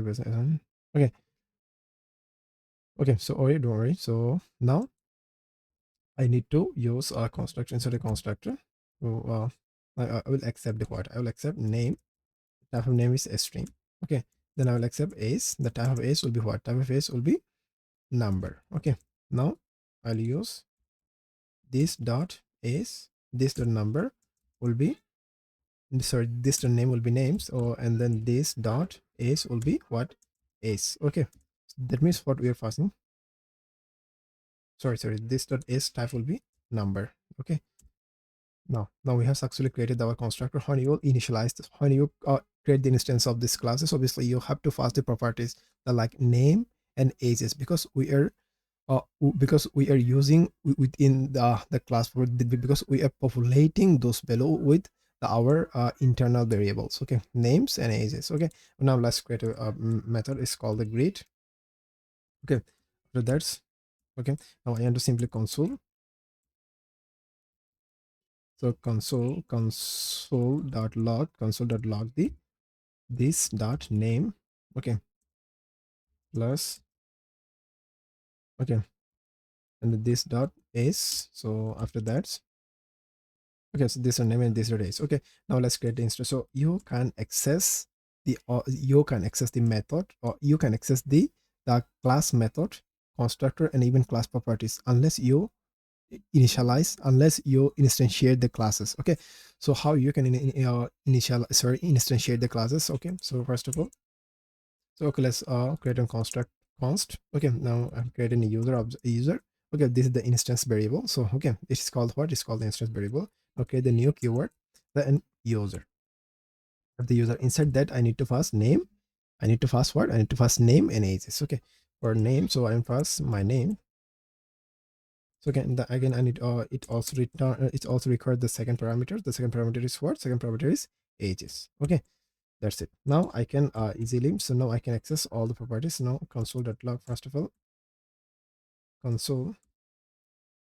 console.log user dot greet methods. Okay, okay, so let's see. Let's return what is return undefined. Okay, that's absolutely fine. Why? This dot, okay, this dot name is fine. Okay, now we are defining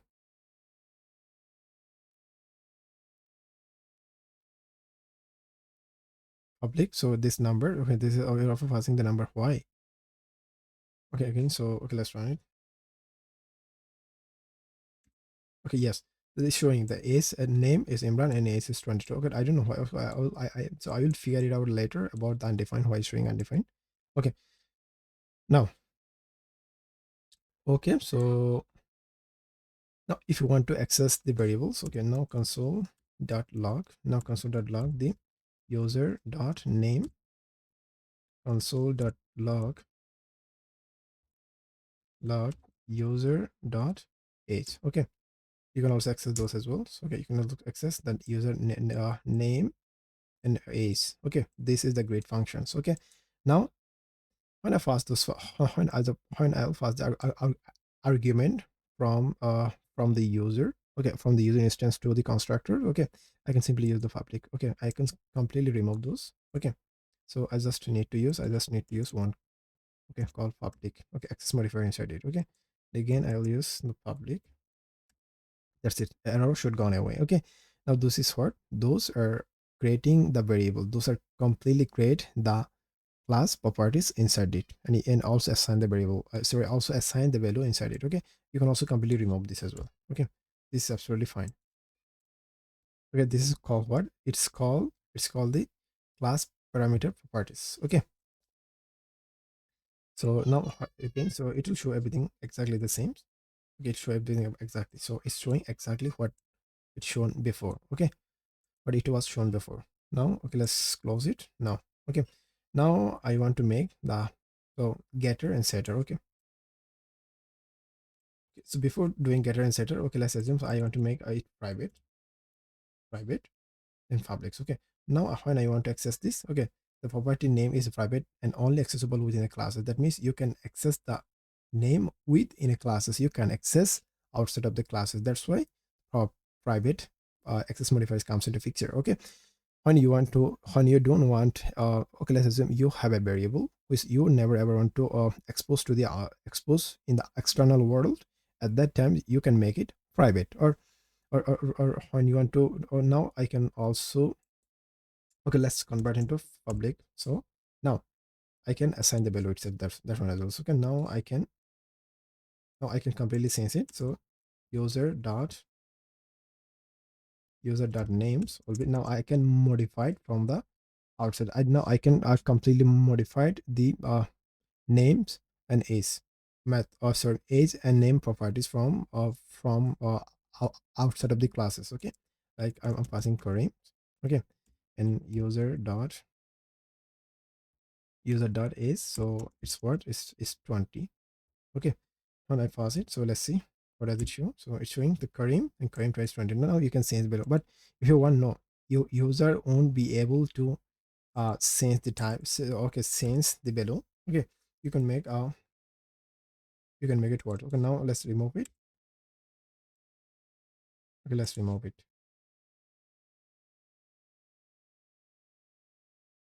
or I can make it stay the same. So okay, now I need to create another variable called read only, and id, the type will be what, string. Okay, that will be what, that will be a string.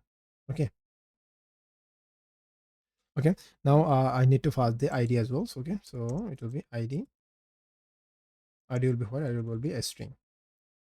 Okay, that's it.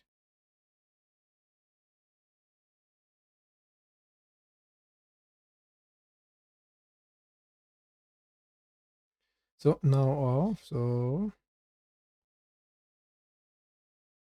and now I need to use this dot name will be equal to name. So now this dot age will be age, this dot id will be id. Okay, now I need to pass that id. Okay, so id will be what, id will be, and now what is the type of id? So id, what type of id is a string. So okay, now I can provide, this is the id. So okay, now, okay, first of all I want to show to the terminals, so is it is can I read the id or not. So okay, user dot, sorry, not a user reducer, by the way, so user dot id, that's it. Okay, let's open up the terminal, and so now id is also showing exactly what I have typed inside our classes. Okay, now I want to sense the is this possible or not. Okay, let's see. if I want to change the user.id, sorry, in user reducer by the way, so user.id is something, no, it's not allowed, because id is what, id is a read only property. That means you can only read, you can't modify it. Okay, now you have understand about the read only, public and access modifier. Okay, you also know about the the protected modifier is used for when you inherit the classes. You can also use within inherited classes, you can never use outside of the classes. Okay, okay, let's assume when I make it protected. Okay, okay, when I make it protected, I can never, okay, I can never reassign it. Okay, the name, the property name protected can only accessible within the classes user and subclasses. You can access, you can access, or you can modify the name, because the name is a protected classes. That means when you inherit this class, when you inherit the user classes, okay, through the child class, the child class can easily access the protected variable. Okay, I think you got it. Okay, so so now I will remove this, I will remove, and it will be, it's again, and now I want to name it as a public. So, okay, so that was look better. Okay, so what else we can do? So we're removing everything. Now I remove everything. So okay, I don't need it, guys. So I have created only for shown shown the how read only works. Okay, that's it. Again, we can simply remove it. So still this is not work. This is not required, by the way. Okay, now after that I want to create a get method for age. Okay, it will return the this dot age. That's it. Duplicate identifier user dot age.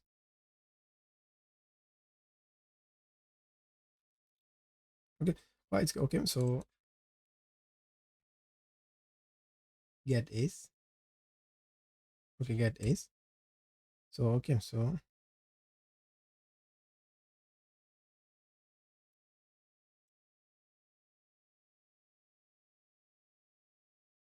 okay, remove it one, that one as well. So okay, let's head back to the our point. Okay, now I want to use the setter age. Okay, age. Then I'll get a value colon number. Okay, so this dot age will be the value. That's it. Now I can set the age, I can get the age. Okay, how can I set the age? Okay, first of all I'll show you user. Okay, let's remove those. Okay, so user dot setter, user dot setter. No, I need to pass what, I need to pass within that method. Okay, within that method I will need to pass, so I need to pass the number 20. Okay, let's see. So now I can access the setter. With the help of setter I can set the age. Now with the help of getter I can access the get, because I can access the age, okay, through the getter. Okay, console dot, okay, let's, okay, first of all I want to remove everything. Again, console, let's console dot log, console, inside the console log. So user dot what, user dot get age. That's it. Okay, let's give him the 20. Now when I'll pass I will pass the 30, so it will give what, so it will return, so it's consoling what, 30. Okay, that exact, now we are getting our expected behavior. Okay, okay, let's remove everything. So I need to create one interface that will be the user interface. In that, so it will have a name, a string, email, a string. Okay, and then profession will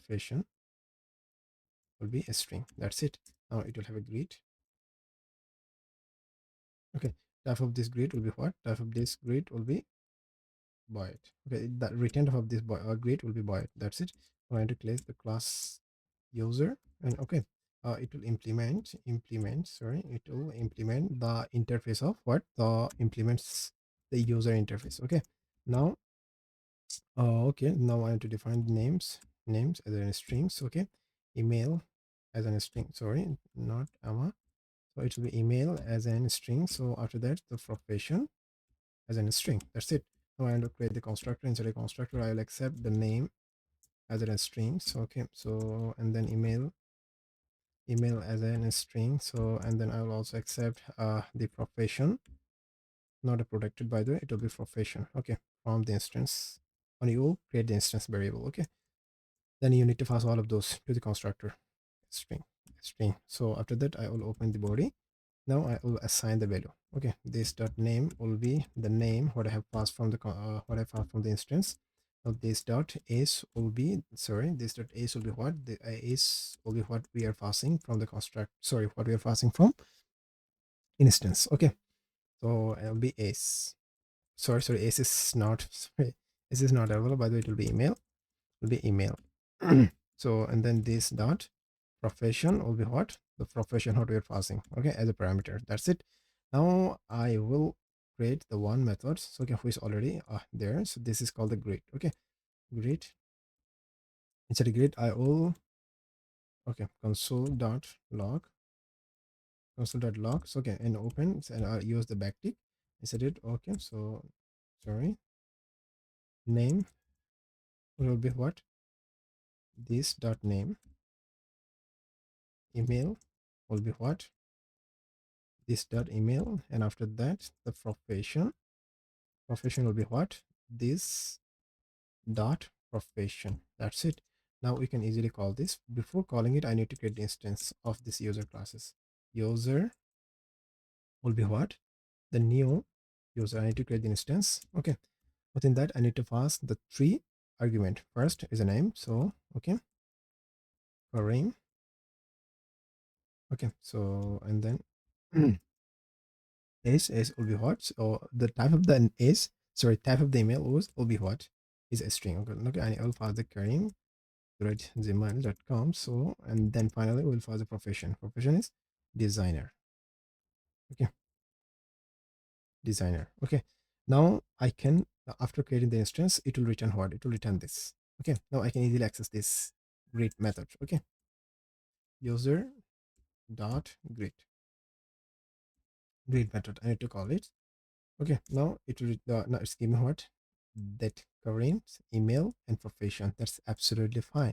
Okay, now I want to inherit it. So, okay, now I want to inherit this class, const children. Okay, children. Okay, inherits. Okay, so sorry, and only so accent what, so user. Okay, so I'm simply using this. Okay, I'm doing nothing. So okay, now I have creating one method print names. Okay, so did, so I'm simply console.log. Inside the console.log I'm using what, this.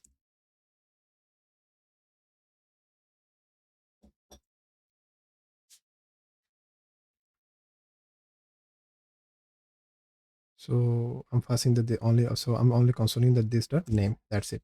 Now when you will create the instance of the children, you need to pass all of those props, because first of all, okay, so I need to use a constructor, a constructor. So within that constructor I'll accept all the props, but we are accepting inside our parent. Okay, because I need to pass everything to the parent first, and then I can accept, and then I can use the parent props, okay, from the children. Okay.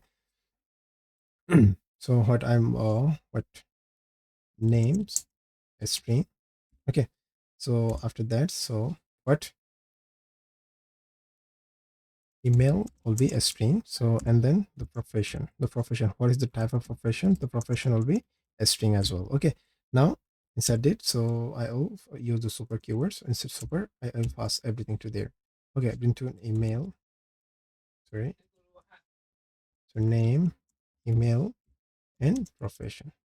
That's it.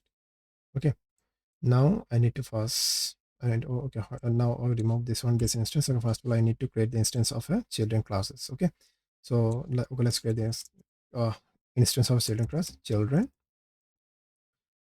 Okay, now make it children. Okay, children. Okay. Const new children. So inside it I need to pass first name, so Kareem gmail.com.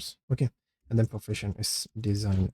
Okay, that's it. Now I can easily access all the property from the parent class at the same time the children class itself. Okay, so children. Okay, let's. It has a typo. Sorry. So and now children children dot.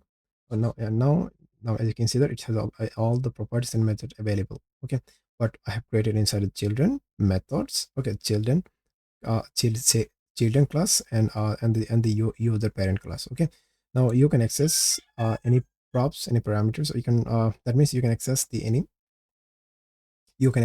any methods and any properties from the parent class inside the children class. Okay, so now I want to call the print names. Let's see what is shown. It's gonna be Karim. Okay, now first, how exact things work? When I'm passing all of those to the children class, okay, children constructor will accept those parameter. Okay, that's now children accepting all of those parameter. Once children class accepting those parameter, it also passing to the super. Super means the passing to the parent class. Okay, what is the parent class name? The parent class name is user. Okay, now he moved to the user. Inside the user is he will accept all of those things. Okay, it will accept all of those profs like a name, email, and profession. After that, it will assign the name inside a name inside a name, email inside email, and profession inside a profession. All of those all of those the class properties, and these are these are the class methods. Okay, after that, when I have successfully defined, when I have successfully created the instance of the children class, then I can easily call that print name method. Okay, from the children. Okay, this exact thing is working in there. Okay, now okay, let's make okay, I just want to make it protected. Protected. Now I want to make it protected. So okay, all declaration of the profession must be an identical modifier. Okay, now I need to make it protected.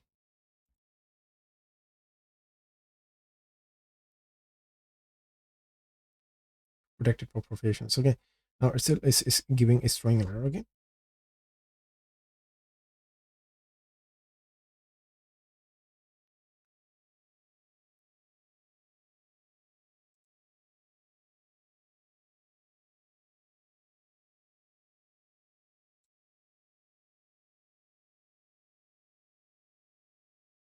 okay. So first of all, I want to make it protected. So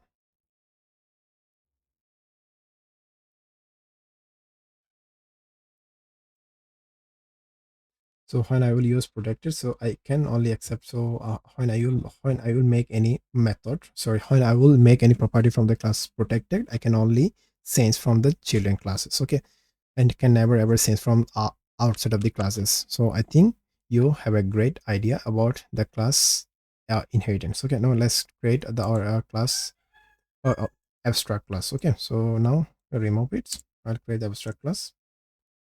Remove that one as well. Okay, okay, I just want to remove everything. Okay, again I want to create const. Sorry, not const. It will be class keywords. So after the class keyword, I will abstract inside abstract and class. And okay, so this is the class. Okay, now class name will be what? User. Okay, so the parameter name will be what? Name, a string. Okay, string, and email will be what? A string. A string. Okay, now I make it public. Then I also make it public so that I would don't need to create the proper so that I don't require to create the class property by myself. Nah,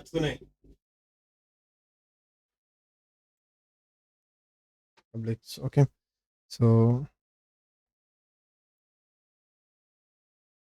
okay, now I want to create one abstract method. Okay, so before creating abstract method, you have to use abstract keyword and the name of the methods. Okay, set names. Okay, inside the set names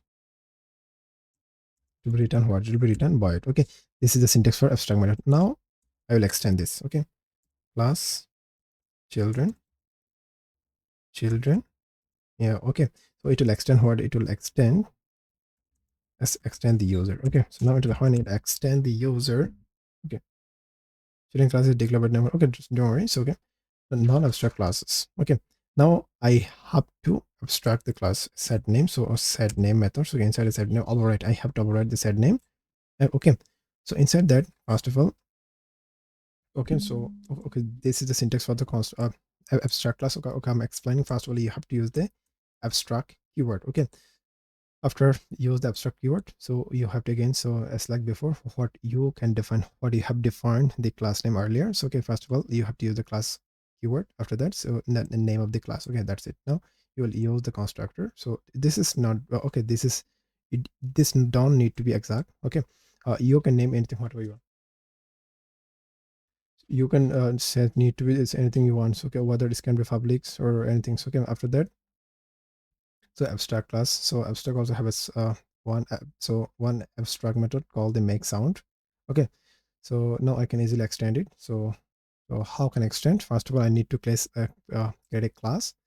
After creating the class, I will extend this animal. Okay, when extending this animal, so I need to use. Okay, so obviously it will create what? So it will create the blueprint for the methods. Okay, now I need to create this functions. That means in case of classes, it called what? It calls the method. Okay, so inside that methods, I'm console.log of okay. So now I need to pass the value. Okay, how? Why I need to pass the value? Because I still haven't used the constructor. No, I know that you're not using constructor still, that the behind the scene this value will pass into the animal class. Okay, the abstract class. Okay, when abstract class will get it, so okay, you can simply call the make sound. When you get the make sounds, you can literally use this name value as well. Okay, okay, let's open up the terminal and run it. Let's give me off. Okay, now if you want to access this dot name, you can also access the name as well. So, okay, you also name the rex as well. This is the syntax for defining the abstract classes. What else I need? Okay, so now we have also okay, let's talk about, we already talk about the talk about everything except the static properties. Okay, now remove everything. So I will create a class const. Okay, const class. Okay, so the class name is user. Again, I'm defining our user. So inside it, so I will create a one variable called static variable. Static. Okay, static. Instead of static, it will name is pi. Okay, pi ov. Sorry, so class user. Again, set it, so it will be static. It's a static. So the type of the okay, type of the property, what type of the, okay, it will be what type of property. The property type will be statics. Okay, the pi, okay, will be number. That's it. Now I can access it without creating the instantiations. Okay, without creating instance, okay, I can access it. I can also modify the static property from the classes. User dot pi. Okay, I can set 20. Sorry, so first of all, I will set user dot pi equal 20. Now I can access the value. Console dot log user dot pi. Okay, let's give me what? It's give me 20. Okay, without creating instance of the classes, you can literally access the static property. Okay, that's why static property comes into picture. Okay, I think we have done everything. We have done the basic classes, fields, okay, methods, access modifier, constructor, static properties, inheritance, and even abstract classes as well. So, okay, so please, if you enjoyed this tutorial, please subscribe to my channel and have a nice day. See you soon. Bye. Hello and welcome back. This is the module 12. Within this module, we are going to understand the one of the most powerful feature of TypeScript. It's called the generics. Okay, if you ever wanted to write the reusable, efficient, and type safe code, generic comes into pictures. Okay, when you are able to understand the generic and when you know how to use the generics, okay, you can use the most powerful type safe code which you haven't created, what you haven't coded before. Okay, so I will show you how you can create the generic step by step. Before proceed to that, so okay, first of all, I will explain the lesson which we are going to be covering in this particular module. Okay, first of all, we'll understand what is generics, and after that I will talk about the generic functions and the generic interfaces and the generic classes. Then also I will also show you how you can use the default generic values, how you can use the default generic values. After that, you can also constrain the generic. Okay, that means you can restrict the generic. After that, working with the multiple generic, how you can pass the multiple generic. Okay, then finally I will talk about the dealing with temporal uncertainty. Okay, so okay, let's start with the one by one. Okay, what are generics? Okay, generics are the reusable code which work with any type. Okay, so first of all, I will show you the one example without using generic, then you can understand why I need to use the generic. Okay, let's head back to the code editor. Okay, now I want to create a functions cons. Okay, so it will be simple functions. So okay, now to it will be only name of the function will be what I'm name it display. That's it. Now I will accept one parameter. Its call is name. Okay, type of it is a string. Okay, is a string. Now I want to simply console to the terminal, just name. That's it. Okay, let's run the terminal. Run index.ts. Okay, let's see. Okay, now sorry. So I need to call this function display. Okay, now let's run once again. It's give me undefined. Okay, now something is missing. Okay, now I need to pass the value. So I need to pass the one argument. It's called the name. So okay, let's say I'm passing Kareem. Okay, let's give me Kareem. That's absolutely fine. Okay, let's assume I also want to pass the number. Okay, number 10. Okay, when I want to pass the number 10, so now I need to change it to number. Okay, now run it once again, showing 10. Okay, now I want to pass object. Okay, now I need to convert into object.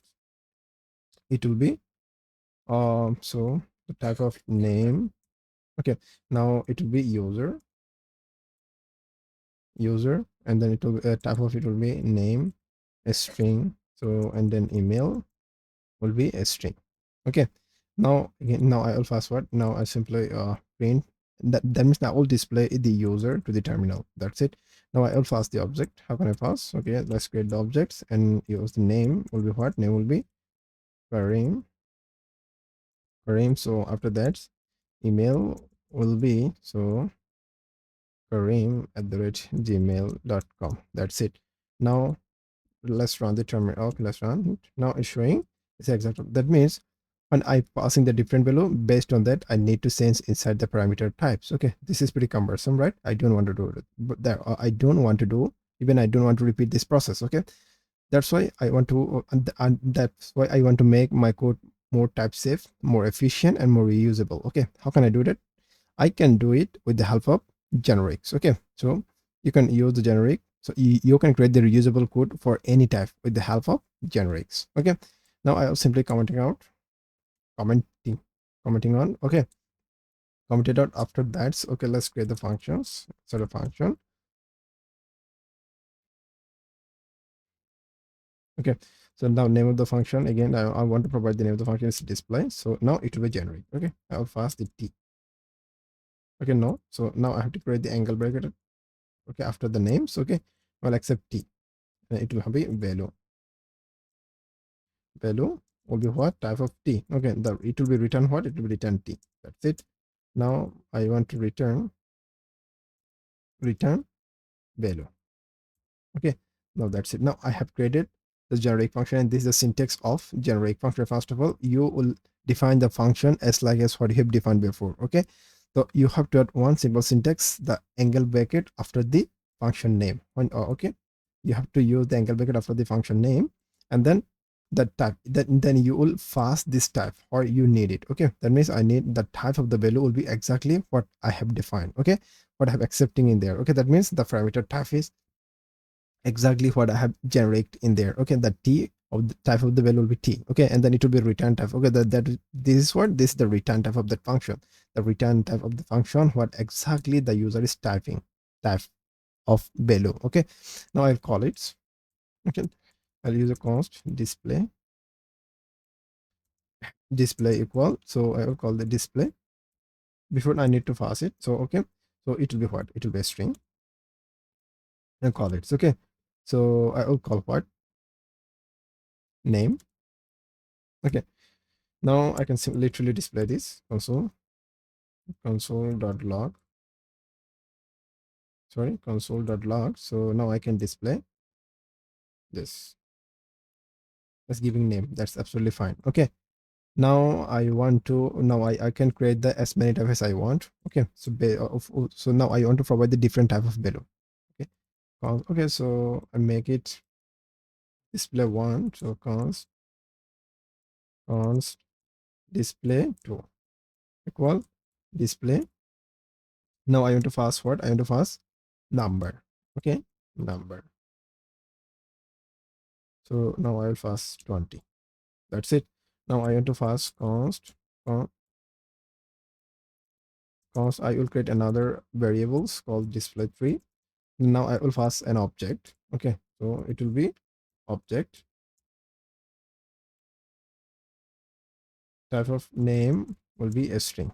Okay, now I will pass what? I will pass an object. The name will be a string. Okay, name will be Karim. Okay, now I can display all of the variable what I have created inside this. Okay, console.log display one, display one. Okay, so display one. Okay, let's remove the last one. So it will be display two, and the other one display three. Okay, okay. The first one is showing the name. So okay, okay. This is the first one. What we're passing name.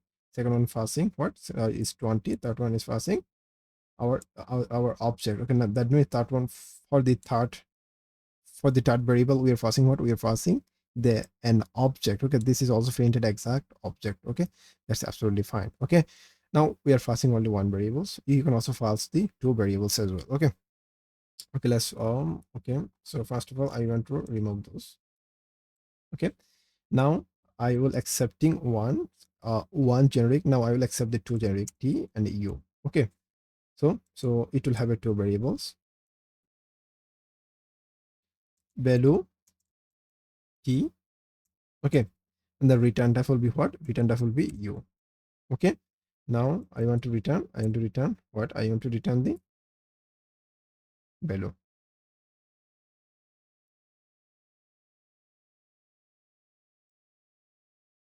Okay, so now I want to return I don't want to return u. So okay, I will return simply t. Okay, now again I will accept another t. I will return what? T and b, t and u. Okay, now again, so value, this is the value one.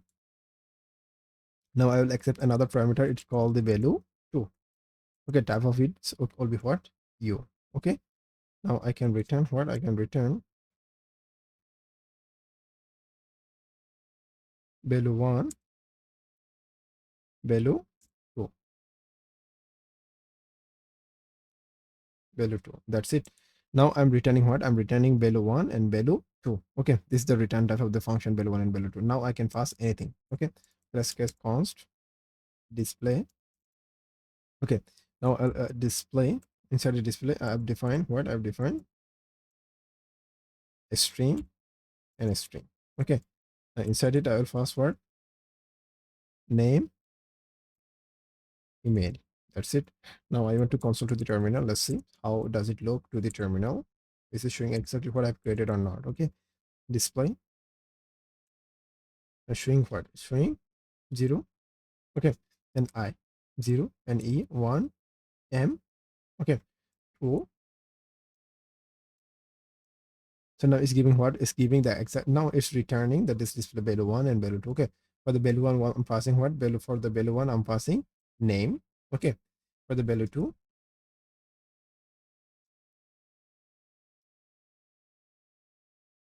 Okay, for the value 2 we are getting, sorry, for the value 2 we are passing also a string as well. So now it's returning 1 and 2. Okay, now I need to pass object. Okay, so let's assume, so I need to pass the object.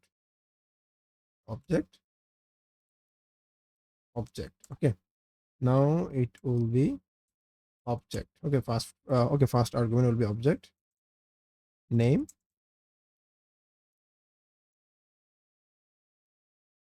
query. Okay, email query. Okay, now I want to create another object. Inside that I will also pass the name Rahim, email Rahim. Okay, now that's it. Now okay, let's open up the console and run it once again. I'm showing perfectly fine. Now it's giving what? It's giving name. Okay, so now it's giving what? It's giving name and email. Okay, that's okay. That like that way, you can work with the what? You can work with double generic as well. Okay, okay. So this okay. Now we have already an idea about the function generic. Okay, let's talk about the second. It's called what? It's called the generic interfaces. Okay, again I will start with without generic. Okay, without generic. Why you need to use the generic? Okay, that means first of all I want to make you I just want to make sure that you need to understand why you need to use the generic in instead of using the statically type. Okay, okay, first of all I just want to define that interface. After this, after the interface, name of this. So okay, let's assume the user name of the interface is user. So okay, I'm defining user, sorry, again name, string, and email will be what? Email also a string. That's it. Now in console, now I want to create one object. Const, okay, const user equal, okay, so the type of this user will be what? The user type what we have defined. Name will be that. Okay, and email will be that as well. Okay, now we have successfully created an object. Now for this reason, so I didn't for okay for this use case, this is absolutely fine. Okay, let's assume I want the different type for the another object. Okay, now I want to create another object. This is user2, by the way. Now this is user2. For this user2, I want the different type for the names. Okay, I don't want the so a string for all types. Okay, I just want the different type. Okay, let's assume I just want the different point. I want the different type. So I need to create another interface. Okay, so it will be user. Again, this is the user2. Now I need to create another interface called the user2. User2, the type of will be what? User2. Okay, sorry. That will be what? User2. Now, I just want to change the type. So, okay, let's assume it will be ace number. Okay. Now I don't want to use the name. So it will be what? The property name will be ace. Okay. Ace will be 20. That's it. Now you can get the idea. So how when I want to create another object, again I need to create the another interface. Okay, it's keep moving there, keeps moving there. That means I'm repeating the process. Okay, I don't want to repeat the process. So what else I do? I just want to remove it. Okay, user2. Again, I just want to remove the user2 interface as well. Now I just want to make it completely generic. Okay, so that it can work for the any types. Okay, now okay, I'll accept the T and U. Okay, now you all already know about the T and U. All parameters are in use. Okay, now name type will be what? T. The type will be U. Okay, and I'm using so okay, when I'm using this interface, I need to pass those. Okay, that U T type will be a string. Okay, U type will be what? U type also be a string. Okay, now this is perfectly fine, and TypeScript also satisfied. Okay, now let's create another object. Okay, for this I just wanna the name will be, okay, let's assume name will be number. Okay, now the email will be, so for the name it will be number, for the email again it will be number as well. Okay, let's assume so. Now make it 10.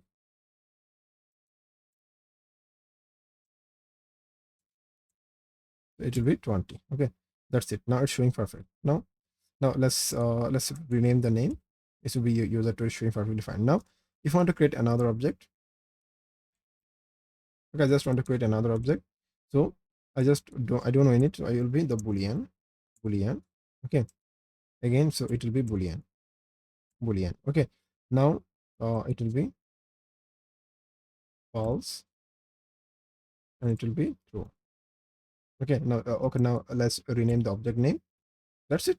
Now it's so flexible and reusable at the same time. This is completely type safe. Okay, so that's why I'm using the interfaces with generic. Okay, now we have an idea about it. Okay, now we have already gained the knowledge about the interface, how you can use the interface with generic. Okay, let's head back to the next.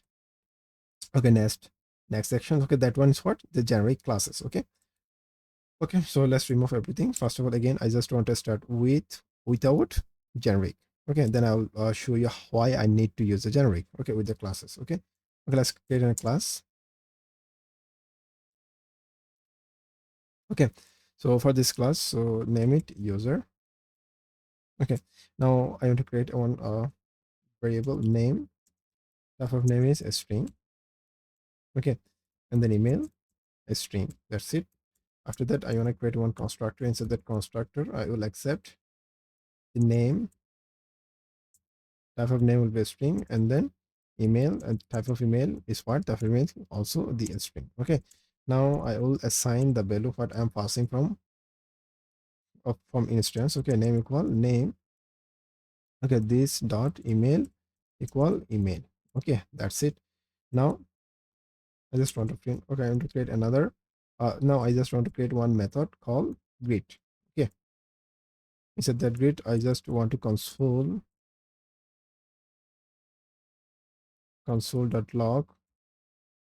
console.log the name and email. This dot name,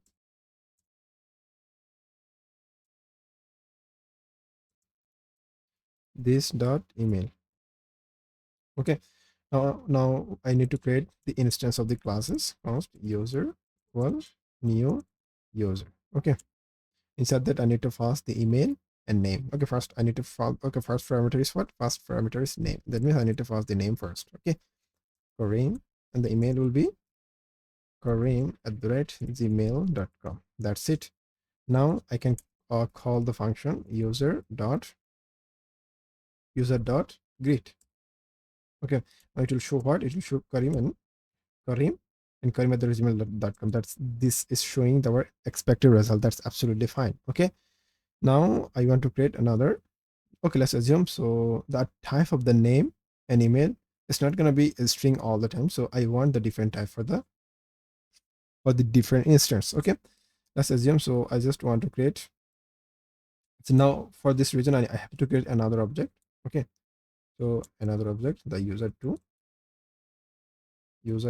Okay, so for this, so name. Okay, let's assume so it will be Ace. Okay, the name type will be number. Okay, name type. Okay, number. Okay, the email type also be number. Okay, I know that this is not going to be possible in real world. Okay, let's assume. Okay, the type of email and number and name is number. Okay, now we're also expecting what? Number, also number. Okay, number. That's it. That's everything's working fine. Now I want to create const user2 will be new user2. Okay, inside it again I need to pass what? I need to pass parameter 10 and 20. That's it. It's working fine. Now I can call the user2.greet. Okay, let's open up the terminal and call it. Sorry, and run the command. Now it's showing 10 and 20. That's absolutely fine. Okay, if I want to create another object, again I have to repeat this process. Okay, this is completely repeated. Okay, I don't want to do it. So that I want to use what? I want to use the generic so that it can work for any type. Okay, that's why first of all I want to remove the second class what I have defined there. Okay, let's remove it, and again also remove the instance of it. Okay, after that I want to remove this function calling as well. Okay, now I want to accept the generic there, the T. Okay, the type of the name will be what? T. Okay, type of the email will be what? T. Okay, now we'll accept what? T. Okay, again we'll accept T. That's it. Now we will also return the return type of the function will be what? T. Okay. Now we are only return what? We will only return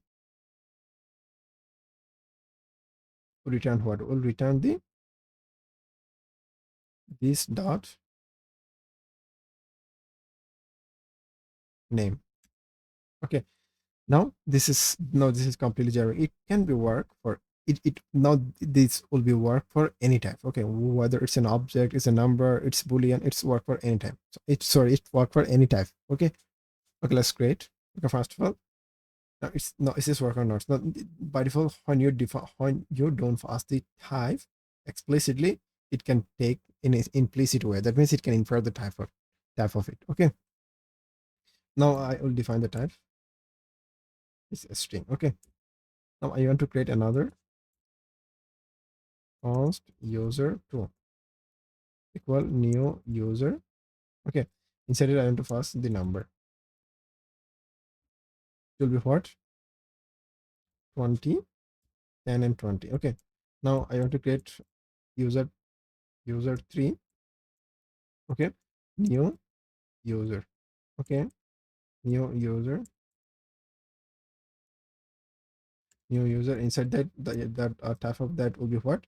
It will be object. Okay. So it will be object. It will have a name, a string. Okay. Now again, I need to pass what? I need to pass the object. Okay. Name Karim. Again, name Rahim. Okay. Now I can call the user3 functions. Okay. User3 dot greet. Okay, let's open the terminal and run this command. Let's see. Okay, it's showing that. That means it's returning. Okay. I need to console.log.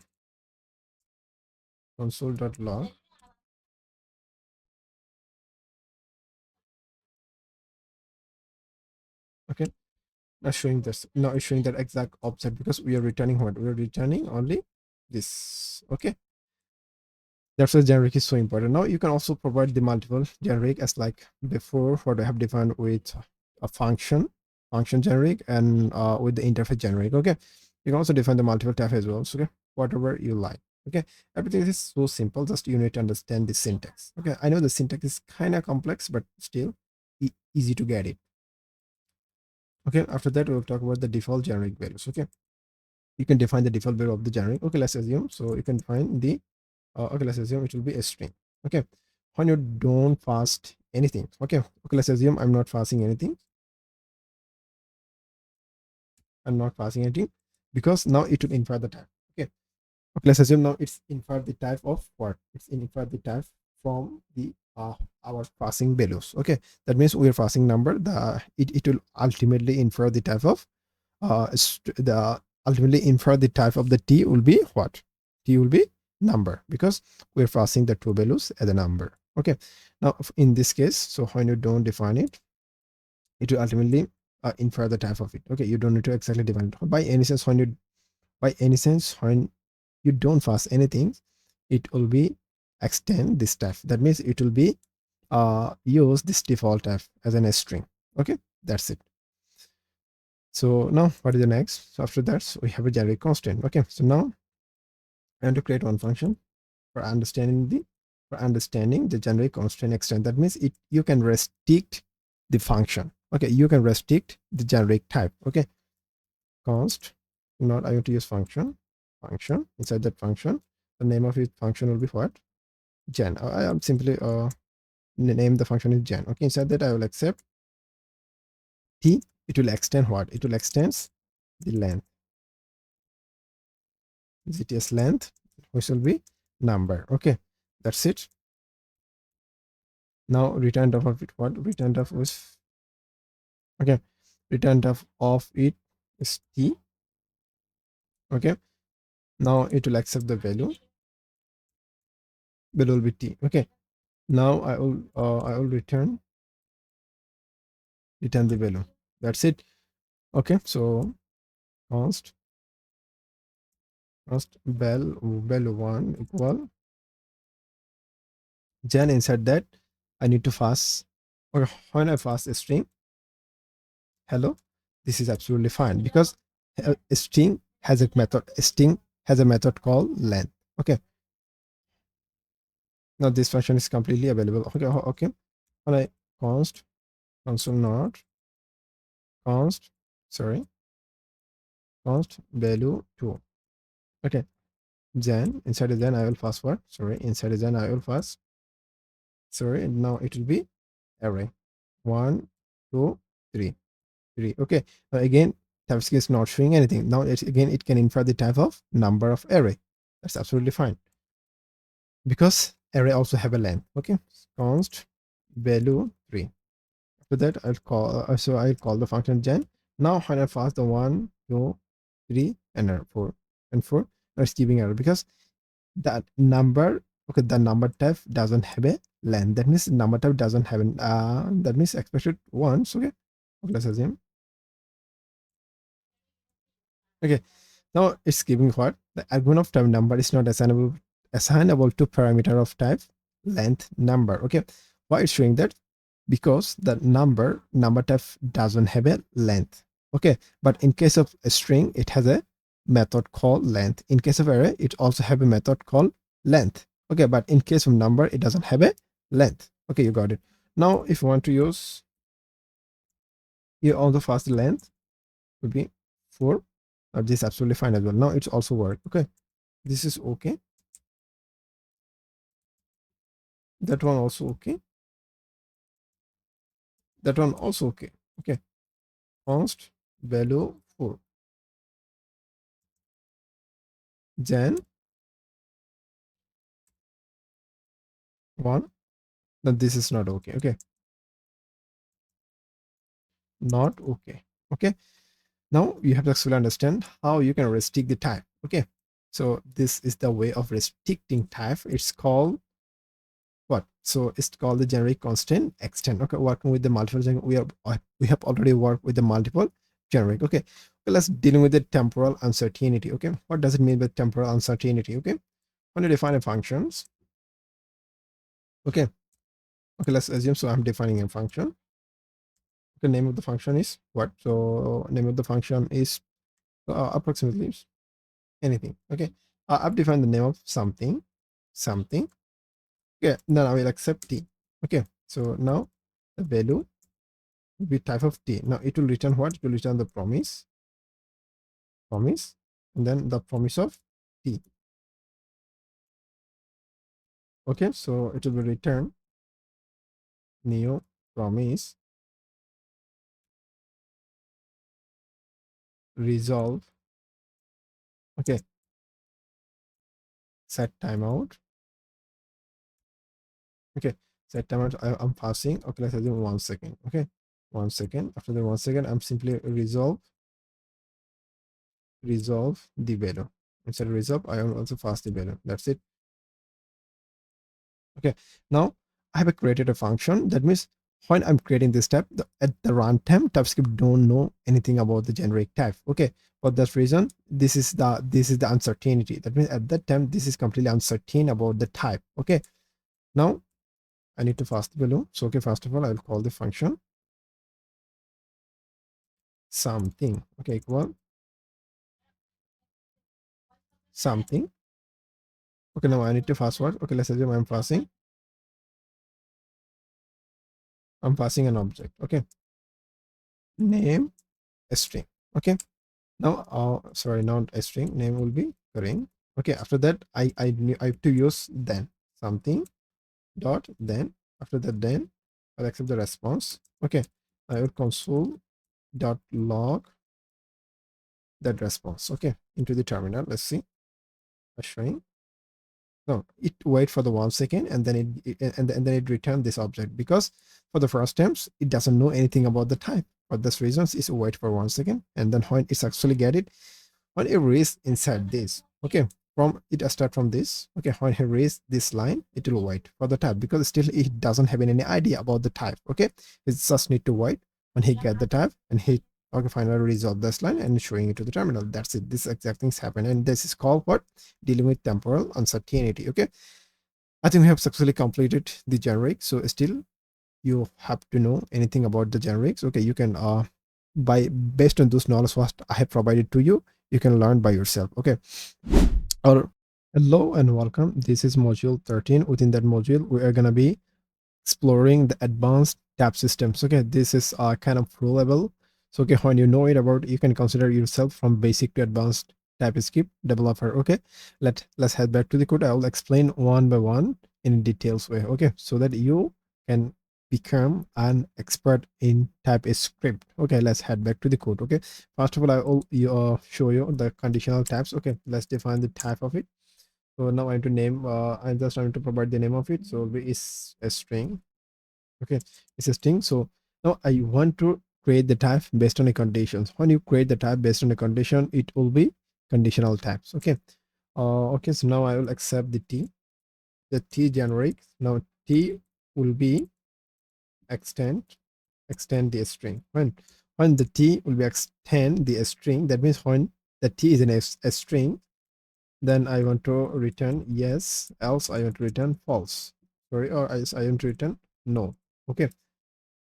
Now, so now I want to create type A. So equal is a string. So now I want to pass a string. Okay. Now it give me what? So hover over it. Now it's giving me yes. Okay. Type B. Okay. I create is a string. And I pass number. It's give me what? No. Okay.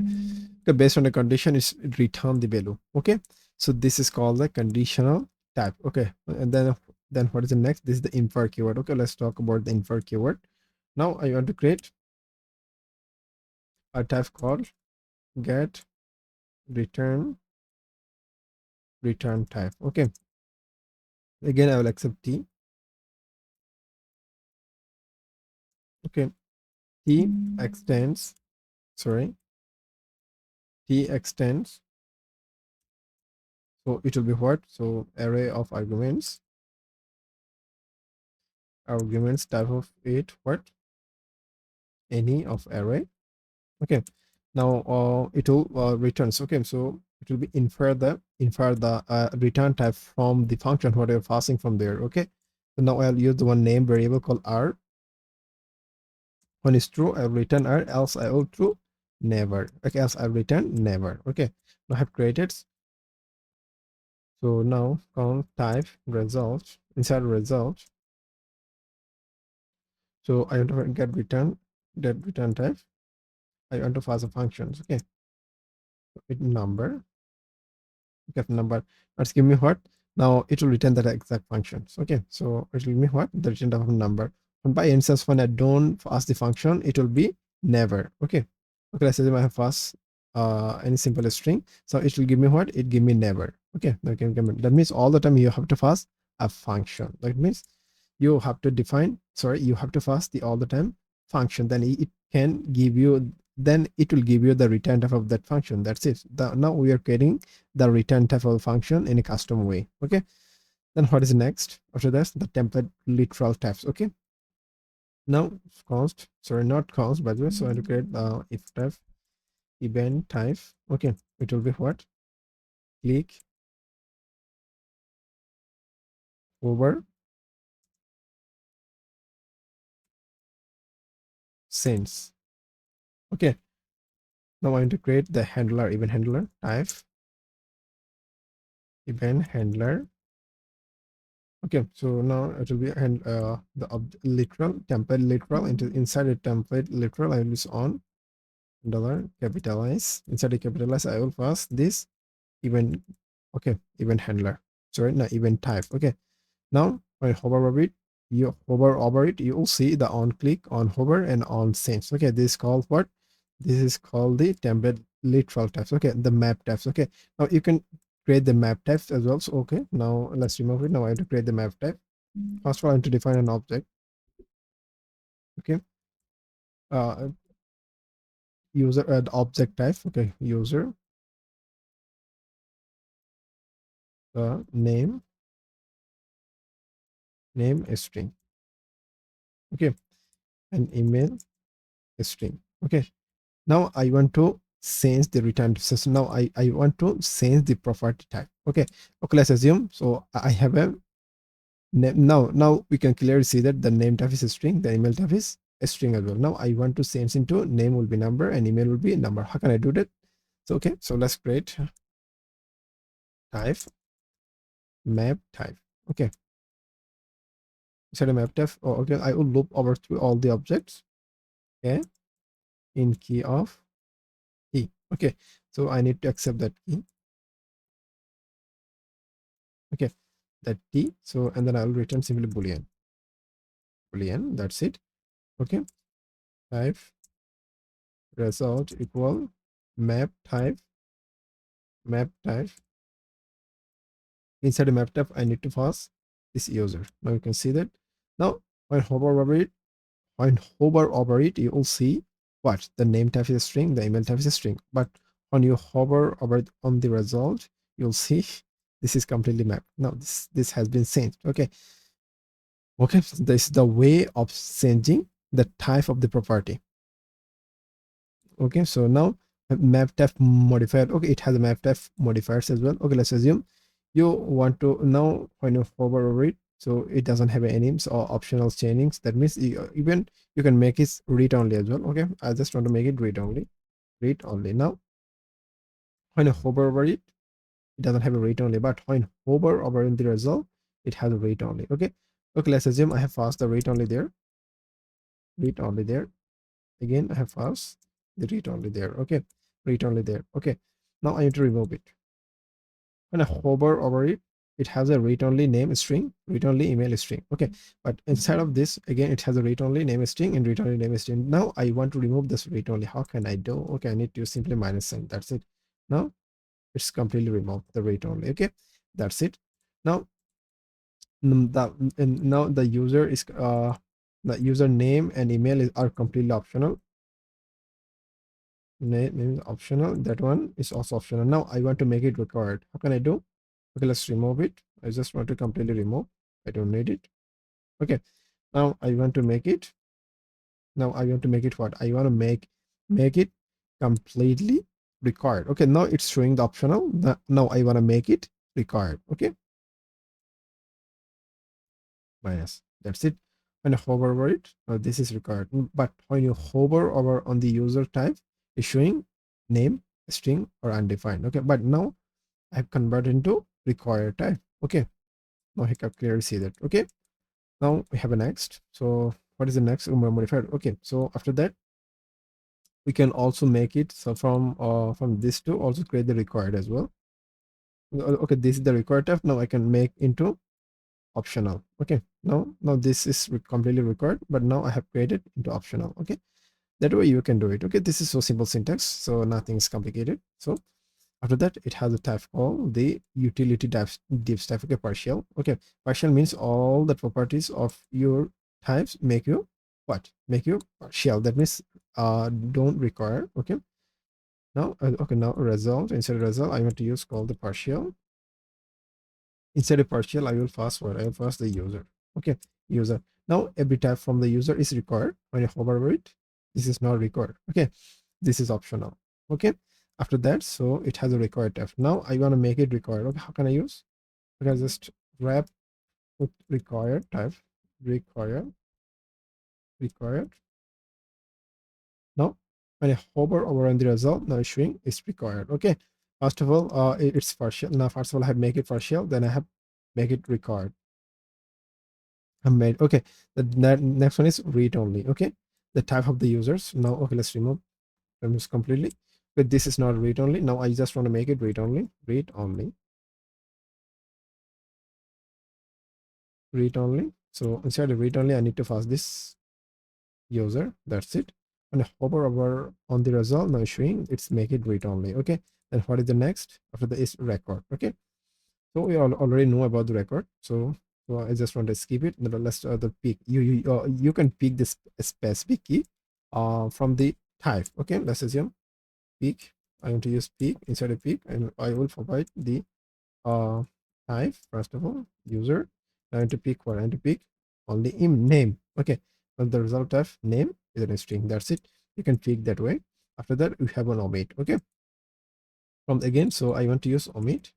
Now it will omit the name and it will show what? It will show you email. Okay. It will show. So it will show you the email. After that, so now what is the return type? The return type, it will show you the return type of a function. Okay. Now I will quickly create a function. So okay, let's remove everything. Function add. Okay. Now I will add and b. I will accept a b parameter. The type will be a number again. So it will be number, and then finally I will return a plus b. Now I want to know the return type of that function. Okay.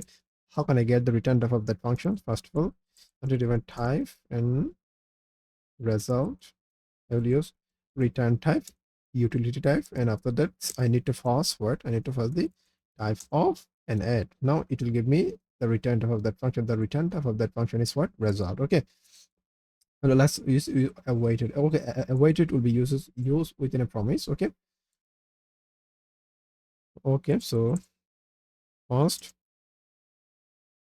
Okay, so I will use the result again. So it will be type node, by the way. Type result. Inside the result, I will use promise. Promise, I will use number. Okay. Now I want to make now I need to unwrap this promise. Okay, when I want to create the nested promise, again I want to make it nested promise, promise, and alphas enter the promise. Okay, now it's showing what? It will show you the promise of result. Now I have to await this promise, await it, and alphas this promise. Okay, now this will be what? Now this show you the only number. Okay, now this all the promise has been resolved. Okay, without, okay, when you remove the await, when you remove when you remove the await, now the type of the result is what? The promise and promise number. But when you awaited it, this, okay, this promise has been resolved into awaited. Okay, awaited, and I need to pass the result. Okay, now it's showing that this is completely resolved. Okay, now we have successfully understand the advanced feature of TypeScript. This that will help you a lot when you will work in a real world project. Okay, have a nice day. See you soon. Bye.